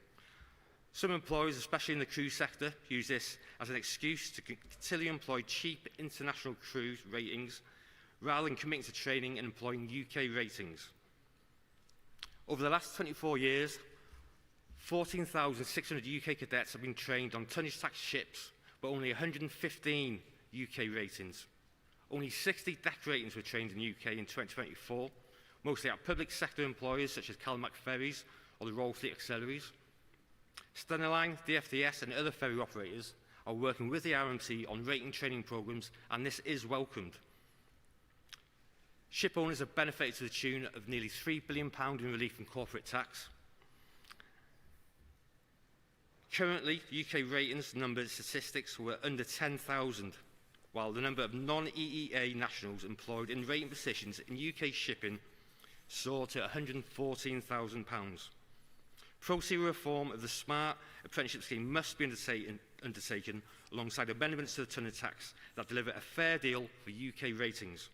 A progressive policy of supporting UK ratings training to create jobs and rebalance the maritime skill base in the interest of our working class communities and the national security of the needs of an island nation. Congress, comrades, I ask you to support this motion. Diolch and thank you. Thank you, Dave. Great job. First time speaker. Well done, Dave. Okay, move the motion now. Vote on motion 68. Will all those in favour please indicate? Thank you. Will all those against please show? That's carried unanimously. Thank you. Okay, I now call paragraph 4.1, 4.2 and composite 10, AI and the creative industries. The General Council support the motion. It's moved by Equity, seconded by Musicians Union, supported by the NUJ, supported by AUE and Prospect. I won't be taking any additional speakers. Equity, please. Thank you, President. Conference, Howell Morgan from Equity moving composite motion C10 on generative AI and creative workers' rights. First time dedicate, first time speaker. Thank you. Conference, my grandfather, Jack, was a miner. I never met him because he died from pneumoconiosis when my father was 11. So perhaps it's fitting that the first time I address Congress, it's time to talk about the existential dangers of another kind of mining, but I'll come back to that. The creative industries accounted for over 5% of the UK's gross value added in 2024. That's around £123 billion to the UK economy. Creative workers are the backbone of the UK's world-leading performing arts and entertainment industry, yet they often find themselves in precarious working conditions. Take the supporting artist that I spoke to on set in Liverpool 2 years ago. He'd been working on a well-known science fantasy series for a global streaming company. You know the sort of thing, leather, swords, dragons. Now, when he was told that they wanted to do a 3D body scan of him in full costume, he felt flattered. It was a novelty. But once the process was complete, he asked, "What can you do with that then?" "Oh, we can do anything with this," said the operator. "We can put you into any scene we want." That supporting artist did 1 day's work on the production. In the past, he could have expected a week or more. Or take the voiceover artist, who was engaged by a company that specialized in text-to-speech technology. She understood that her voice would be used to assist visually impaired readers to access educational content and would not be sold forward without her consent. Despite this, the company created an AI voice that had been trained on her voice data and sold it to ScotRail, who used it for onboard announcements on their trains. Or take the actor, whose voice and image was captured to create an avatar that could be controlled and manipulated using AI. He later found his voice and image was being used to spread misinformation and propaganda by the Venezuelan government on social media. These are the canaries in a data mine. So, what can this conference do to protect creative workers' rights? Well, firstly, we're asking you to adopt the excellent TUC manifesto, AI for Creative Workers, which outlines the minimum protections that all creative workers need. But these terms are proving to be hard-won. In America, the Screen Actors Guild went on strike for 118 days, the longest strike in the history of Hollywood, and they won. But Equity are currently negotiating for the most strongest and comprehensive terms in AI in the screen industry worldwide. We need engagers to agree licensing and royalty regimes fit for this new technology and to commit to transparency on how they use performers' work. And after 14 months of negotiations, we've still not secured those protections. So we're readying for industrial action here. We're also asking for your support to lobby the government for legislation. The Danish government have proposed legislation to cover artists, public figures and ordinary people from digital identity theft. This law will be the first to legally recognise a person's identity as intellectual property, one that cannot be copied, cloned or digitally manipulated without consent. And with Denmark about to begin the presidency of the EU, we can expect this to be high on their agenda. So we need to work with the Information Commissioner's Office to push for improved enforcement of data rights in respect of generative AI. And finally, we need to campaign against the government's introduction of the text and data mining exception to copyright protection, because this affects all creative workers, from the supporting artists at the coalface to world-renowned performers, musicians and writers. Oxford University's Institute for Ethics in AI warned that the government must not pit creative industries against big tech companies. If this government see that AI is the golden goose that rescues the economy, they're wrong. Because it's not the global tech companies that copy, clone, or digitally manipulate others' data that they've mined, but the workers who create the original innovative and unique content in the first place that are the seam of gold. So, conference, let's tell government that this seam is not to be mined without consent, without remuneration and without legislation. Let's tell them resoundingly that without transparency, without protection and without respect, the creative industries are unsuitable for miners. I move.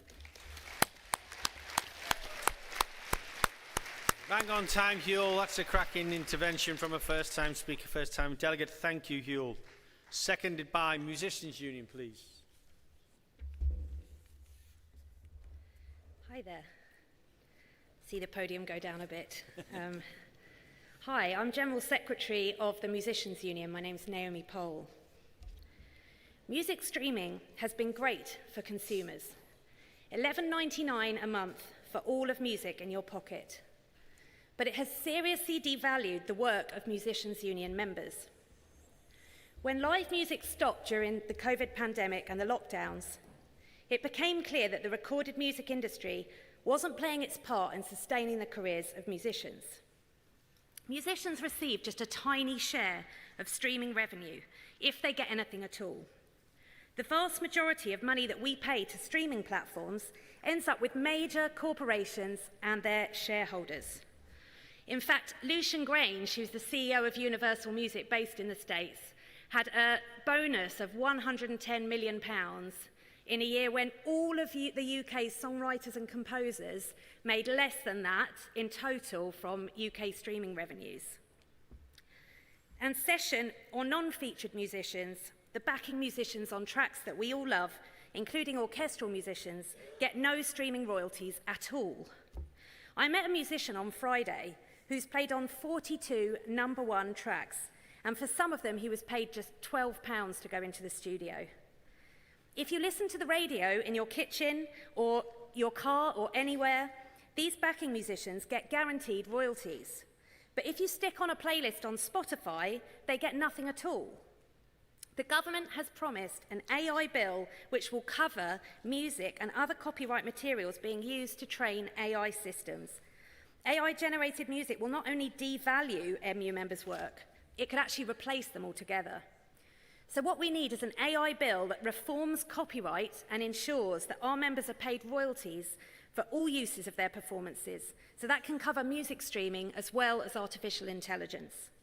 Let's ensure that human musicians, who are working people earning on average just £20,000 a year, receive fair payment from the major corporations that profit from their work. Thank you. Thank you, Naomi. Can I call the National Union of Journalists next, please? Thank you, President. Fran McNulty, National Union of Journalists Joint President, first-time delegate and first-time speaker as well. Happily supporting this composited motion. Delegates, my late mother often used a phrase, borrow from Peter to pay Paul, a biblical reference. Taking from two of the disciples was pretty fair game for an Irish Catholic mother. But big tech is no Irish mammy, and it is no disciple either. Big tech might beg from Peter, and it does, but it doesn't tend to pay Paul. We saw the potential impact of AI just yesterday as news emerged that Reach plc is to cut over 300 jobs across its titles, just weeks after cuts were announced to sports journalists too. Our members will suffer at the Daily Mirror, at the Star and the Express, as well as in dozens of other local and regional titles across the UK. Delegates, journalism is a human endeavour. AI cannot fill that gap. And this Congress should be alarmed by the approach adopted by big tech, which seeks financial gain at the expense of rights holders. As a union representing journalists and media workers, we're asking Congress to support this motion and the NUJ's AI campaign, urging an end to rights holders' copyright breaches by big tech. When big tech steals data and content, developers must be mandated to reveal sources of their training data. This will allow journalists, and in particular freelance journalists, to seek redress. Any upcoming legislation must require rights holders to opt in, not opt out, for use of their work. Of course, there is a simple solution. As mis and disinformation is promoted by some AI technologies, government can play a crucial role through sustainable funding of the BBC and public service media generally. But AI is not all bad. In recent weeks, a friend of mine and a colleague had breast cancer diagnosed by AI, a tiny speck of cancer so small it couldn't be detected by humans, and that will make her cancer journey a little easier. In that case, healthcare workers were assisted by AI for good. The same must be the case across all industries when it comes to AI, and the use of AI within journalism must only ever be as an assistive tool with human oversight. Policies must be produced in conjunction with unions through meaningful engagement that ensures the voices of all workers are heard. We must get in on the ground as AI policies are being developed and laws are being drafted. We as a movement must be in that room. It's too late dealing with it when AI is landing in our workplaces. We've already seen the displacement of workers, thousands upon thousands of them because of AI. Industry thinks AI can replace workers. Workers need protection, they need support, they need a just transition where the loss of jobs is simply unavoidable. AI is here to stay, but we must protect our members, the singers, the writers, the reporters, the drivers, the council workers, everyone under threat from AI. Delegates, video didn't kill the radio star. It is our role to ensure that AI won't kill the workers either. Support this motion.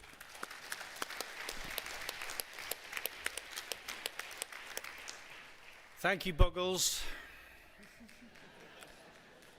Thanks, Fran. Next speaker, Artists Union, please, Lorraine.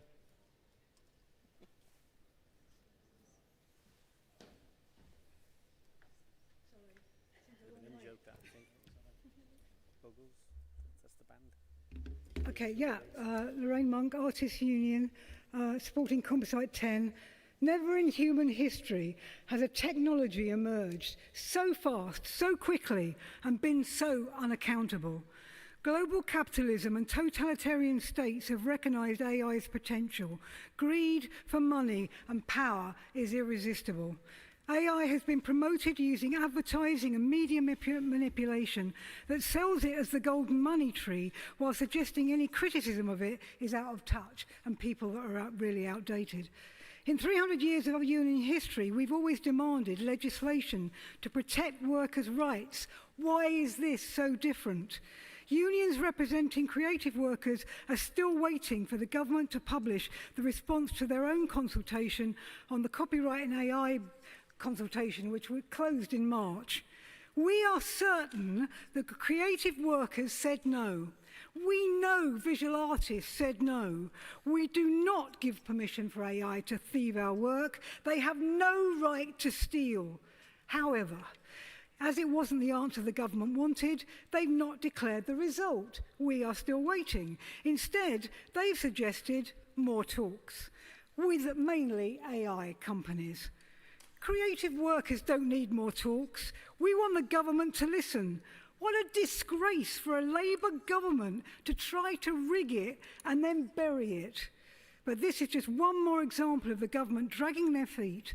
They failed to deliver on a bill they promised to regulate AI a year ago, and now this one they're talking about is a completely different one. They refused to sign with 58 other countries an agreement to regulate AI. We instead sided with Trump's US. This is shameful. Our government giving in to the interests of large corporate companies against the interests of ordinary workers. Our union movement began by workers demanding laws to control working conditions.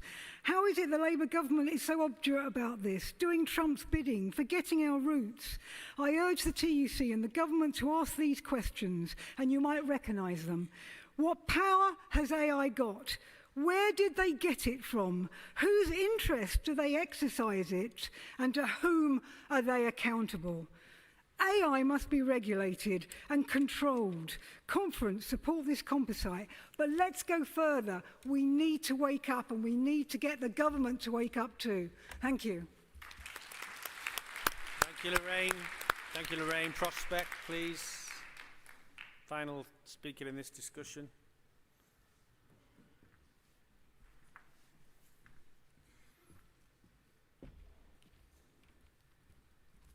Congress, President.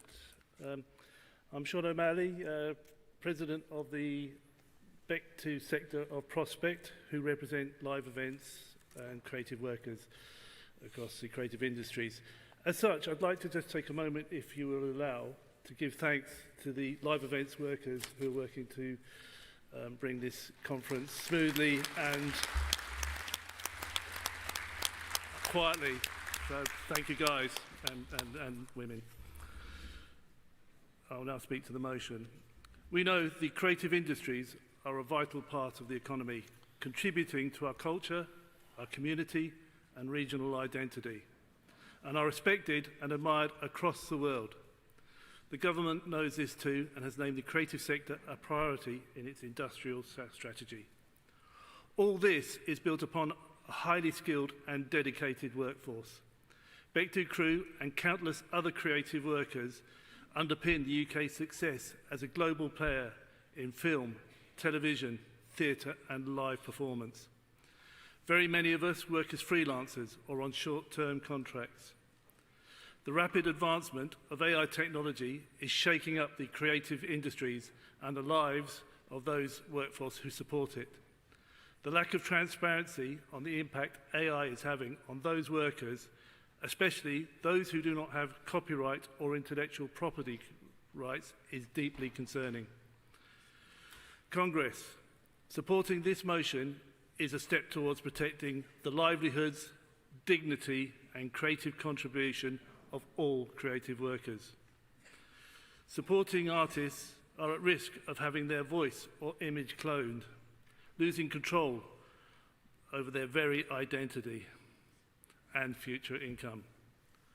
AI tools can generate set designs, costumes, props, lighting plots, bypassing human designers, even mimicking individual designers and technicians' style, erasing recognitions and their career prospects.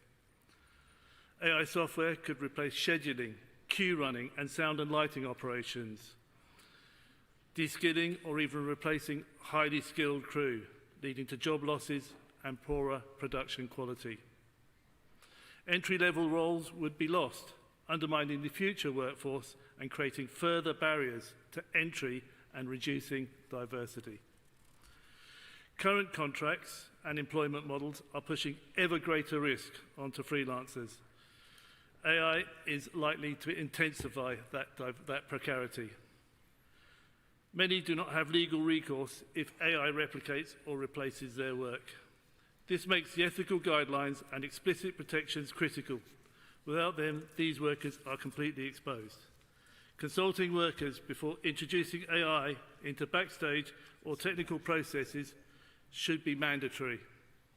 This motion is about the entire workforce. AI threatens to divide workers' protections if protections are not extended to all roles. We need a whole industry approach to AI regulation to secure the creative industry's future. Too often, we have seen how new technology is being used to cut roles and drive down rates. AI, without proper consultation, could decimate the careers of our members and bring about a bleak future for the industry and creative endeavour. Creative judgment and human artistry are not replaceable by algorithms. For the future of our creative industries, we must ensure human creative value is given the protection it deserves. Congress, Prospect supports this motion. Thank you, Sean. Okay, that's it. No more speakers. I move to the vote. Composite 10. Will you, all those in favour, please show? Thank you. With all those against, please show. Fantastic. That's carried, unanimous. I now call Composite 11, AI in the Future, World of Work, including the finance sector. The General Council support the motion. It's going to be moved by Community, seconded by Aegis, supported by USDOR. And I will take a couple of speakers. I'm going to take the CSP and the CWU, so please stand by. Community, please.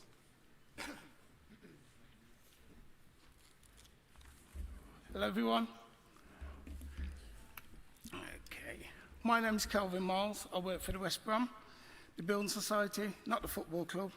So if anyone's looking for a signed shirt, I'm sorry, I'm not your man. The community's work with Google, although it's AI, works with the program, which has shown that there's a desire for workers to learn more about AI. And when they understand AI, they feel more confident in talking to their employers about AI, how it should be used and implemented in the workplace. It is vital that we work with our employers to ensure that the entry pathways into the workplace is not closed off through the introduction of AI. As the use of AI grows, we need to make sure that these roles and pathways do not evaporate, because if we lose our pipelines into the work, we're simply building up problems in our industries for the future, and this is not that new talent can enter our workforces. We need to work with the government to ensure that we have a robust apprenticeship programs that embedded AI with them, so we have a way for young people to enter the finance workforce. And beyond, with modern skills, they need to work with the modern world. But this is not just government that needs to play a part. We have to ensure that a role we have is an implementation of AI. Employers are needed to play their part. Employers should work with unions to discuss how they want to employ AI within the workforce, to bring workers with them and make certain that the AI within the workplace is done to enhance workers and not replace them. That's the better road. It's better for us and for everyone else. AI is revolutioning the way in which we work. When we look at where AI was 5 years ago, where it is now, we have seen technology advance at a rate, and we have not seen the industrial revolution. AI is here. AI will always be part of our working world. And the question of whether it is or will not be the key question. The question is how.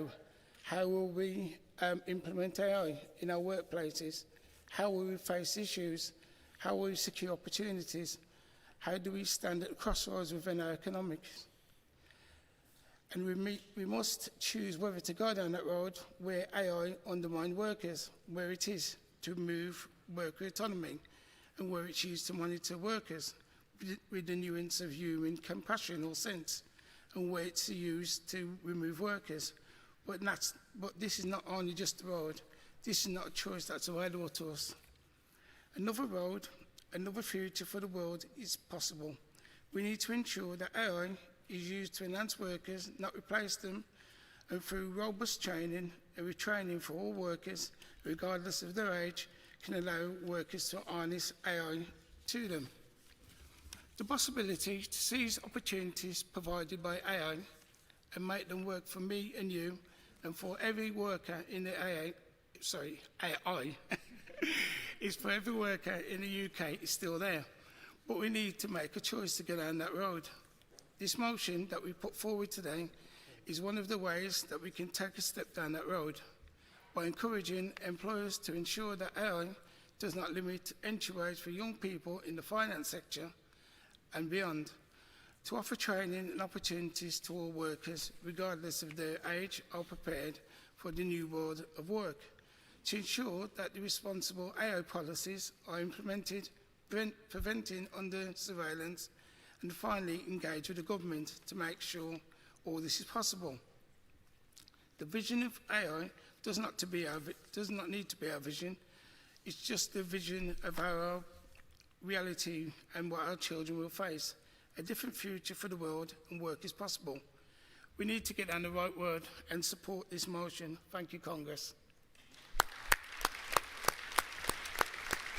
Thank you, Kelvin. Thank you. Well done, brother. Aegis, please. Brian. Hi, Brian.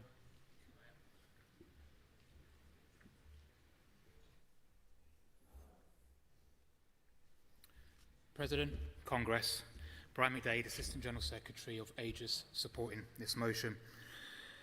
AI is no longer just a buzzword. It is already transforming the way we work. In the finance sector, where Aegis represents thousands of members, 75% of firms are already deploying AI, with another 10% planning to adopt it within the next 3 years. But while employers talk about innovation and efficiency, We must be clear, AI brings as many risks as it does opportunities. Studies have shown that up to 30% of jobs in finance and insurance could be highly vulnerable to automation within the next 2 decades, particularly in back office, processing, customer service, and compliance. We are already seeing AI systems monitoring workers' keystrokes and calls in the call centre, creating a culture of surveillance and stress instead of support and trust. This is why unions must have a central role in shaping how AI is introduced, to ensure it complements rather than replaces workers, to secure protections against biased and opaque decision-making, and to demand training and upskilling so that workers are not left behind. For our sector, the risk could mean fewer opportunities for young people entering the industry, apprenticeships at risk, and whole pathways into financial services closing off. It could also mean the hollowing out of skills as decisions get outsourced to algorithms. And let's be honest, if left unchecked, bosses will use technology to cut costs, drive down standards, and weaken collective bargaining. But it doesn't have to be that way. AI can enhance work, not replace it. It can take away the mundane tasks and free workers to focus on value-adding creative and human-centred work. But only if unions are at the table, only if workers' voices are heard. Congress, we know that unregulated AI could worsen inequality, degrade work, and put thousands of decent jobs at risk. But with strong trade union movement and involvement, AI can be harnessed to improve productivity, raise standards, and safeguard high-quality employment. The choice is clear: a future of work shaped by corporate greed, or a future shaped by trade union values of fairness, dignity, and security. I urge you to support this motion so that our movement leads the debate and ensures that AI works for the workers, not against them. And let's be ambitious. If we succeed in embedding unions at the heart of implementing AI in the workplace, maybe one day we can unionise the AI workforce as well, but we'll leave that to a later conference. Thank you. Thanks. Thanks, Brian. Usdor, please.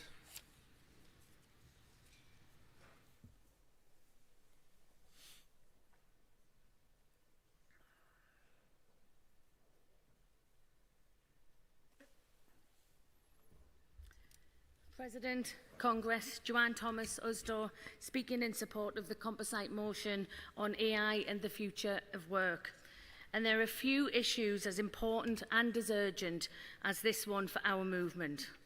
The combination of rapid advancements in artificial intelligence and the widespread use of automation in the workplace are fundamentally changing the nature of work. And while AI may offer many opportunities and benefits, it also brings with it real and worrying risks to workers, despite promises of more productive and more efficient workplaces. The reality is that the new technology can often intensify work, put new and unreasonable demands on workers. And now we see technology deciding who's hired and even who's fired. AI is being used to manage performance, it's being used to decide on people's working patterns, and it's being used to make decisions on disciplinary action. It's already changing the employment landscape, and there are many more changes to come, especially at a pace unlike we've ever seen before. But as a society, they are simply not preparing for workers for the future. By 2035, an estimated 7 million workers across England will lack the basic skills needed to do their jobs. And Usdor's own research found that over half of the workers don't have adequate training on the use of technology in work. The government is taking action on training and skills development by reforming the apprenticeship levy through the growth and skills levy, as well as bringing forward a robust strategy for post-16 education. And of course, this is a step in the right direction. But beyond this, we need proper workplace protections. We know that AI doesn't affect everyone equally. This is why we're calling for equality impact assessments. with employers identifying who is unfairly impacted by AI and taking steps to mitigate those impacts. Because all workers deserve fairness, transparency and protection.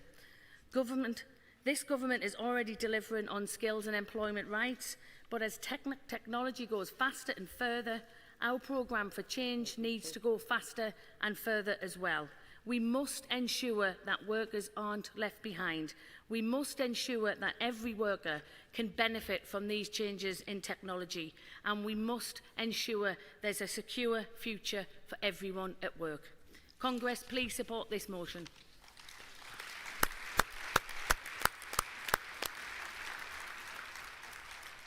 Thank you, Joanne. And as I said, I'm going to take a couple of speakers in addition to those that have already spoken. CSP, please, and could CWU stand by? CSP.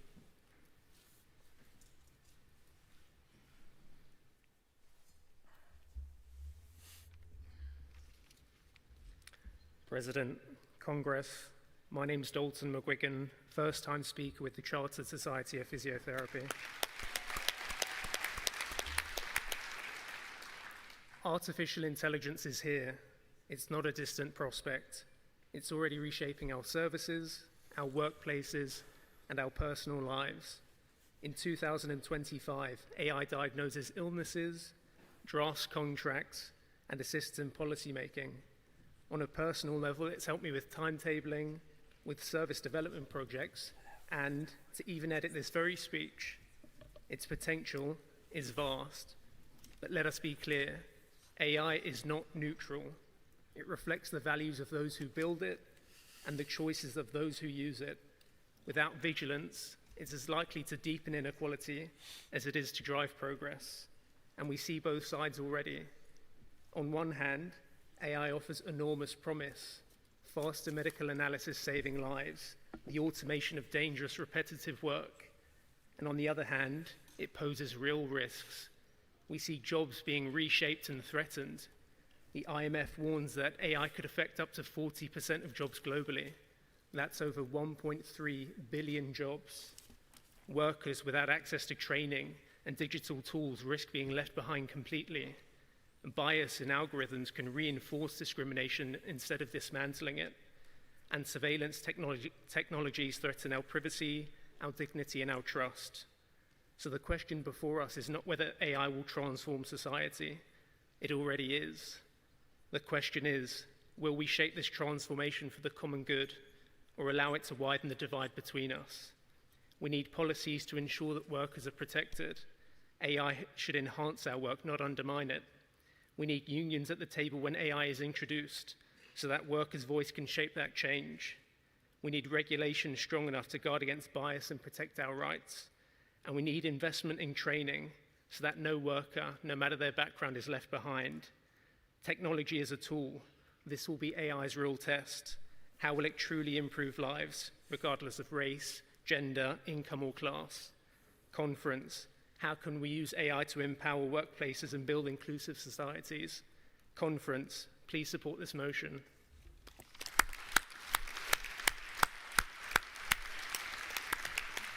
Another terrific intervention from a first-time delegate, first-time speaker. Well done, Dalton. Okay, CWU, final speaker in this debate.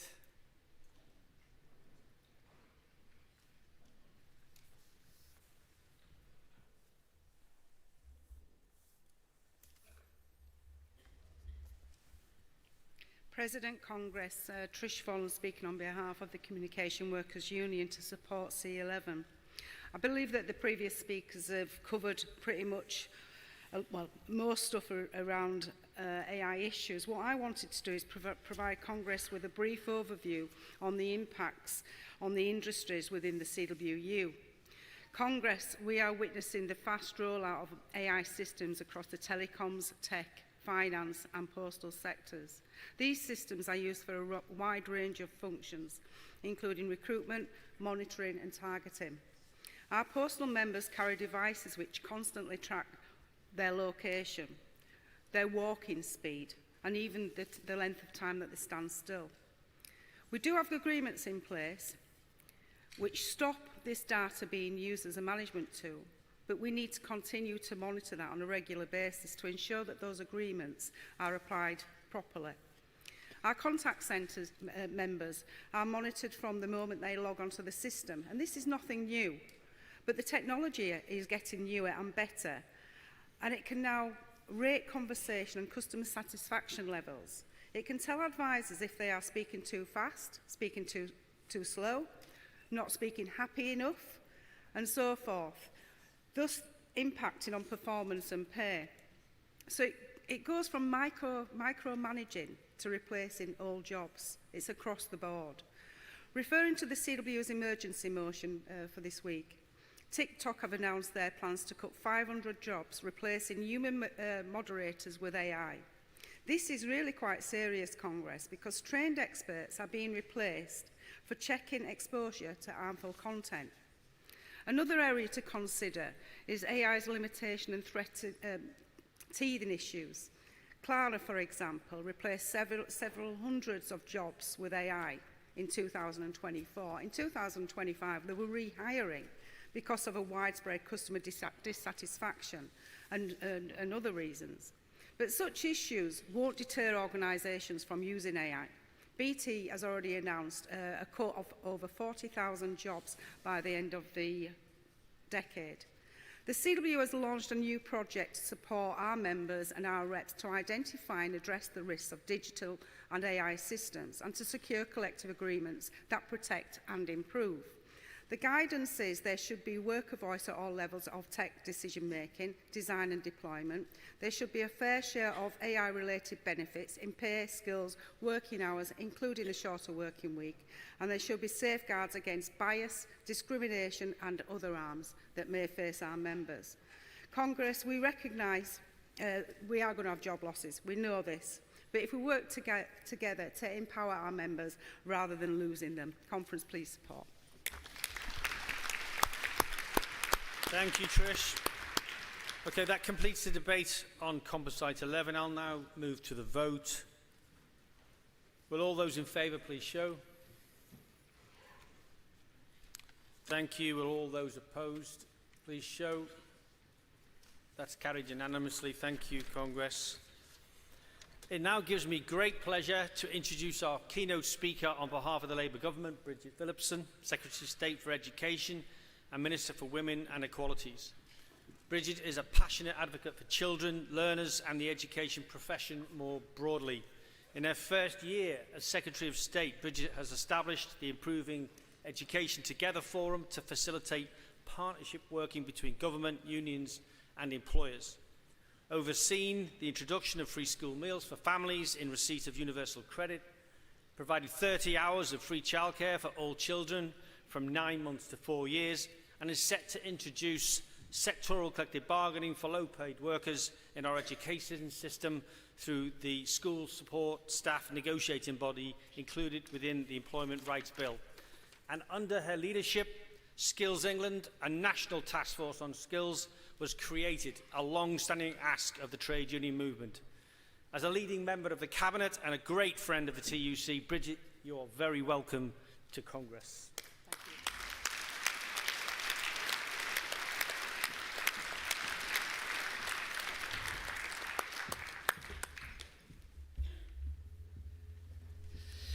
Thank you, Congress, for that warm welcome. What a joy it is to be back here in Brighton and to be back here with the TUC. Thank you to Mark and to Paul and to the whole team. And thank you to every single trade union rep in our country who gives up their time to ensure that workers have respect and a voice at work. I never forget the role the trade unions played in creating the Labour Party and sustaining it through triumph and adversity. And I never forget the role that trade unions have played in winning change for working people in the last 100 years, not least under Labour governments. In the department that I am proud to lead, I retrieved a bust of Ernie Bevan, one of the great trade unionists of the last century, and restored it to pride of place. It was during the Second World War that Ernie served as Minister of Labour and National Service. And in our country's darkest hour, it was the trade union movement that stepped up, that provided so many of the men and women who stepped forward to lead the change that we needed. When I took on this role, I was clear that I wanted to draw on the wisdom of the unions.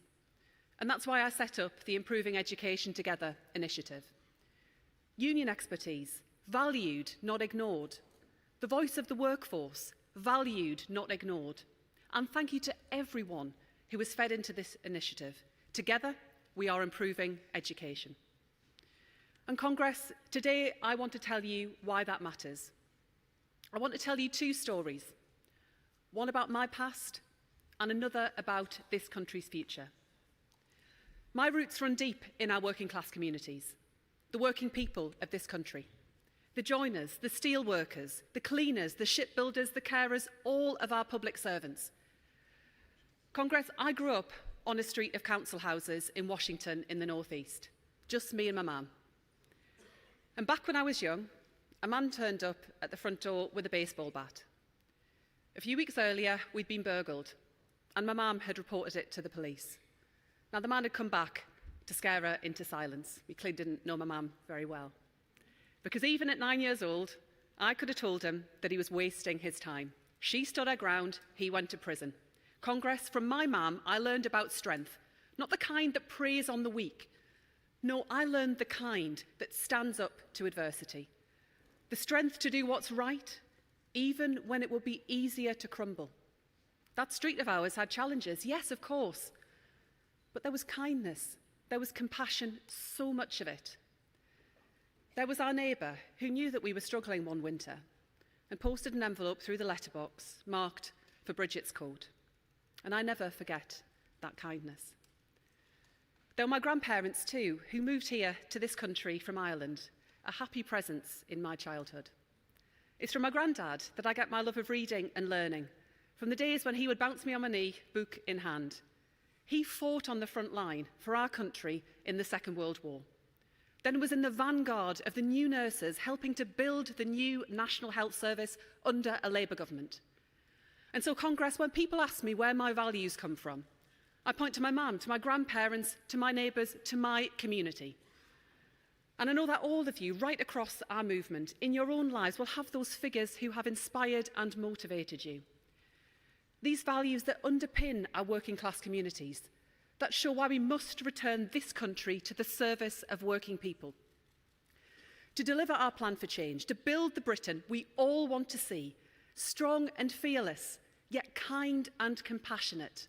A modern Britain, head held high in the world, where opportunity is open to all, where the contribution of working people is rewarded, where no one need live only to work, but where everyone can work to live. That is the future that I want for our young people today. But Congress, that journey won't be easy. I'd like you to think of two siblings today, an older brother and his baby sister, growing up on that same street that I did. The brother will cast his ballot for the first time at the next general election. He grew up under the last Tory government, born too late for the Child Trust Fund, born when Sure Start centres that had once been so many had become so few. Born when the nursery place that he and his family needed had slipped cruelly out of reach. And now, what opportunities are open to him? Does he have enough money in his pocket to enjoy the simple things in life? To buy a new jacket, a ticket to the match, a holiday with his friends? Does he see a route to a good career, a house and a family? Does he believe in his bones that if he works hard, as his parents have told him, he can get on in life? Or does he believe that for young people like him, that dream is dying? Because today, there are people in our country that want that dream to fail. They come along with their simple slogans in answer to complex problems. They come happy to scapegoat, to talk of traitors, peddling their narrative of betrayal, seeking to divide us. I can talk about the dangers we face and the need for unity, but it's not enough. It's not nearly enough. The government, just as this movement, must show, not tell. And it must sow real hope and opportunity for all of our young people. Congress, the moral mission of this government must be to build the country that that young man deserves, so that his life is lit up with choice and freedom, in control of his own destiny. His little sister is just a baby, But the fight to give her every opportunity in life must begin now. By the time she reaches school, her first chapters will already have been written. And that's why this Labour government is investing £500 million to roll out 1,000 Best Start family hubs this Parliament, to give her and her friends the best start in life, the best of Sure Start's history reimagined for our future, bringing together all of the information and support her parents need, putting her on the path to success at school even in her earliest days. And last week, our childcare revolution reached new heights. Her parents can now access 30 hours of government-funded childcare every week, right from the end of parental leave up to her first day at school, a massive moment in our plan for change. And we'll reach over 500,000 families this term, helped by our school-based nurseries and providers across the country. £7,500 a year back into parents' pockets. And freedom as well to work the hours they want. The cost of childcare no longer pricing parents out of their dream job, a higher salary or a better life. And when that little girl arrives at primary school, there's a new free breakfast club ready to welcome her. Working mums and dads tell me how much that means. That extra £450 back in their pockets, together with the free childcare, up to almost £8,000 a year. And that's not just a number on a page. It's about not feeling sick with worry if your washing machine packs up. It's not making do with cold showers if your boiler breaks. It's about being able to say yes to an ice cream in the park, a trip to the beach, or an afternoon at the cinema. But our Breakfast Clubs Congress, they go further. They build the belief that children belong in school. And that matters perhaps now more than ever. There are some families in this country, some communities even, where that faith is fading. Young people unable to even imagine a promising future, let alone grasp it. School didn't work for their parents, why should it work for them? Congress, our schools have come so far, driven forward by our amazing school workforce. But there are still groups of children in our society for whom school just isn't working. Like children with special educational needs and disabilities. More likely to be suspended, less likely to do well in English and maths. It's frankly unacceptable, and it is a similar story for our working class children too. Lower attainment, lower life chances. But I refuse to lower my expectations. Congress, I'll tell you why I'm so passionate about our schools. Because schools, and often our schools alone, are the pathway to opportunity for working class kids. And I know it because I lived it. I know what it takes to go from a tough street of council houses into the cabinet. Great schools, fantastic teachers, a strong sense of community. And I want to thank from the bottom of my heart every single person right across our country who works in our schools.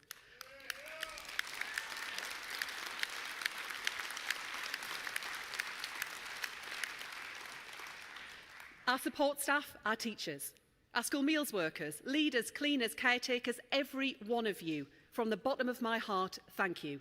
The success of our children depends on so much more. Alongside everything you do, I know there is much to achieve. I had a family steeped in the proud working class tradition of learning, of self-improvement. The same tradition that saw miners' halls in my community, with libraries stocked with books, journals and newspapers. The same tradition that sees banners lifted every year at the big meeting in Durham, proclaiming the universal immortal truth that knowledge is power. The same tradition that sees Union Learn colleagues fight for the learning of your members. I think of that young man today from my community, growing up in Britain today.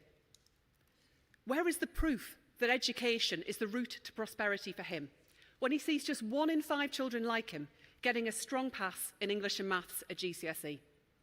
And I tell you this, Congress, not just as Education Secretary, but on behalf of this government as a whole. Because this isn't just a mark of the health of our schools, but the health of our society. When we deny our working class kids the opportunity their talent demands, we deny the country the chance of a brighter future. Wages lower, work less secure, growth on the floor. And that breeds resentment, Congress. Dark clouds hanging over our towns and cities. So when I say that I'm determined to build a school system that works for every child, that delivers excellence and opportunity for every child, I mean it. The Chancellor means it. The Prime Minister means it. And we'll set out the change we will deliver through our new Schools White Paper. But I can tell you now, Congress, that this government will drive high and rising standards in every school in this country. No compromise, no exception, strong on standards for our working class kids. That means strong accountability and strong support for our schools. Over 200 of the schools which need that support the most, are now getting it through our new Regional Improvement or RISE teams. And today I announce that that number will almost double. Almost 100,000 more pupils across the country will benefit. Expert support from the best in our school system. Just as we are putting our economy back in the service of working people, we are putting our schools back in the service of working people. And these two are indivisible. A good education is the only way that working people can get the best from our economy. And that goes beyond schools, especially for that young man. He's left the classroom behind, he's not sure what next. But he doesn't want to be sitting on mum and dad's sofa come September. He wants to get on, but without the right support, he could so easily slip into stagnation. Retreating into a parallel life, days and nights spent alone in his bedroom, accessing all manner of material online, vulnerable to the toxic messages he finds there. As the months pass, hope disappears and anger seeps into the gaps. That's how our social fabric begins to fray. But it doesn't have to be that way. Our task is to help that young man claim a stake in our society. He needs top quality choices, a route into university or a great apprenticeship, like the apprentices I met at British Steel in Scunthorpe last month, who wouldn't have had that chance were it not for this Labour government stepping in and taking action to secure its future.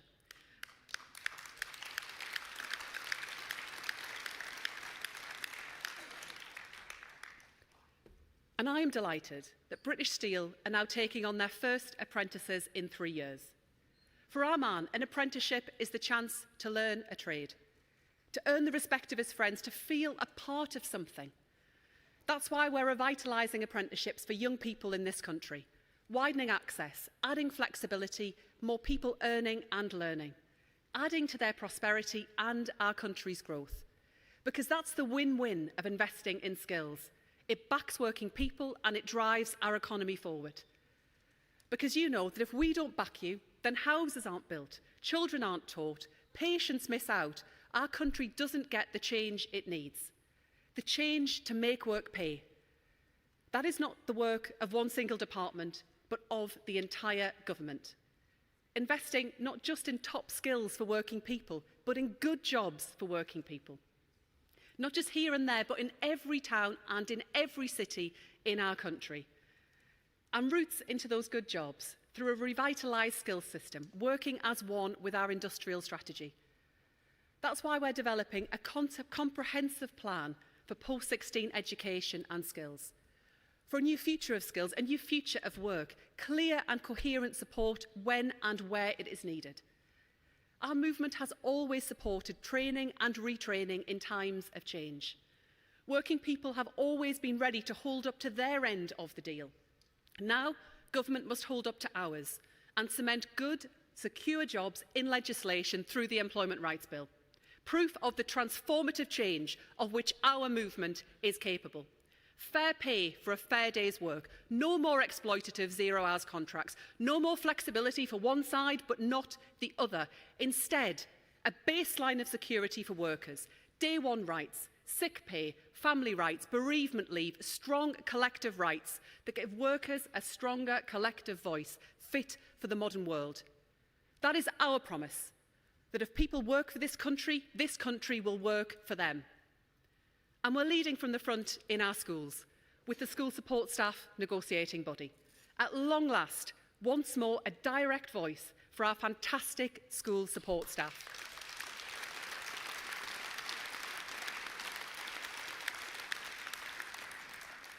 Our caretakers, our catering staff, our teaching assistants, the people that bind our school communities together. And make no mistake, They will be properly recognised and rewarded for the vital work they do. That's the progress this country needs. And for adult social care workers too. It can be a hard job. Long hours, tough terms. But Congress, show me a job with more value and show me a workforce with more heart. Overlooked until now. And that's why the Employment Rights Bill will also deliver an historic fair pay agreement in social care.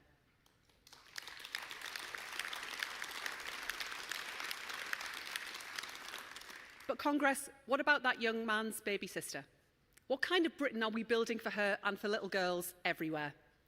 As Minister for Women and Equalities, I am deeply proud of the progress this government has already made.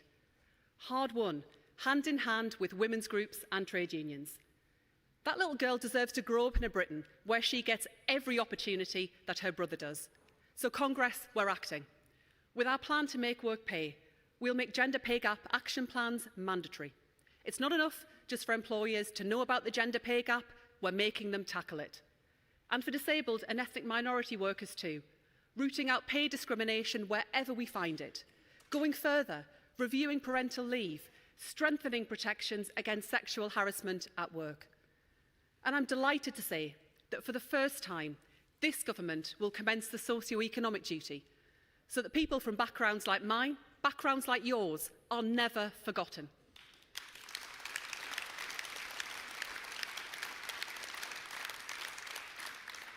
So that when public authorities make strategic decisions, they'll have to consider how they can ease the inequalities that still blight our communities. On women's rights, on workers' rights, on life chances, the choice we face is a simple one. Forward with Labour to shape the 2030s, or dragged back with Reform and Nigel Farage to the 1950s.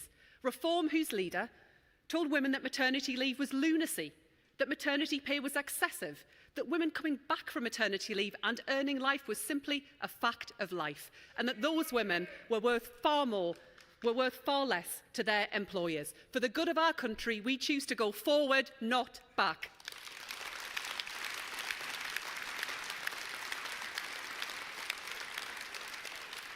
And Congress, make no mistake, let there be no doubt. 1 year ago, we were elected to deliver this Employment Rights Bill, and Congress, that is what we will do. We will not accept any watering down by the Lords. Forward with the Employment Rights Bill in full.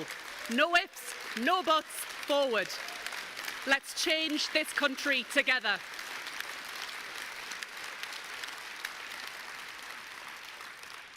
For that young man, for his baby sister, for working class communities across our country, £8 billion of investment in early years, free breakfast clubs, reaching almost 80,000 children in our most deprived communities, free school meals for 500,000 more children, higher standards in our schools, stronger rights for workers, better choices for parents and freedom for families, a new wave of opportunity.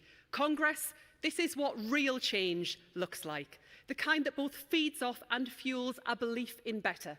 Building a cycle of hope, not hostility. And the chance to work with you to deliver that change is the greatest privilege of my life. It's why the worst day in government is still better than the best day in opposition. It's why no matter how hard the challenges, no matter how tough the choices, what drives me forward every day is the brighter future our children and our country deserve. And we get there, Congress, through the politics not of fear and hatred, but of hope and justice. So I ask you to continue to work with us on the good days and the bad, to keep up the fight in our towns, in our cities, in all of our workplaces, to build a country of which we can all be proud. Together, we can restore opportunity and hope to working people and build a stronger Britain. Thank you so much.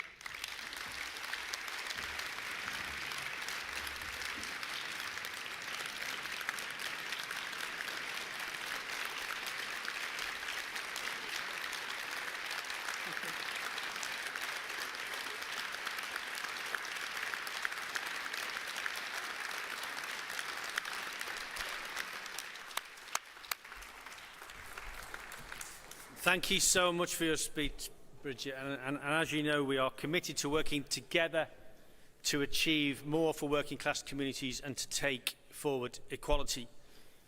Can I also add, on a personal level, I think I love your mum. Strong. Thank you. The Secretary of State has agreed to take questions. We will be taking questions in small groups. I invite Paul Nowak to introduce our first questions, Paul.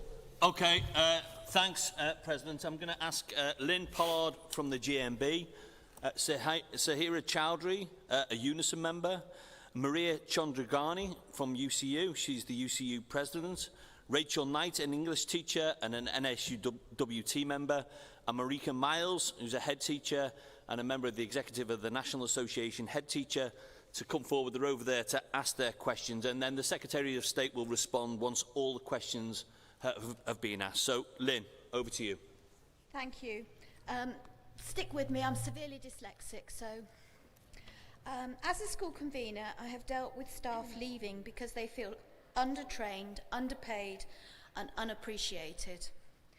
We welcome Labour's pledge to value and recognise the professionalism of the school support workforce through the SSSMB. Will you commit to ensuring all support staff get the same fair pay, terms, conditions, so that every worker is and feels valued?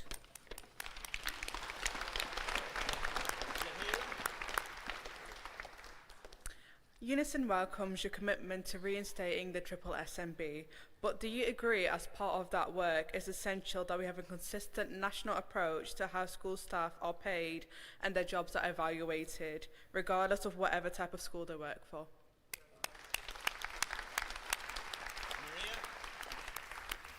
Bridget, thank you for the opportunity to ask a question on behalf of all UCU members. The Tories introduced a failed marketized model across education, in schools, further education, adult education, prison education, higher education. This has been disastrous.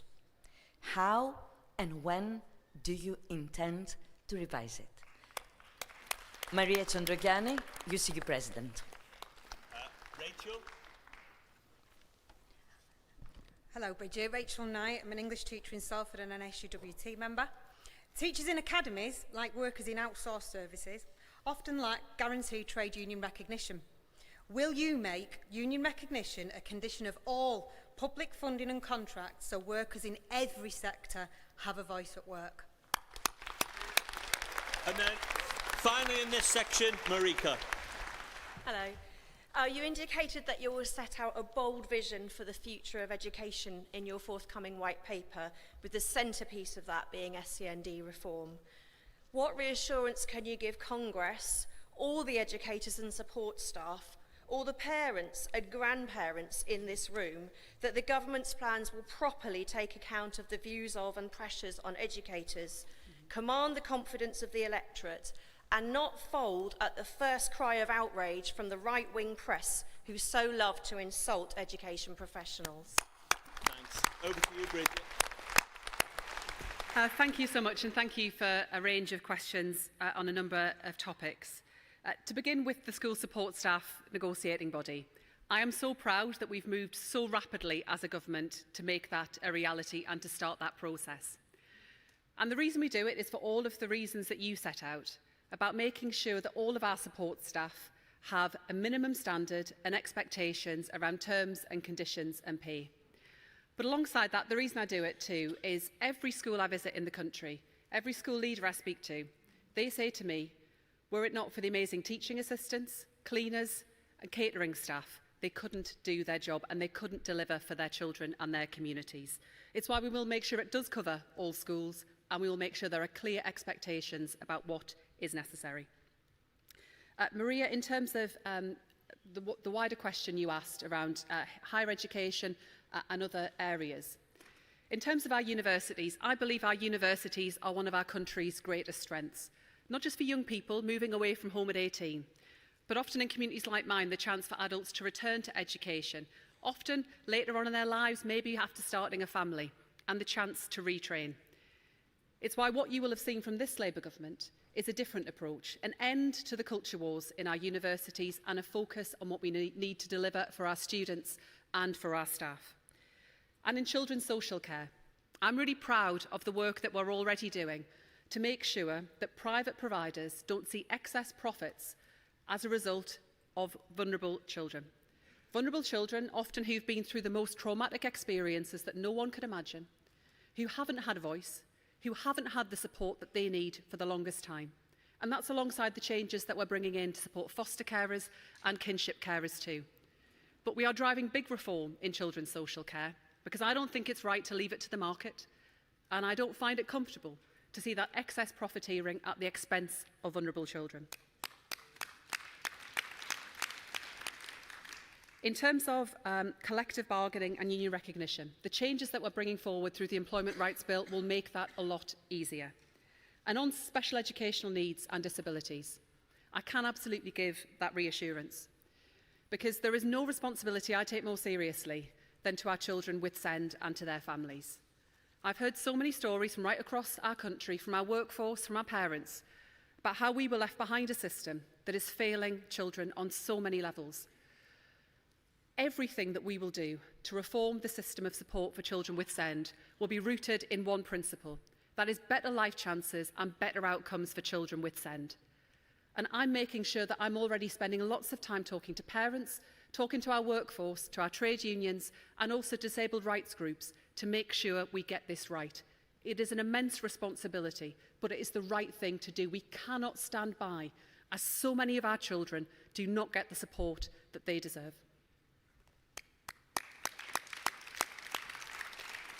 Thanks, Bridget. We've now got a second group of questions. So we've got Heather Gillifan, who's an NHS worker and a Unite member, Nicola Hawkins, who's a member of the NEU, Julia Giorgio, who's the General Secretary at the NHBC Staff Association, Carla Jones-Charles, who's Director of Midwifery and an RCM member, and then finally, to round off our questions, Renata Birmingham, who's a USDOR rep at a large retailer.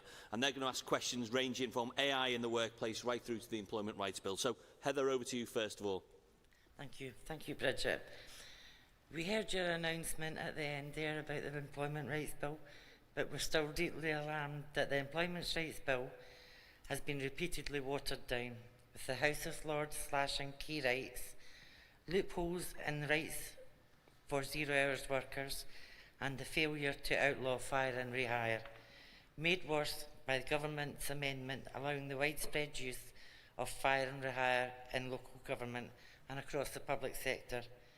Will this government guarantee this Congress that it will implement the bill in full?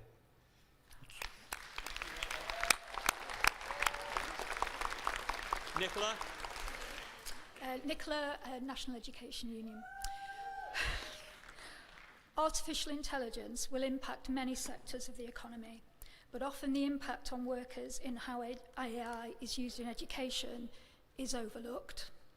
Can the Secretary of State guarantee that unions will be full partners in discussing frameworks for both how and why AI is used and how workers' rights will be protected? Thank you, Nicola. Julia? Thank you, Bridget. I'm a proud trans woman. Given the exclusionary nature on the original EHRC draft guidance, reportedly repeated in the revision that is now on your desk, what will you do to ensure the safety, dignity and human rights of trans people and trans workers in particular are upheld? Carla? Thank you. As Minister for Women and Inequalities, the female workforce is a backbone of our public services, including in maternity care. But female workers are systematically discriminated against with a lack of availability of flexible working, particularly in the NHS, and career stalling if they take maternity leave or carers leave. Will the Secretary of State agree that this misogyny in public services must be addressed and ended as a priority? Thank you, Carla. And then finally, for our questions, Renata. Thank you. Hello, Bridget. The government has made welcome progress on expanding childcare provision but it remains very difficult for low-paid workers in sectors like retail and distribution to access affordable childcare. Will the government develop a longer-term plan to make childcare universally available to all families? Thank you. Great. Bridget, over to you. Great, thank you very much for those questions. Heather, first of all, no ifs, no buts, we will implement the bill in full. This will be the biggest upgrade to workers' rights in a generation, and this Labour government will deliver it.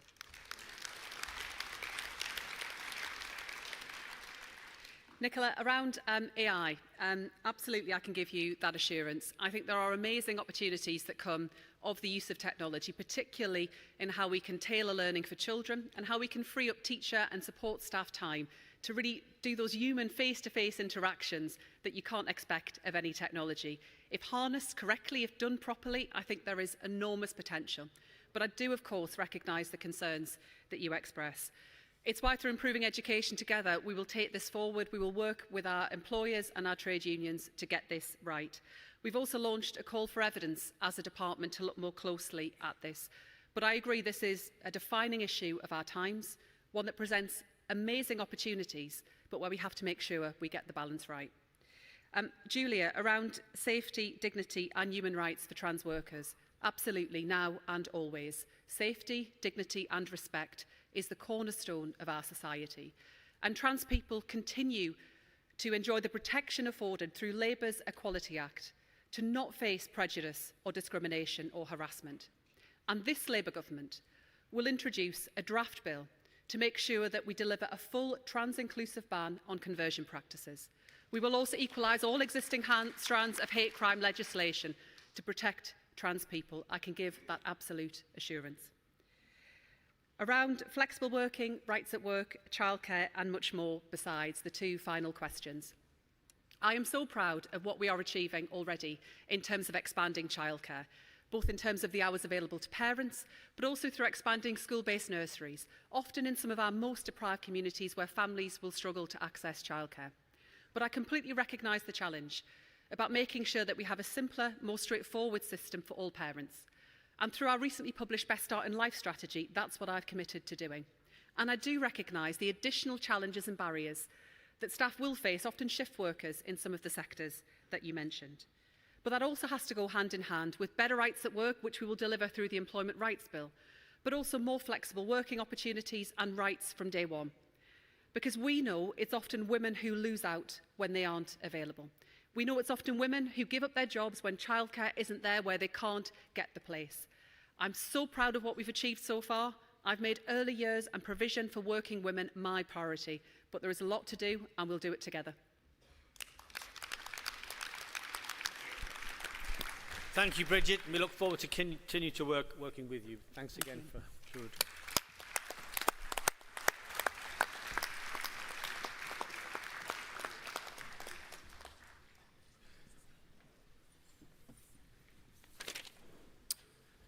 Congress, we return to section 4 of the General Council report from page 46, meeting the challenges of the future continued. I now call paragraph 4.5 and composite 13, Europe Matters. The General Council support the motion. It's going to be moved by Prospect, seconded by MU, Musicians Union, supported by UCU. Other speakers, I'm going to take equity in the debate. Prospect, please. Are you ready? No. Too quick. There we go.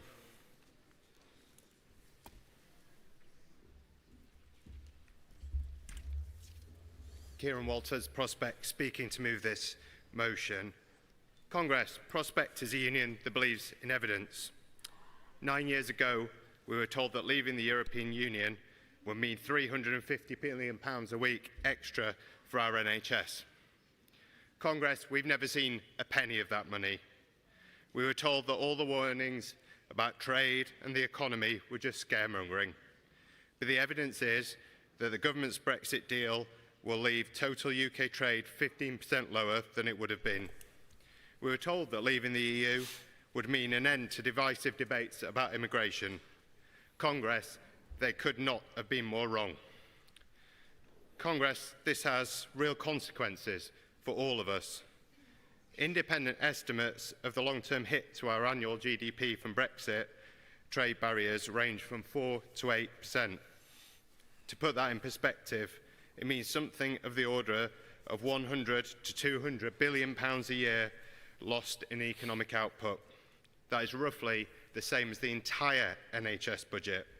And we see this in our own members. Scientists cut off from European research collaboration. Creative workers unable to tour in Europe due to new visa rules. Regulators drowning in paperwork due to new border checks.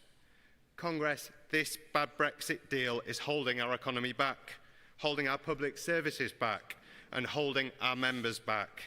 Prospect welcomes the Labour government's reset of the relationship with Europe, but we need to quickly turn those warm words into real action. We need to fix the visa system for our touring creatives.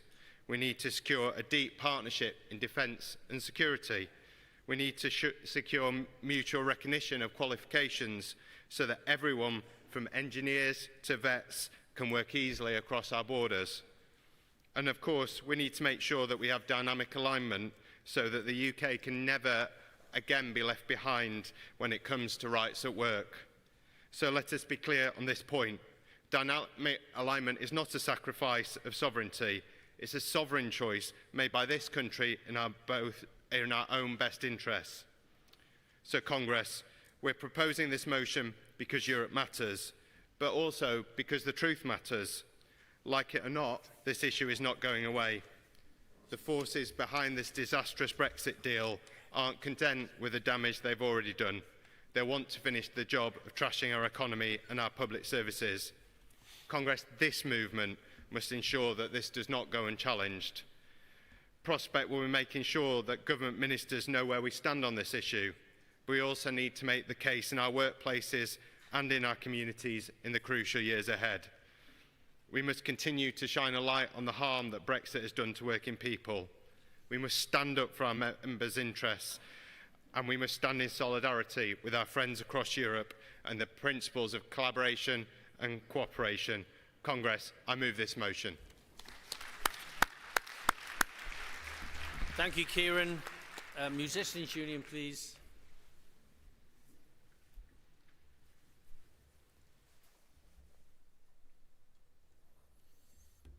Thank you, President. Alice Anglis, Musicians Union. In 2019, I was not long out of my postgraduate course at one of the best music colleges in the world, wide-eyed and bushy-tailed, and beginning to build my career as a musician. I had been working on my craft since I was 7, and now the world was my oyster. At this time, the EU was the UK's largest live music market. It was worth 4 times as much as the US. This is a market that brings in enormous cultural, social, and financial benefit to the UK as a whole, and yet just a few years later, we musicians, trying to engage with and participate in this market, are hamstrung by costly and overcomplicated documentation and fees, on top of rising costs across every area of our work. And it's not just the musicians themselves who are affected. Hauliers face challenges due to cabotage restrictions, and orchestras and other arts organisations are struggling with the regulations that guide their use of specialist own-account vehicles. These and other examples combine to lead us to a situation where a highly integrated relationship with the EU live music market, which had been crucial for supporting emerging British musicians, boosting our music exports, and facilitating cultural exchange, has been dramatically altered since I left college. According to the 2023 UK Music Survey, 82% of musicians said their earnings had decreased because of Brexit. Furthermore, 43% of respondents said that touring the EU was simply no longer viable. Countless opportunities to earn and to reach wider audiences have effectively vanished for almost half of the musicians surveyed. EU tours are now unsustainably expensive, filled with bureaucracy, and simply too much of a headache to attempt. Despite recognition of these problems by the UK government, the Labour Party's election pledge to remove the barriers for touring artists has so far failed to become manifest. Musicians, other creative workers, and the technical staff who support them can currently only work in an EU country for 90 days within each 180-day period. This limited time makes it difficult to turn a profit. We need standardization of the rules, which currently vary from country to country and in some cases from region to region within each country.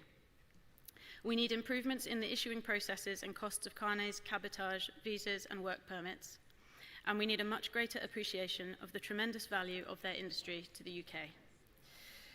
Above all, rather than a patchwork of agreements and constantly changing limits and charges, we are calling on the government to negotiate a cultural accord, a side agreement to the EU-UK trade agreement, which facilitates the vital cultural exchange between the two markets.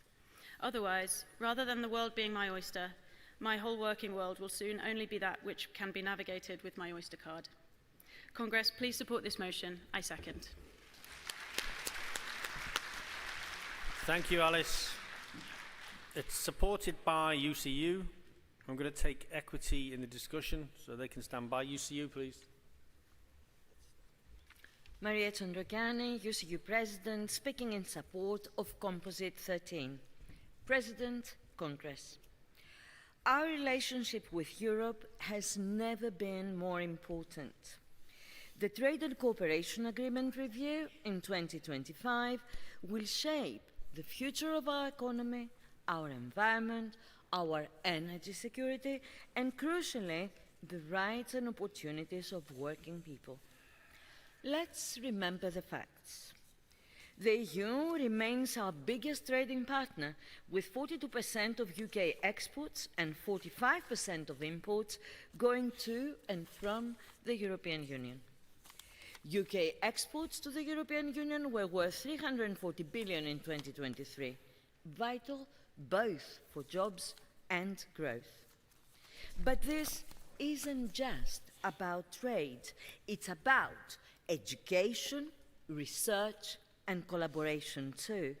Before Brexit, Erasmus Plus supported 49,000 UK participants every year, bringing 243 million of European funding to our institutions. Students of Erasmus Plus were 23% less likely to be unemployed a year after graduation. Since leaving Erasmus Plus, opportunities for students, researchers, and creative workers have been slashed. That's why UCU strongly backs this composite to lobby for the UK to rejoin Erasmus Plus, because it enriches our campuses, our communities, and our 4 nations. This motion also commits us to promote the importance of UK-EU relations for the economy and society, push trade union priorities in the TCA review through the Domestic Advisory Group, work with the ETUC to oppose the far right and defend democracy. Congress, let's be clear. The future of jobs, rights, and education depends on international cooperation. This motion puts working people, students, and staff at the heart of this conversation. As the labour movement, our vision of education is that it should be international, promoting understanding and cooperation among countries. One of the best ways of achieving this is for young people to study in other countries as part of their education. I had the privilege of being an Erasmus Plus student, a privilege which strongly contributed to an academic career in the UK and to 35 years EU activism in the UK. Please support the composite. Let's fight to rebuild the bridges we need for a fairer, more open, and more connected future. Solidarity to Palestine. Thank you.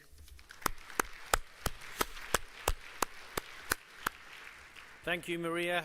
Equity, please, and that will be the last speaker in the debate.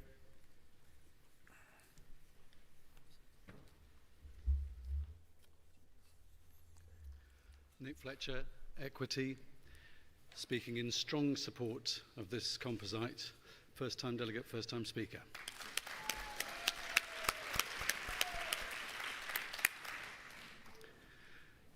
Brexit is the stupidest thing this country ever did.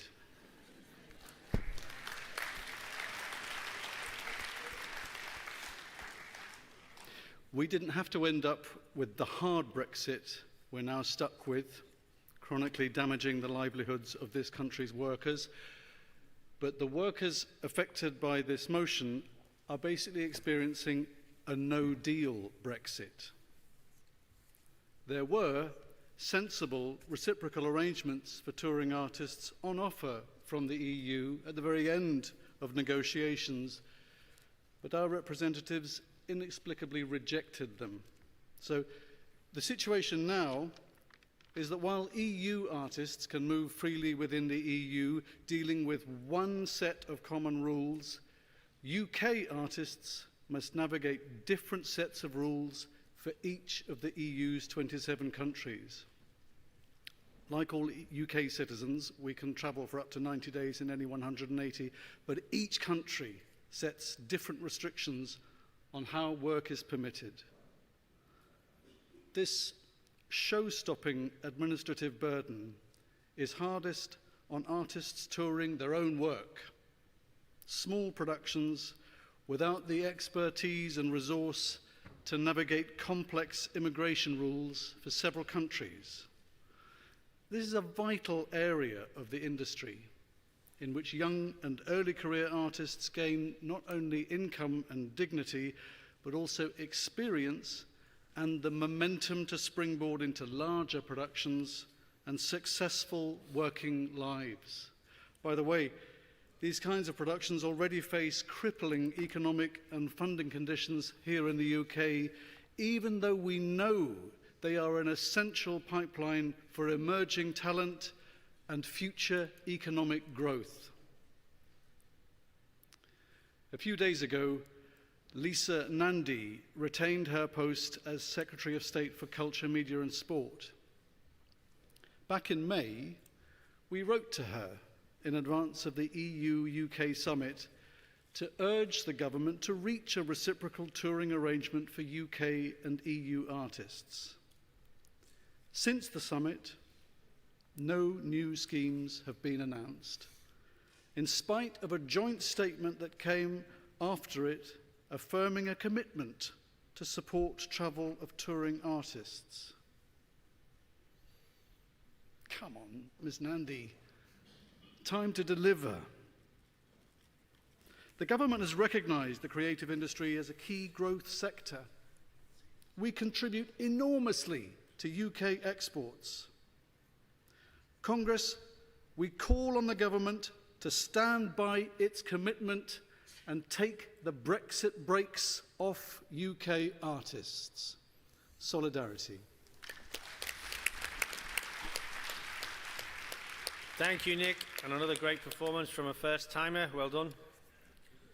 Moving to the vote on Composite 13, please, delegates. Will all those in favour please show?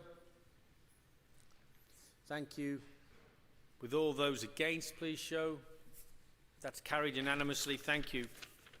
Congress, we continue with Section 2, the General Council report from page 22. I now call Motion 8, Expanding Equal Pay. The General Council support the motion. It's going to be moved by Unite, seconded by Usdaw. I will take the NEU in the debate, but I won't take any others. Unite, please.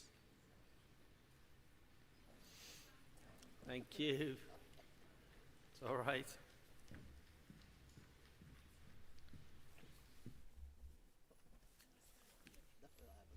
Gotta give him my time. Chair, please wait on my time. Conference. Chair, conference. Susan Matthews. I'm moving motion 8. Congress. Moving motion 8 on behalf of Unite, the union. Congress. The government are calling employment right bills and their plans to make work pay. But at the moment in this time, it's falling significant short of addressing equal pay. We are here to inform the government that they need to take serious action to ensure equal pay for equal work for everyone. As Malcolm X says, if you have no critics, you will likely have no success. So here's a message to the Labour Party. So we are here to challenge the government on behalf of all workers.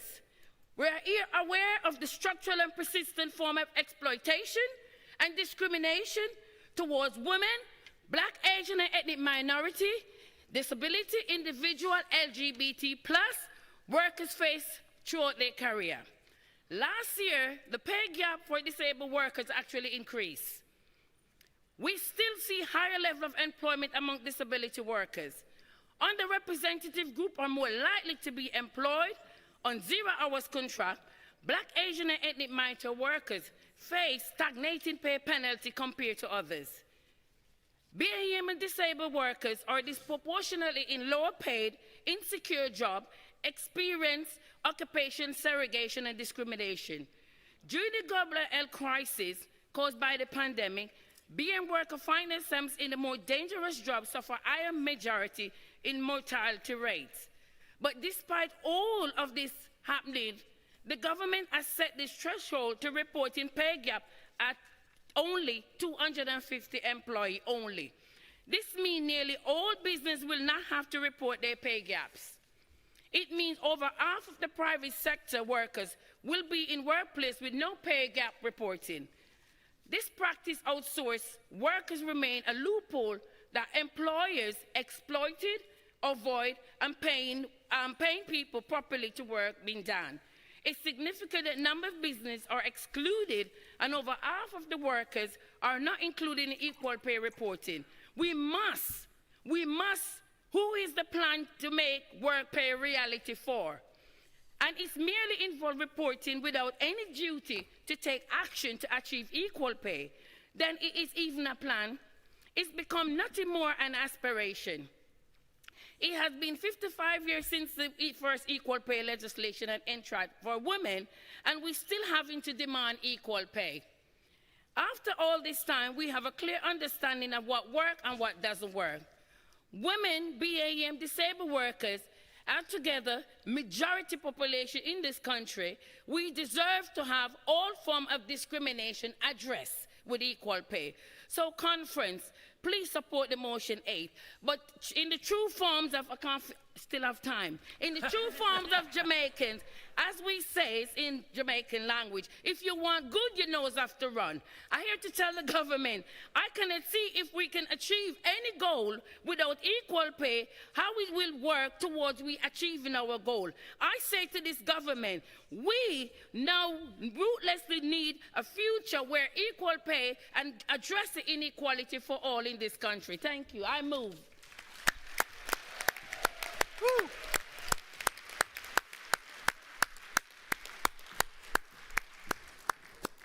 Thank you, Susan. Thank you, Susan. Usdor, please.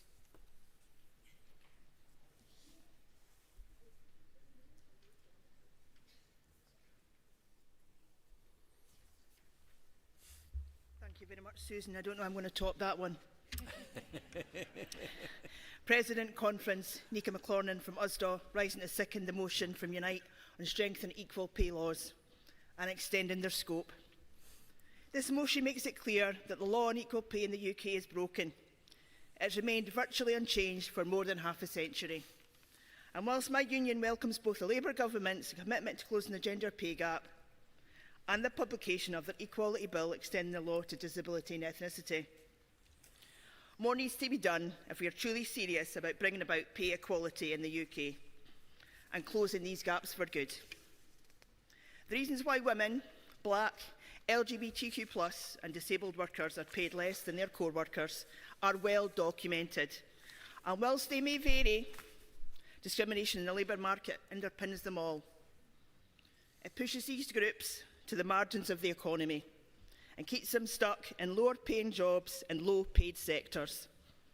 I understand that this is a complex area of law, but in my experience, there is perhaps too much talk in boardrooms of talent pipelines and networks of senior leaders. and not enough conversations with women workers about real flexible working, or with disabled workers about reasonable adjustments, or with black workers about training and promotional opportunities. And again, too much talk about not having enough commitment to the job or having the wrong attitude. Conference, yes, the gender pay gap is closing, but it's closing at such a slow pace it barely registers with the majority of women workers. The calls for action in this motion are clear, realistic and practical, are necessary steps in bringing about pay parity and long-lasting change. Please support this motion. I second. Thank you, Nika. I call any you now in the debate, please.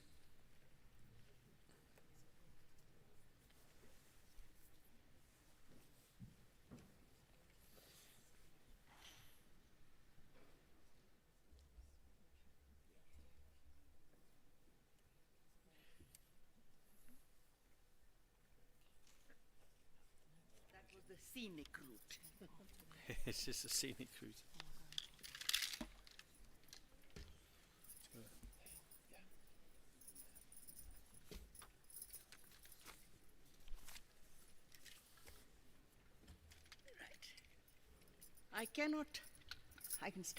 I cannot top those two brilliant speakers.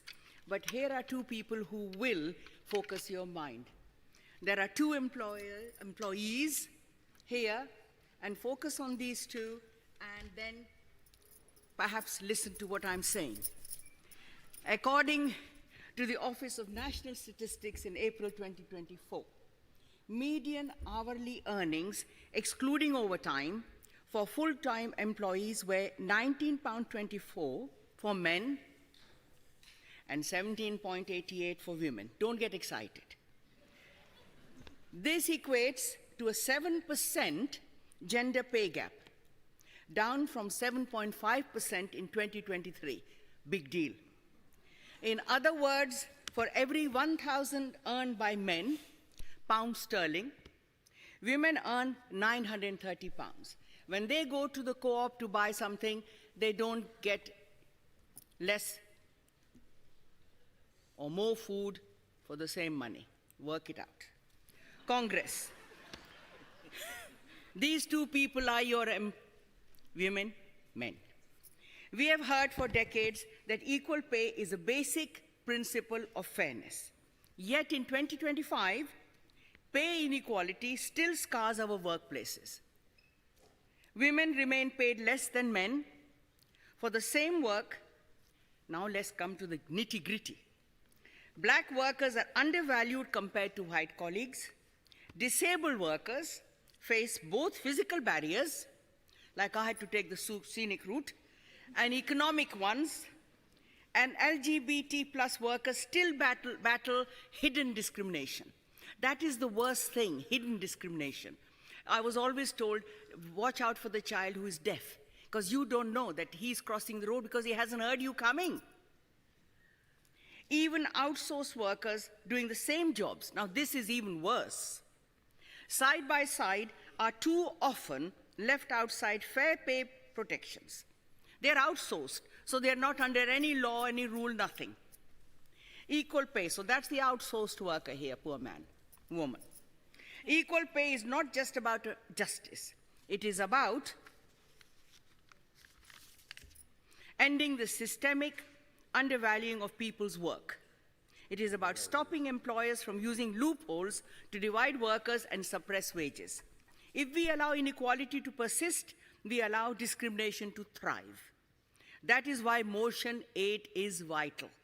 It calls for extending pay gap reporting beyond gender to race and disability, with requirements on employees of 250, as the lady said before me. That is a start, but it is not good at all. Action plans alongside audits, so reporting leads to real change. I've run out of time. Well, I think you're the first delegate to acknowledge that, so... I've got even better things. Thank you.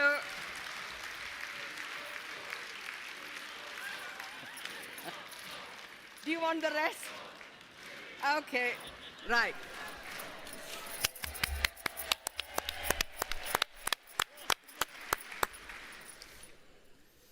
I speak as a teacher of 27 years, and I taught boys 11 to 19. And my first head teacher said to me, that's not in my time, that boys, sorry, boys relate good to middle-aged women. I was only 28. So there. Just says everything. Anyway, now we're out to the, outsourced workers, which is very important. Contracting out really is awful. We must not allow that to happen. And especially, I heard, because I was listening yesterday, that NHS out contracts and then they are safe. Well, that shouldn't be allowed to happen. You know, we are the workers. We have the right to vote. We should vote with our feet. Congress, this is about fairness, but also about power. Remember, you're thinking of these two people, very important, don't forget. So next time I come and speak, God willing, whenever, universe willing, creator willing, these will be of equal size. That's the plan. Yeah. They won't be small and big, equal size. Okay. When we win, we lift, and this is important to remember, we lift wages for all. We close the gaps that employers exploit. Remember, they are exploiting us. We are working blood, sweat, and tears, and I mean that. To keep us divided, I urge you to back Motion 8 to make equality at work a lived reality, not just a promise on paper like all our leaders. Thank you. Solidarity.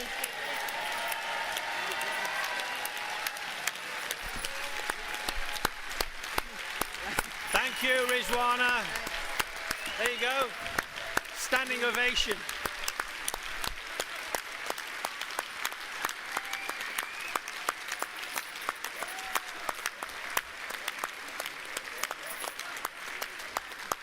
Yeah, I've got to take the scenic route, you say.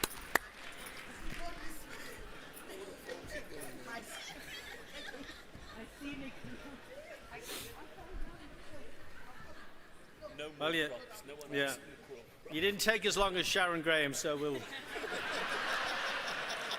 Sorry, Sharon. I mean, you know.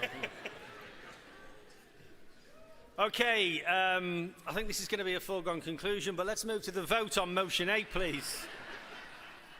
Will all those in favour please show? With all those against, please show. That's carried unanimously. Woo!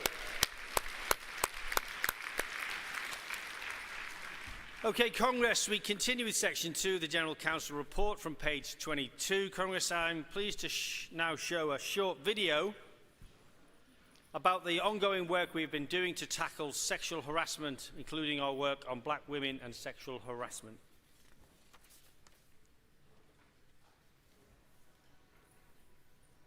The Worker Protection Act is a new piece of legislation that came into effect in October 2024 that means that employers have to take proactive and preventative steps to make sure that their workers are safe in their workplace and are protected from sexual harassment. When we talk about sexual harassment, we're talking about power. That's what it's about. And it's about putting and keeping people in their place. The fact that the WPA now has put a duty onto employers and to workplaces to make sure that they are putting into place preventative policies and actions is going to be the game changer. The Workers' Protection Act legislation is a step in the right direction, but preventative measures that the trade union movement must be at the forefront of is equally as important, because we mustn't walk on the other side of the road and ignore what's in front of our eyes. The evidence is overwhelming, whether it's sexual harassment of young girls and women in the workplace, or whether it's racism. We cannot turn a blind eye to that. And if trade unions don't speak up, then I ask, who is going to speak up for those individuals? I am part of the Preventative Cultures training team, and I have undertaken comprehensive training by the TUC along with other colleagues to provide support and advice to affiliate unions on how they can introduce preventative work to ensure that the cultures within the workplace and also within the union are free from sexual harassment. I've been fortunate to deliver some training to a number of affiliate unions within the TUC, and what I have seen personally is a kind of awareness, an awakening if you like, with some of the trade union officials and activists that I've spoken to. They perhaps were not aware of the impact of sexual harassment on some workers. We need to be making sure that the workplace is safe for all of us, because this law doesn't just apply to a small group of people, it applies to everyone. The work that I've been doing for TUC is in relation to the experiences of black women, and one of the most important things that came out of our work is about what sexual harassment looks like for black women in the workforce. Black women have been subjected to adultification and to misogynoir almost from a very small age. As black girls and grown into black womanhood, we are both hypersexualized and desexualized at exactly the same time.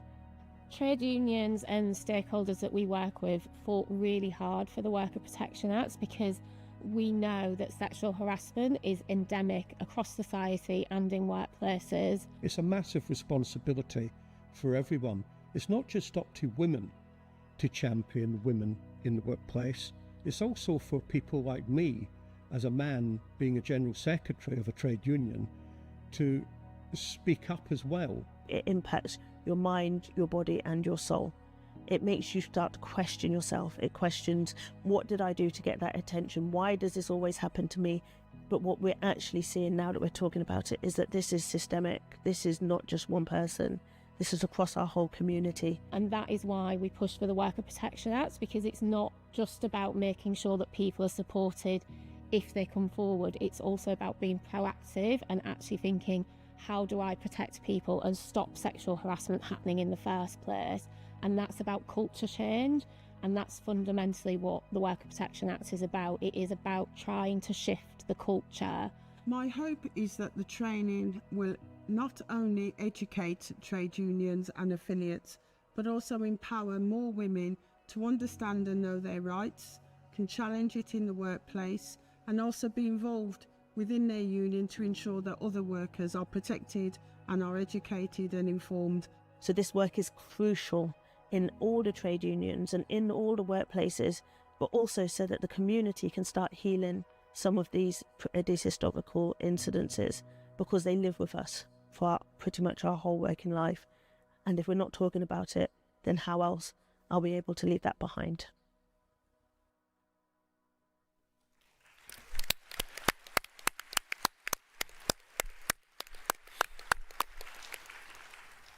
Thank you, Congress. I now call Composite 6, Advancing Neurodiversity Rights in the Workplace and Championing Inclusive Support for Neurodiverse Staff. The General Council support the motion. It's moved by the Society of Radiographers, seconded by Aegis, supported by USDOR and CSP and FDA. I won't be taking any other speakers in the debate. Over to the Society of Radiographers, please. Good afternoon, President, Congress. I'm Suzanne McCracken from the Society of Radiographers. This is my first time speaking at Congress. I'm proud to move Composite 6, Advancing Neurodiversity Rights in the Workplace and Championing Inclusive Support for Neurodiverse Staff. It is estimated that in the UK, 15 to 20% of the population are neurodivergent.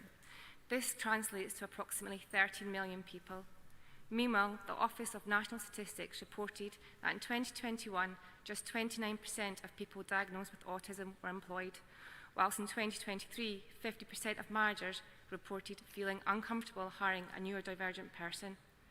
As little as 28% of managers report that they have ever received neurodiversity training. These figures show how our current systems are actively excluding or restricting a significant number of individuals who either are struggling in our workforce or who are could significantly contribute within it if given the chance. Workplaces are often chaotic, reactive and overstressed environments. This reduces efficiency, is underproductive, and leads to poor customer support and service. Nowhere is this more obvious than the NHS. These environments can be immensely challenging for neurodiverse staff who struggle to function in the often loud, unpredictable, and chaotic spaces. These struggles then impact on our patients, avoidable errors impacting their care and clinical outcomes. Within my radiotherapy department, we have tried to design our work environment to be inclusive for our current staff. We offer flexible work arrangements, quiet spaces, and spaces with dim lighting. Team handovers have clear instructions as to what is expected to happen that day. For our patients, we have introduced a communications passport. This enables them to be able to give any department clear instructions as to what they need without having to go into detail every time as to what and why they need it. This allows us to know ahead the environment, the staff, and the triggers that we need to successfully undertake the individual's appointment, setting the staff and patients up for success, not failure. If success is to be achieved by all, let's stop asking neurodivergent individuals to adapt to systems that weren't built for them. Instead, let's rebuild those systems so that they work for everyone. This motion doesn't just call on employers and governments to do something, it also calls for unions to be better leaders in this space. In the SOR, we are taking this issue seriously and we are offering leadership training to employers, reps and members. This doesn't have to be expensive to be effective. We are highlighting positive examples within our communications to all reps and members. We are refining and updating professional guidance, standards and training for managers and members. We are supporting our officers through the NES Autism Champion Training Programme and rolling this out as part of our mandatory rep training, ensuring that we acknowledge in action the importance of integrating our EDIB policy into all of our industrial and health and safety rep training programmes. Inclusion is not a box to check, it is a commitment, a culture and a continuous journey. Please support this motion. Thank you, Suzanne. Aegis to second the motion, the composite.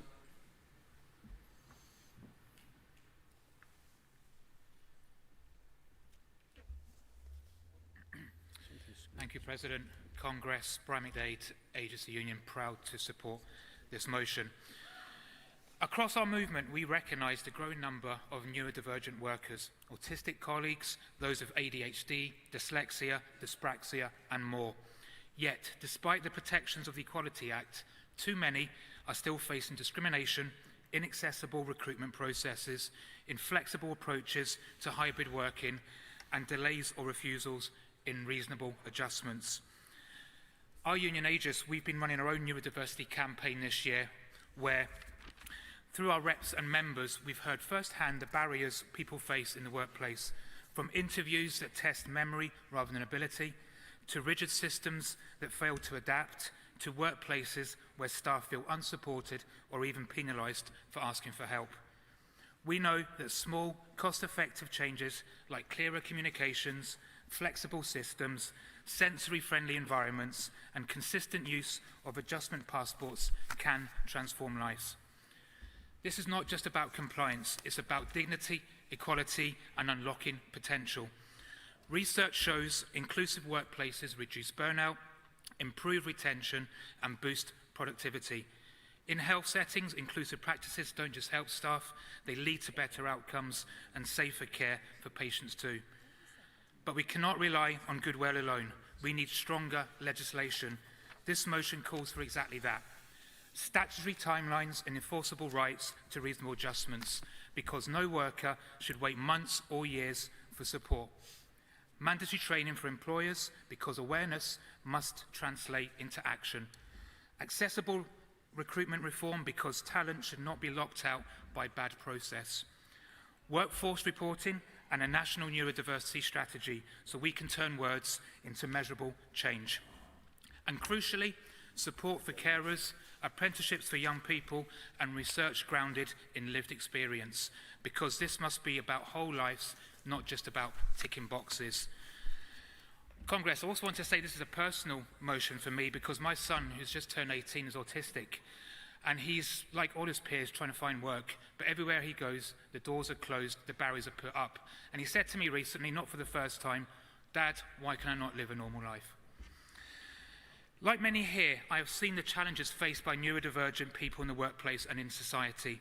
I have seen the stress, the frustration, but also the incredible strengths that shine when barriers are removed. That's why Aegis has put this issue at the heart of our campaigning, and we are determined to push it forward here today. This is our chance to ensure that neurodivergent workers are not an afterthought, but fully included in the rights and protections of our movement. On behalf of Aegis, I urge you all to support this motion and to stand together for equality, dignity and opportunity for all workers. Please support. Thank you. Thank you, Brian. Usdor, please.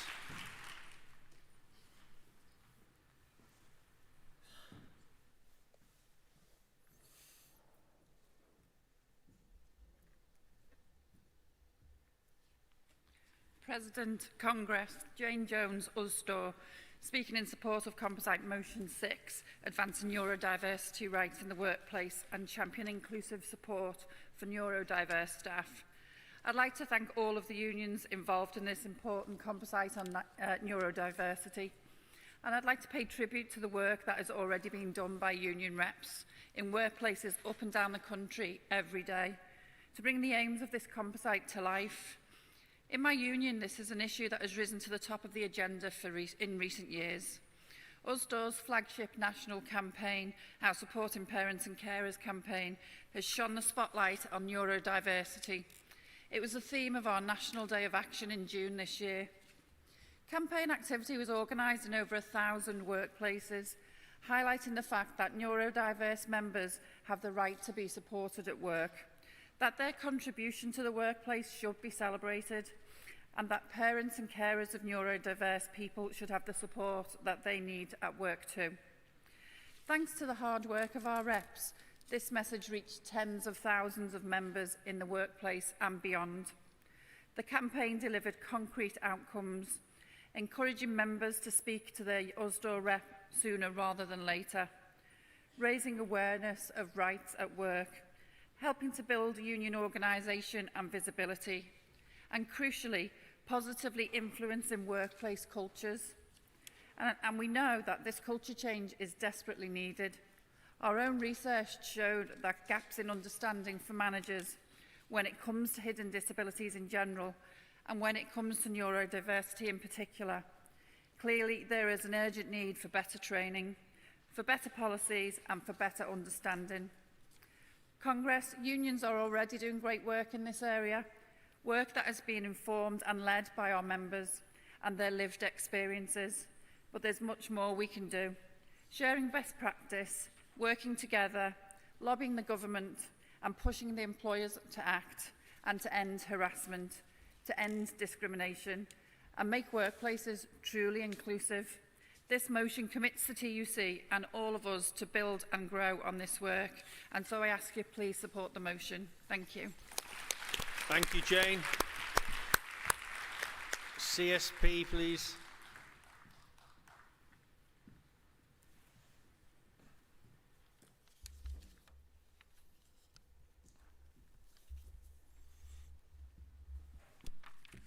President, Congress, good afternoon. Brune Skeg, Charter Society of Physiotherapists. I'm also neurodivergent and a parent of neurodivergent children, so I know both personally and professionally how vital it is that workplace understand and value neurodiversity people. Around 20% of the UK population is a neurodivergent, and that includes ADHD, autism, dyslexia, and dyspraxia, and others. Congress, neurodiversity should be celebrated. It brings creativity, insight, problem-solving skills that enrich workplace and culture. Evidence shows clearly employers who embrace neurodiversity hiring see higher productivity and a greater engagement. Yet, the employment rates remain stark.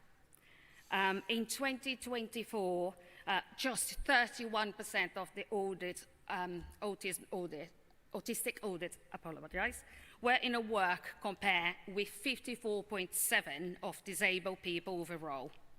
Progress is possible. This is what we want to. Disability pay gap reporting, it is a promising step, and I would like this to be extended to small and medium employers. We also commend the use of the disability passport, which recorded the needs and adjustments, making work more accessible. But too often, Brilliant people are excluded from the start. Job applications and interview process are rarely designed with everyone in mind. Reasonable adjustments are not always considered. And to be open about neurodiversity cannot feel unsafe. It's a shame. Congress, when that happens, we just don't lose talent. I'm afraid we lose the chance to belong. And that barriers don't end when someone is employed. Progression and performance in management can be difficult when managers lack understanding. Congress, not all disability are visible.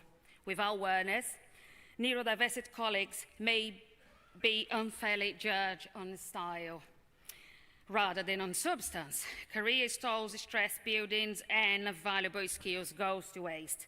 This is why workplace policies matter. They must not only prevent discrimination, they must enhance lives. They must encourage employers to rethink about recruitment, adapt workplaces, and create a culture where neurodiversity, our future generation and I, can feel safe, supported, and valued. Congress, please support this motion. Thank you, Bruna. FDA, please.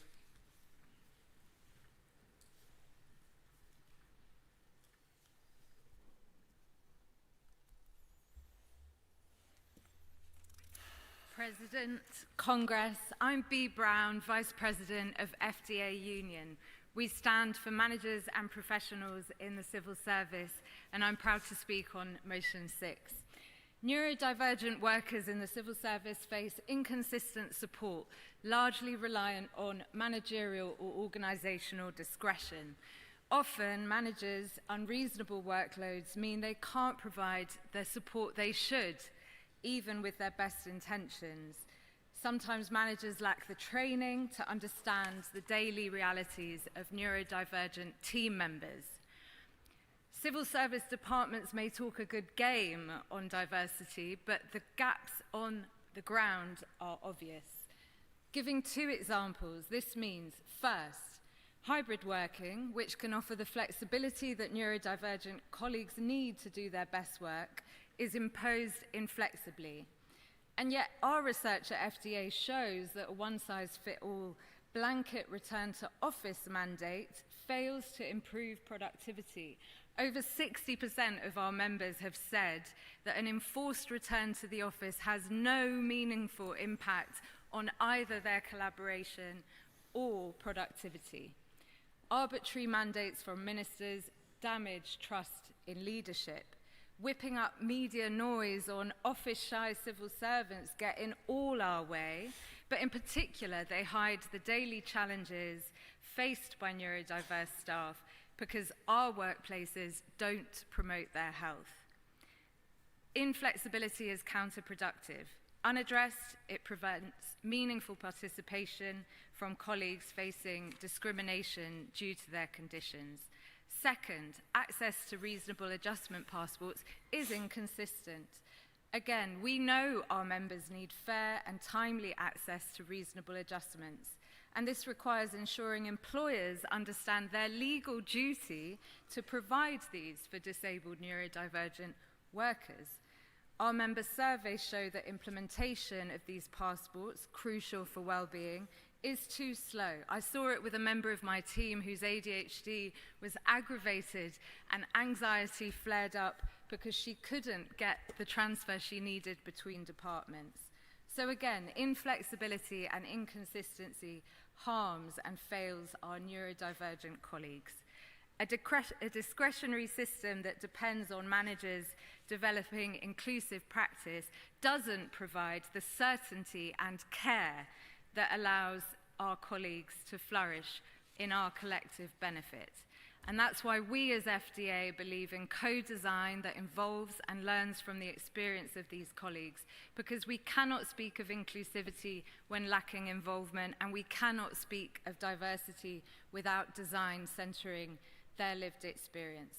So let's create the workplaces our neurodivergent colleagues deserve together. and make the protections already envisioned in the Equality Act 2010 real. Congress, please support. Thank you, Bea. Okay, moving to the vote on Composite 6, please. Will all those in favour please show? Thank you. Will all those against please show?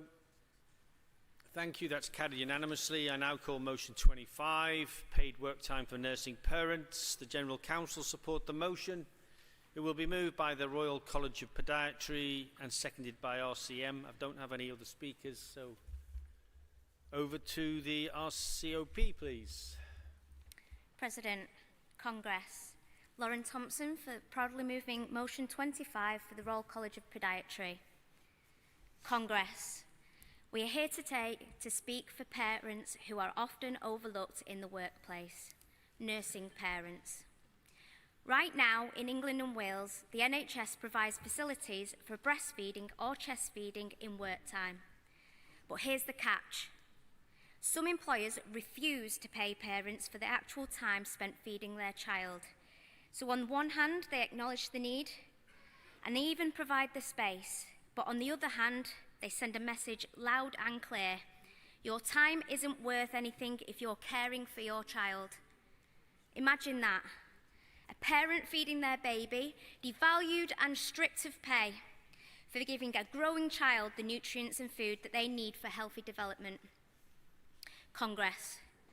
We know that nursing and feeding are not optional luxuries. They are essential for acts of care, for health, for bonding, for life itself. And when a parent steps out to feed their child during the working day, they should not be made to choose between their baby's needs and their pay packet. Let's look at some of the facts. Direct chest feeding provides more beneficial bacteria than pumping alone. It helps develop the child's jaw and palate, and most importantly, it provides a bonding between the parent and child, a critical aspect of development. Most organisations allow breaks for expressing milk in private, but the simple act of feeding a child directly is often too excluded. They may have been told that there is room where they can nurse or express, but then when they use it, their wages are docked, and they're made to feel guilty, or they're told to make up the time. Congress. What message does that send? It says, you can be a worker, you can be a parent, but you don't dare be both. It's unfair, and it sends a damaging message that parenting has no place in the workplace. In Scotland, the NHS policy already recognises this structure. That's not a dream, it's not a theory. It's happening right now, and it can be done in Scotland, then it can be done across the rest of the UK. Scotland has provided us with a starting block, proof that supporting nursing parents is both practical and achievable. What we need to do now is have the will and the commitment to make it national. Supporting nursing parents is not just about compassion, although compassion should be enough. This is a strong value that we carry in our NHS and to our service users. It's also about fairness, morale and retention. Paid time to feed a child gives parents a genuine work-life balance. It keeps skilled staff in their jobs. It builds workplaces that are humane, healthy and respectful, which is certainly something that we need to retain in our NHS. So today, we are asking Congress to stand up, to say loud and clear that nursing parents must not be penalised, that paid time off to feed a child is a basic right, that parents and children alike deserve dignity, and any growing child should not have a health disadvantage because an employer made a parent choose. Let us call on the TUC to campaign actively, to remove the barriers that too many parents still face, and to push for policies to put in place that match our values of fairness, respect and solidarity. Because Congress, when we support parents, we support families. And when we support families, we build a stronger, kinder society for us all. And I'll say it one last time. No parent should be forced to choose between their pay and their child. Congress, I urge you to support this motion. Thank you. I move. Thank you, Lauren. RCM, please.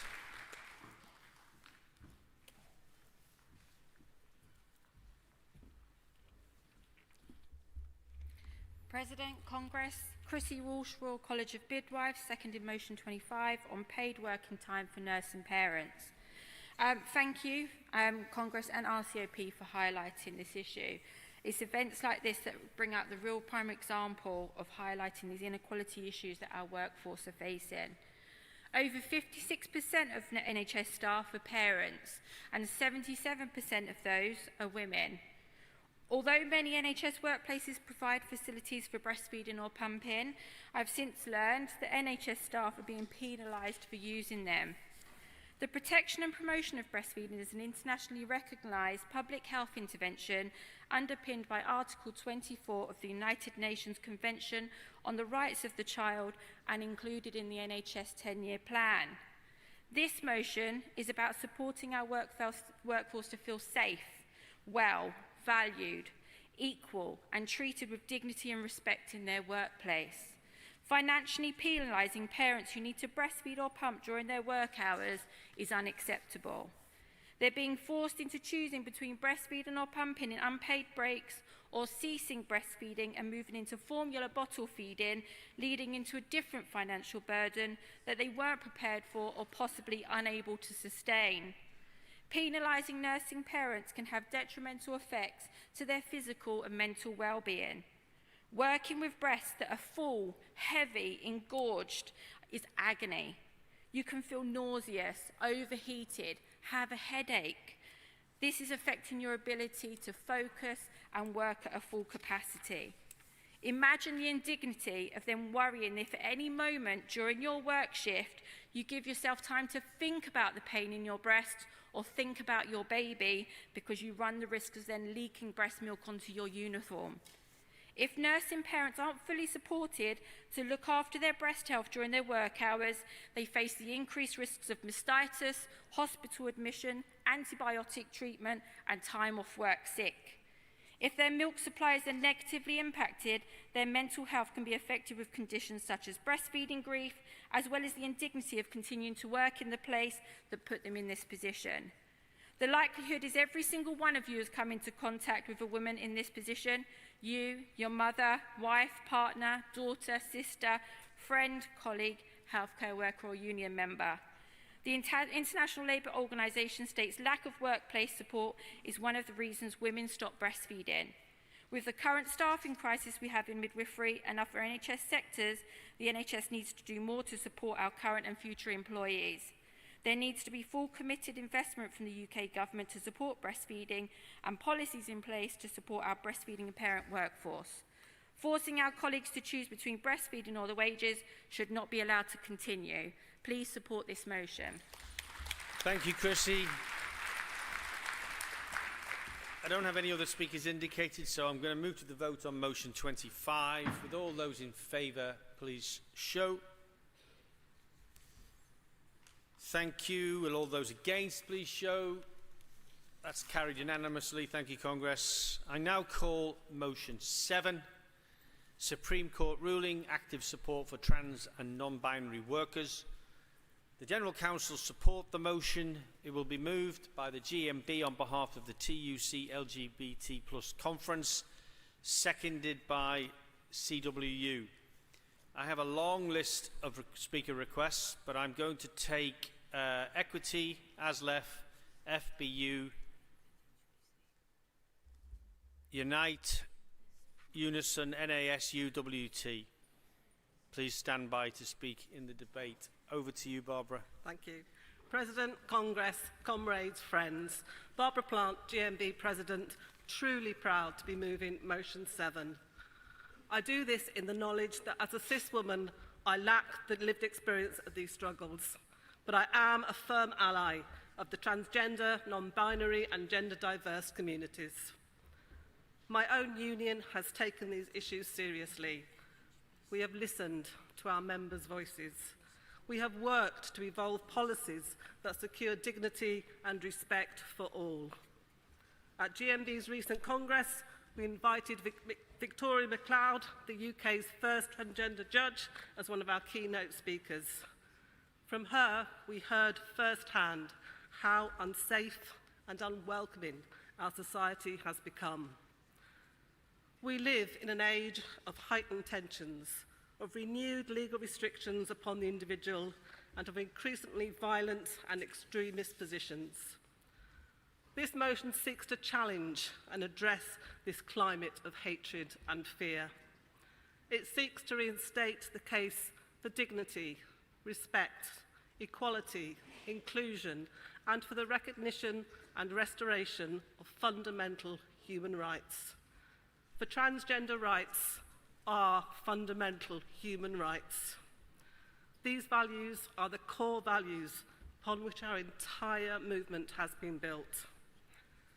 An injury to one in our movement is an injury to all, and transgender, non-binary and gender diverse workers are entitled to live their lives, find self-expression and go to work and access public spaces free from any form of prejudice, discrimination or harassment.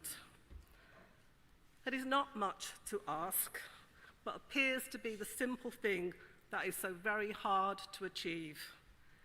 It has been made even worse by the Supreme Court ruling of 16th of April this year, which flies in the face of the judgment and advice of the European Court of Human Rights. The interim guide presented to Parliament is deeply flawed. The EHRC has refused to make public the evidence upon which the new guidance has been based. Transgender voices were silenced, and lived experiences went unacknowledged. As a result, the proposed code has every hallmark of being ill-considered, rushed, and far from being coherent or impartial. Of course, there is a solution to this. Parliament does not have to accept a poorly written and divisive report. The government can simply ignore it and move to update and improve the existing provisions within the 2004 Gender Recognition Act and the 2010 Equality Act. This would also reflect the best practice of many of our European neighbours who have adopted the social model of self-identification, which avoids the pitfalls of arguing over biology. The TUC is uniquely placed to influence and campaign for these changes. It has a strong democratic mandate from successive Congress motions in this area, passed since 2018. We have to make sure that these good policies are implemented, influencing politicians, as well as initiating dialogue in our workplaces. This builds allyship, bridges division, and forges unity. We need to ensure that trans voices are heard, rather than being silenced or scorned, and that they are put at the forefront of parliamentary process and organising campaigns. The message from this TUC Congress should be loud and clear. Trans workers are our members. They have stood beside us in our struggles. Now is the time for us to stand beside them and to join our voices and all our strength in the most basic and powerful way that we all know works, through solidarity, one with another. Congress, I urge you to support this motion. I move. Thank you, Barbara. I call CWU to second the motion.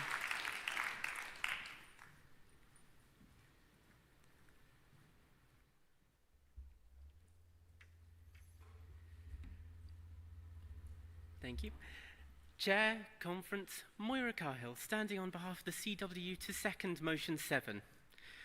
Conference, unless you've been living under a rock for the last 6 months, you'll probably have heard of the Supreme Court ruling in support of For Women Scotland.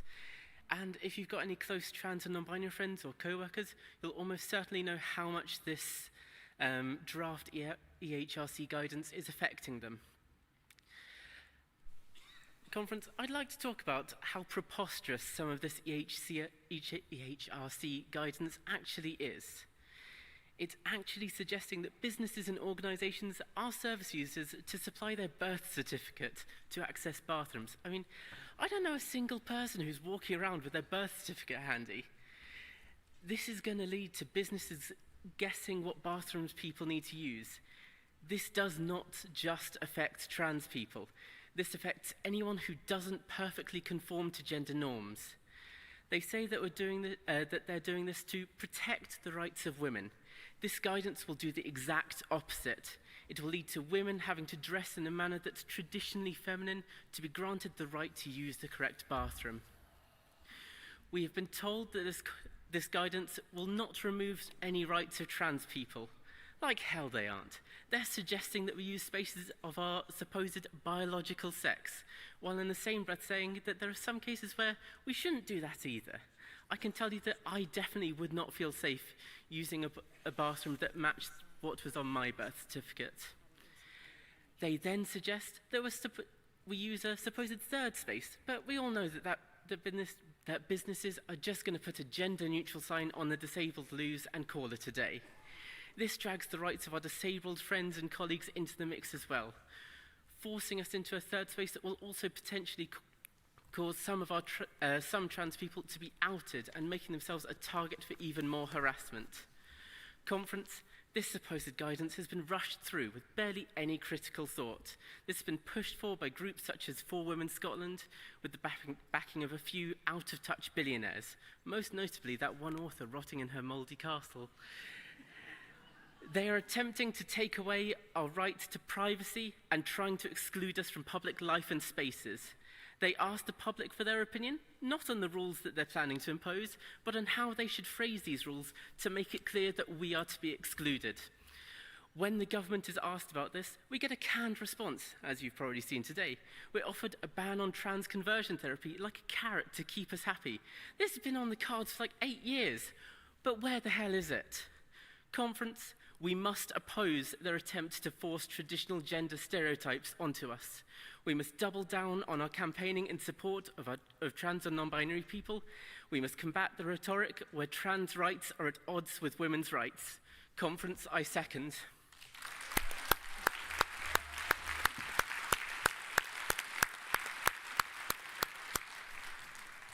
Thank you, Maura. Next up is equity. I'm also going to include another speaker. There's a little bit of time here, NHBC. So I'm going to take equity now, ASLEF, FBU, Unite, Unison, NAS, UWT and NHBC. Thank you. Good afternoon, Congress. Jackie Clune, Equity, first time at Congress, first time speaking. Thank you for allowing me to speak on this. I'm a cis woman too and an ally. The day the Supreme Court judgment was handed down, Equity responded in unequivocal terms that this decision will put our trans members at risk in their workplaces and in their ability to live full and free lives. The Equality and Human Rights Commission put out an interim guidance shortly after the judgment, which Equity responded to with great concern. The guidance is expected soon, and its chair says it will closely reflect the interim guidance. And that guidance says that trans people should not be permitted to access the facility that matches their acquired gender, without any regard for whether or not this is compatible with that person's vision of themselves. It offers a range of guidance on how employers can exclude a trans person, ask invasive questions about their birth sex, without considering how this breach will affect trans people's rights and their dignity. If trans people cannot use facilities that match their identity, nor can they use the facilities of their birth sex, where are they supposed to go? I'm an actor, and earlier this year, I was lucky enough to be in a play by trans writer Chris Bush. The play was called Otherland, and it charted Harry's struggle for recognition and acceptance as a trans woman in an often hostile and transphobic world, from the frankly quite creepy obsession with policing public toilets to the rolling back on trans rights in law. The second half of the play takes place in a mythical land run by cis women, which is surrounded by an ocean full of sea creatures who represent all the others. Harry is one of these others and is making her case for acceptance. I think the parallel with those others arriving in small boats is not accidental. The trans community and asylum seekers are the latest scapegoats and smokescreens for right-wing organising. I'd like to end with a short speech from the play. It's towards the end, when Harry has crawled back from the sea onto dry land and is making her case for acceptance. I think it speaks directly to the heart of what makes trade union support of trans workers so important. It must seem strange, I know, to claim that my home is somewhere I've never been. I wasn't born here. I can't deny it, however much I might wish it were otherwise. I didn't grow up here. It isn't in my blood in the same way that it's in yours. I will never know, and maybe never fully understand the joys and trials of being raised, sorry, tiny font, of being raised on these shores, on any shore. I have so much to learn, but this is still my home. I do believe that. How can I know? How did I know what was waiting once I left the water? The truth is, I've always known. I've been searching for you, friends, long before I had any conception of where to look.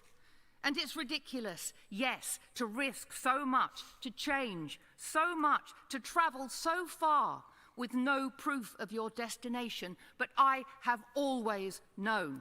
A baby has no word for hunger, but it feels hunger all the same. It can't articulate its need or pinpoint the source of its distress, but that only makes the hunger more intense, more confusing, more difficult to bear. Because how can you solve a problem when you have no language to describe it? This is my home. I am the prodigal, primordial daughter, freshly spat out from the sulphurous sea, and for so long I didn't understand where my hunger came from. Nothing else around me seemed unsatisfied. I wasn't sick, I wasn't wounded. For many, it was paradise, but I had this gnawing at the heart of me. It was to come home, to grow feet and plant them in the earth, to live amongst my people, to walk upright in the sun. I am not a monster or an invader. I pose no threat. I don't wish to take anything from you. All I ask is that I might be allowed to call this home my home and pour everything into it I can. I don't blame you for questioning my heritage. I only wish you could peel back my skin and map out the contours of my soul, for you would recognize the landscape. You would see then that my place is here.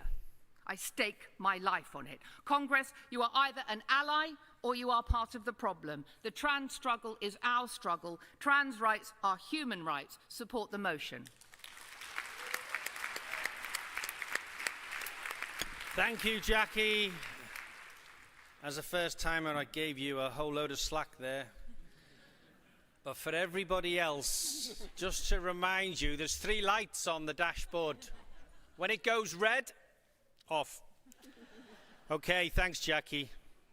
All right, Aslef, I think it's going to be Mick, is it? Mick, come on. Thank you.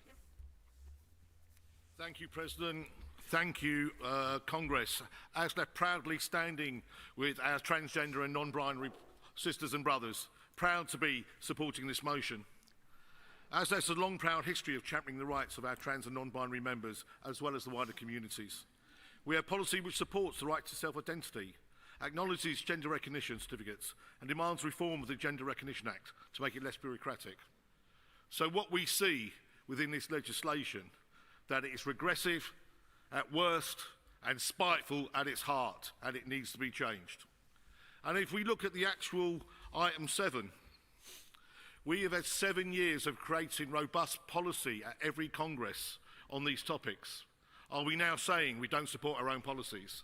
Are we now saying we don't believe in what we've said? Are we now saying we don't believe in who we stand with and who we stand for? Are we now saying we don't truly believe about equality for everybody? Are we truly saying that we want to segregate and castigate people? Are we truly saying that we want to put the logistics that don't actually work within this Act into our employment and have our reps putting themselves against themselves on something that logistically doesn't operate and doesn't work and is morally regrettable and wrong. It also says within number 7, we note since the Supreme Court ruling there's been a surge of transphobic hate promoted by the far right for political advantage. The rise of the far right hate against LGBT plus people, including trans people, as well as migrants, women and all minority groups is dangerous and a threat to trade union values. If we believe that, we have to support this motion. If we truly believe that's what we stand for, there can be no doubt about what we do. But let's just look at some real facts rather than a policy that, if Bridget, who was here earlier today, doesn't put to Parliament, we'll get no scrutiny of. That could be that mismatched and unaligned legal document that all of a sudden we have to work to and doesn't work. The ONS data tells us, the 2021 census, that 5% of the population, 0.5%, I apologise, is identified as trans and non-binary. But what it also tells us, the studies are that trans hate incidents have gone up by 10%. We see people out there who feel that they can target anybody they want to.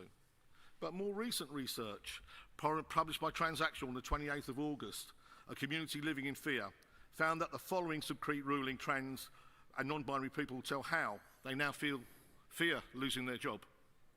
They are suffering panic attacks and in many instances are afraid to now leave their home. They're going back into stealth and in some instances giving up transitioning. After years of living peaceably in their local community, they're contemplating self-harm or even suicide. And some are even planning to leave the UK. Comrades, colleagues, let's support every worker. Let's support this motion. Thank you.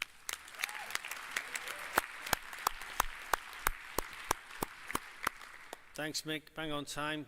Railway drivers never go through red lights, right? I know, it's an old un. Come on, they're the best. FBU, please.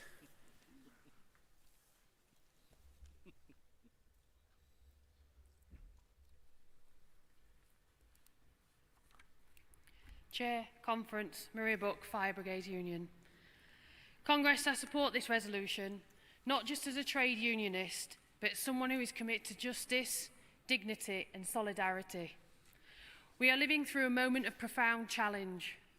The UK Supreme Court has redefined sex in the Equality Act 2010 to mean biological sex only, excluding trans people and even those with gender recognition certificates. This ruling undermines decades of progress and sends a message that trans identities are conditional and less worthy of protection. The EHRC's interim guidance suggests trans women should not use women's facilities and trans men should not use men's, even in workplaces. This isn't just exclusion, it's erasure, and it's already happening. Trans people are being excluded from toilets, changing rooms, and even in fire stations. Some cis women are misgendered and removed simply for not conforming to stereotypes, myself included. Meanwhile, transphobic hate crime is rising up 26% in London last year alone. These aren't just numbers. They're real people facing harassment and fear. This year at my union's conference, I brought forward an emergency resolution calling on the Executive Council to reject fragmentation and strengthen solidarity across marginalised communities, seek advice from their equality sections, call on employers to ensure fairness and inclusive workplace policies, develop a model trans-inclusive policy, and lobby the EHRC to safeguard trans rights. I am pleased to report that this resolution passed after a healthy and emotional debate. And now, my work begins, not just implementing it, but engaging with those who opposed it.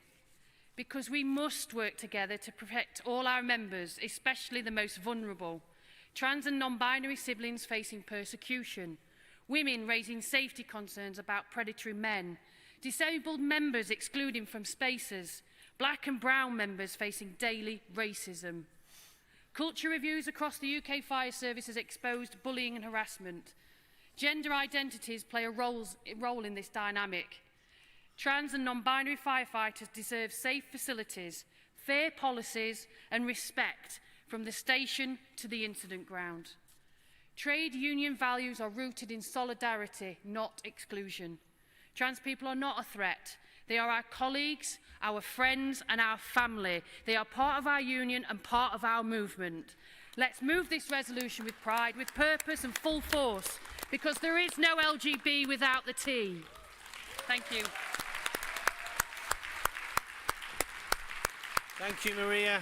Bang on time. Thank you. Unite, please.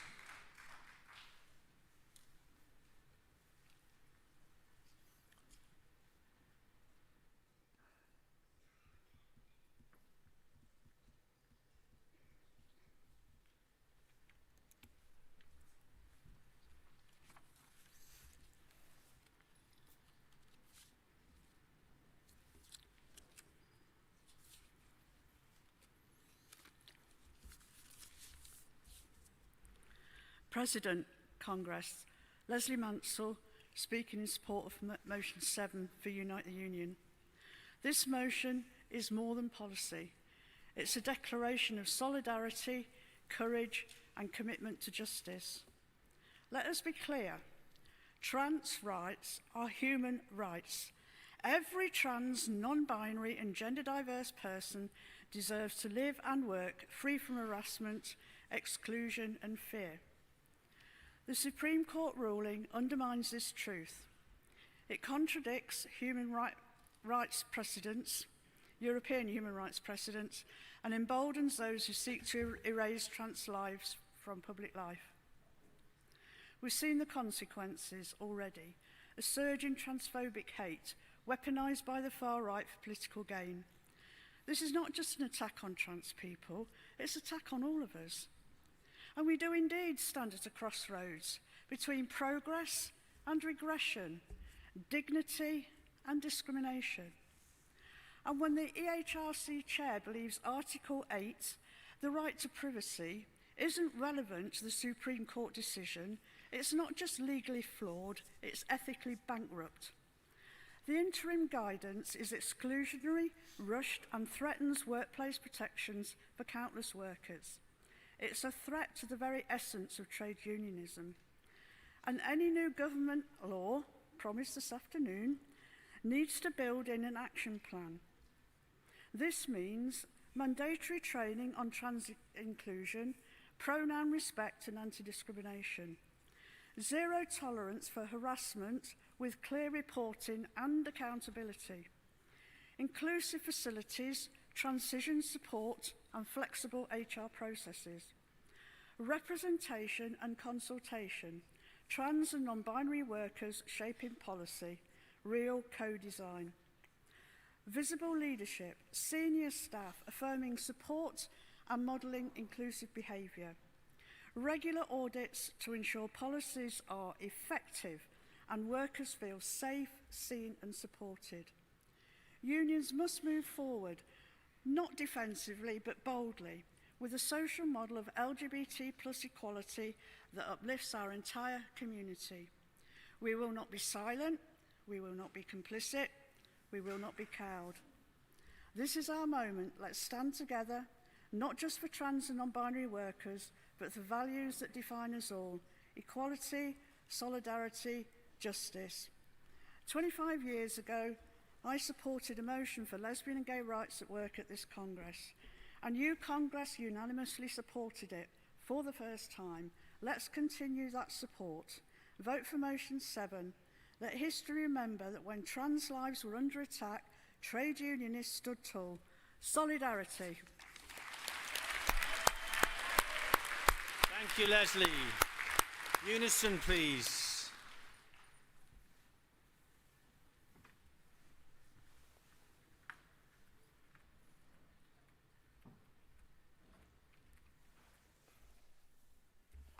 President, Congress, Jenny Black from Unison. I was really pleased to hear Bridget Phillipson tell us that she wasn't going to try and convert us anymore. It was a real relief, but what I really want to know is where do I go for a P? Because I can assure you, at my advancing years, that problem is getting more and more frequent. But I do wonder how many of you really understand the implication of the actions of the Equality and Human Rights Commission and how damaging they have the potential to be. So I'll give you some context, and it's based on a conversation that I had with my employer. I work in a local authority. They believed a workaround may be possible. We both recognised that I will not be allowed to use the toilet facilities that align with my acquired gender. I'll have to use those for my biological sex. But we both understand that I can also be refused access to those if I cause concern to people. So the solution, they thought, would be to make some toilets gender neutral and I can use them. But then everybody else can use them.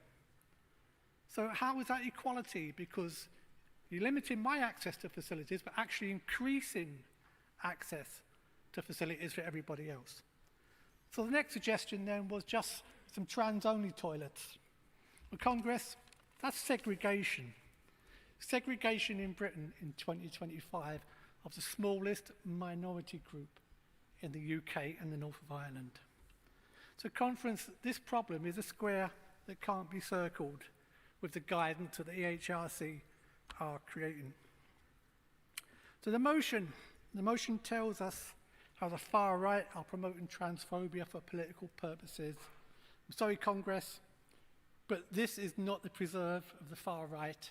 It's the left as well, and it's the Labour government as well. They are using this as a political football, and it's trans people that they are kicking around.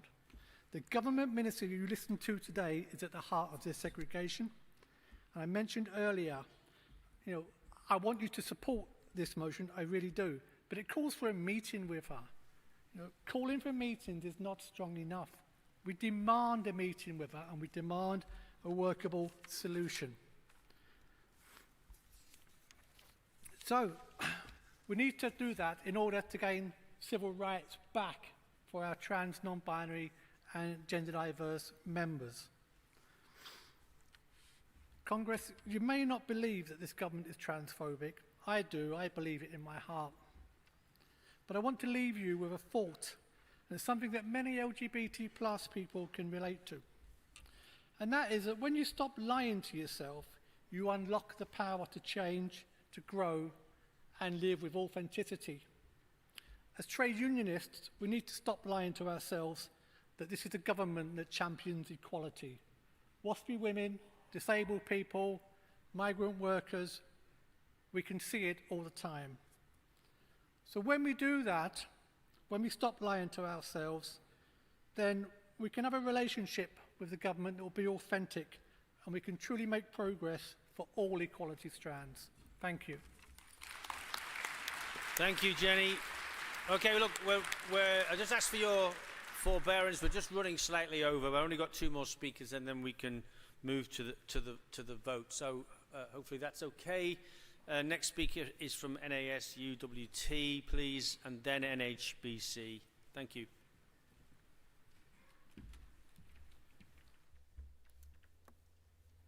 Chair, Congress, Rob Tolman, NASUWT, the Teachers Union, first-time delegate and first-time speaker. The motion title refers to the Supreme Court ruling, but while the lawyers fight that out of the European Court of Human Rights, I want to focus on the fallout from it. Our annual conference took place a few days after the ruling, and I was very proud when we unanimously passed an emergency motion supporting trans and non-binary teachers, calling on employers not to overinterpret the ruling in a reactionary way. So, like so many of us, I was genuinely shocked when this is exactly what our government and the EHRC, a body supposed to protect human rights, did when suddenly talking about toilets. How did we get to this? Why are there so many workers in the country terrified of being targeted, ridiculed and attacked for no other crime than just being themselves and wanting to pee? Now, as you can probably tell by looking at me, I have a vested interest in this motion. Along with one of my colleagues, Beck, I fall under the non-binary umbrella. There are probably some among you looking at me and thinking, I don't get it, I don't understand it. But here's the thing, you don't have to. We're not asking you to. As a maths teacher, I can tell you there is plenty that don't get or understand trigonometry, but it exists all the same.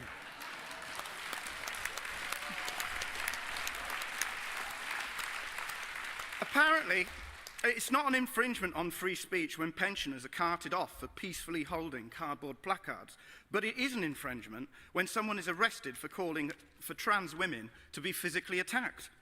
Trans, we are told, are predatory, we're mentally ill, Labels that many colleagues will know only too well reflect on language used in the dark days of Section 28. And just like that rhetoric 40 years ago, the guidance is already affecting real people in the workplace. NASUWT is currently supporting a trans male teacher who, despite colleagues, pupils, parents unaware he's trans, has been told by the employer that he now has to use the female toilet, effectively outing himself to satisfy a political agenda. This blatant abuse of right to privacy is happening because the far right has jumped onto concerns about trans people and amplified them into fear and hatred, and our government, for whatever reason, is playing into their hands. I want to be clear, it is not necessarily transphobic to have questions or experience discomfort over trans issues, but in a free and fair democracy, we do not legislate for discomfort. We engage, we educate, we demonstrate, we use evidence as to why such discomfort is unfounded. And this motion demands engagement. Trans and non-binary workers exist. Bex and I exist. You do not get to erase my identity, my contribution. You will not erase my work, my achievements, who I am in my place of work. We are here. We have always been here. We are not going anywhere. Please support this motion. Thank you, Rob. Well done, Rob. First timer.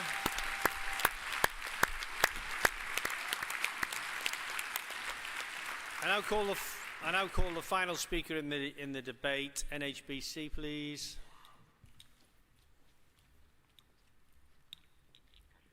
Thank you, President. Congress, you knew I'd be speaking. I won't keep you long. Julia Giorgio, General Secretary of the NHBC-SA, speaking in favour of Motion 7. Trans voices have to be heard.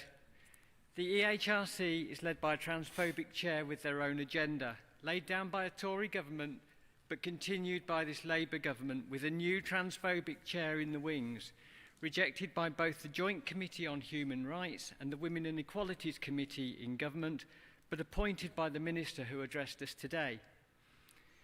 The root of the issue isn't the Labour government. Despite the willingness of our Prime Minister, the Minister for Women and Equalities and the Minister for Health to sacrifice trans people, there are many in the Labour Party, including my own MP, committed to human rights, to trans rights and the rights of LGBT people in general.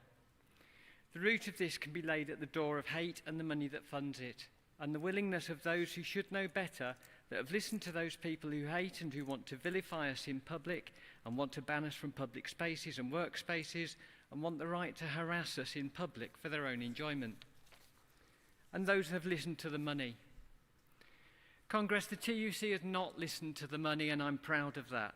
We have policy, as you've heard, defined over at least the last 7 years on self-identification, inclusion and the acceptance of trans workers and fairness for them.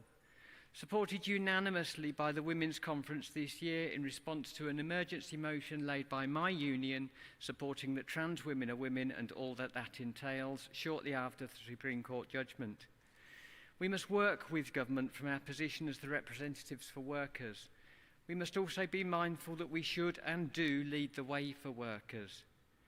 We're not alone on that path. It's being trod by many, by the 900 plus people who took part in the mass lobby of Parliament on the 25th of June, including some of our delegates here today. By people in organisations, including the TUC, that submitted over 50,000 responses to the EHR consultation on its observations, as their own lawyers called them. A response rate which is 20 times what they normally get. Congress, we may not have billions of pounds to fund hate, but along with others, we do have a very loud voice. Trans rights are human rights, and human rights should not be taken away by hate or money.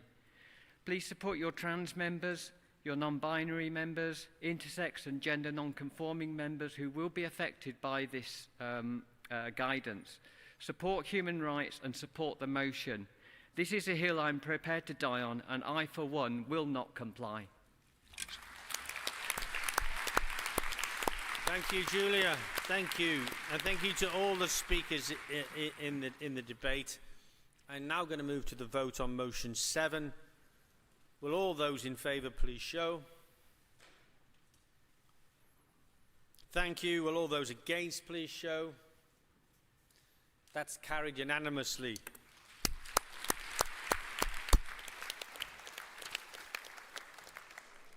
May I remind delegates that there are various meetings taking place this evening. Details of all meetings can be found on page 24 of the Congress Guide. Please check the TUC website for the latest updates on fringe listings. Congress is now adjourned until 9:30 till tomorrow morning. Enjoy Brighton. Thank you.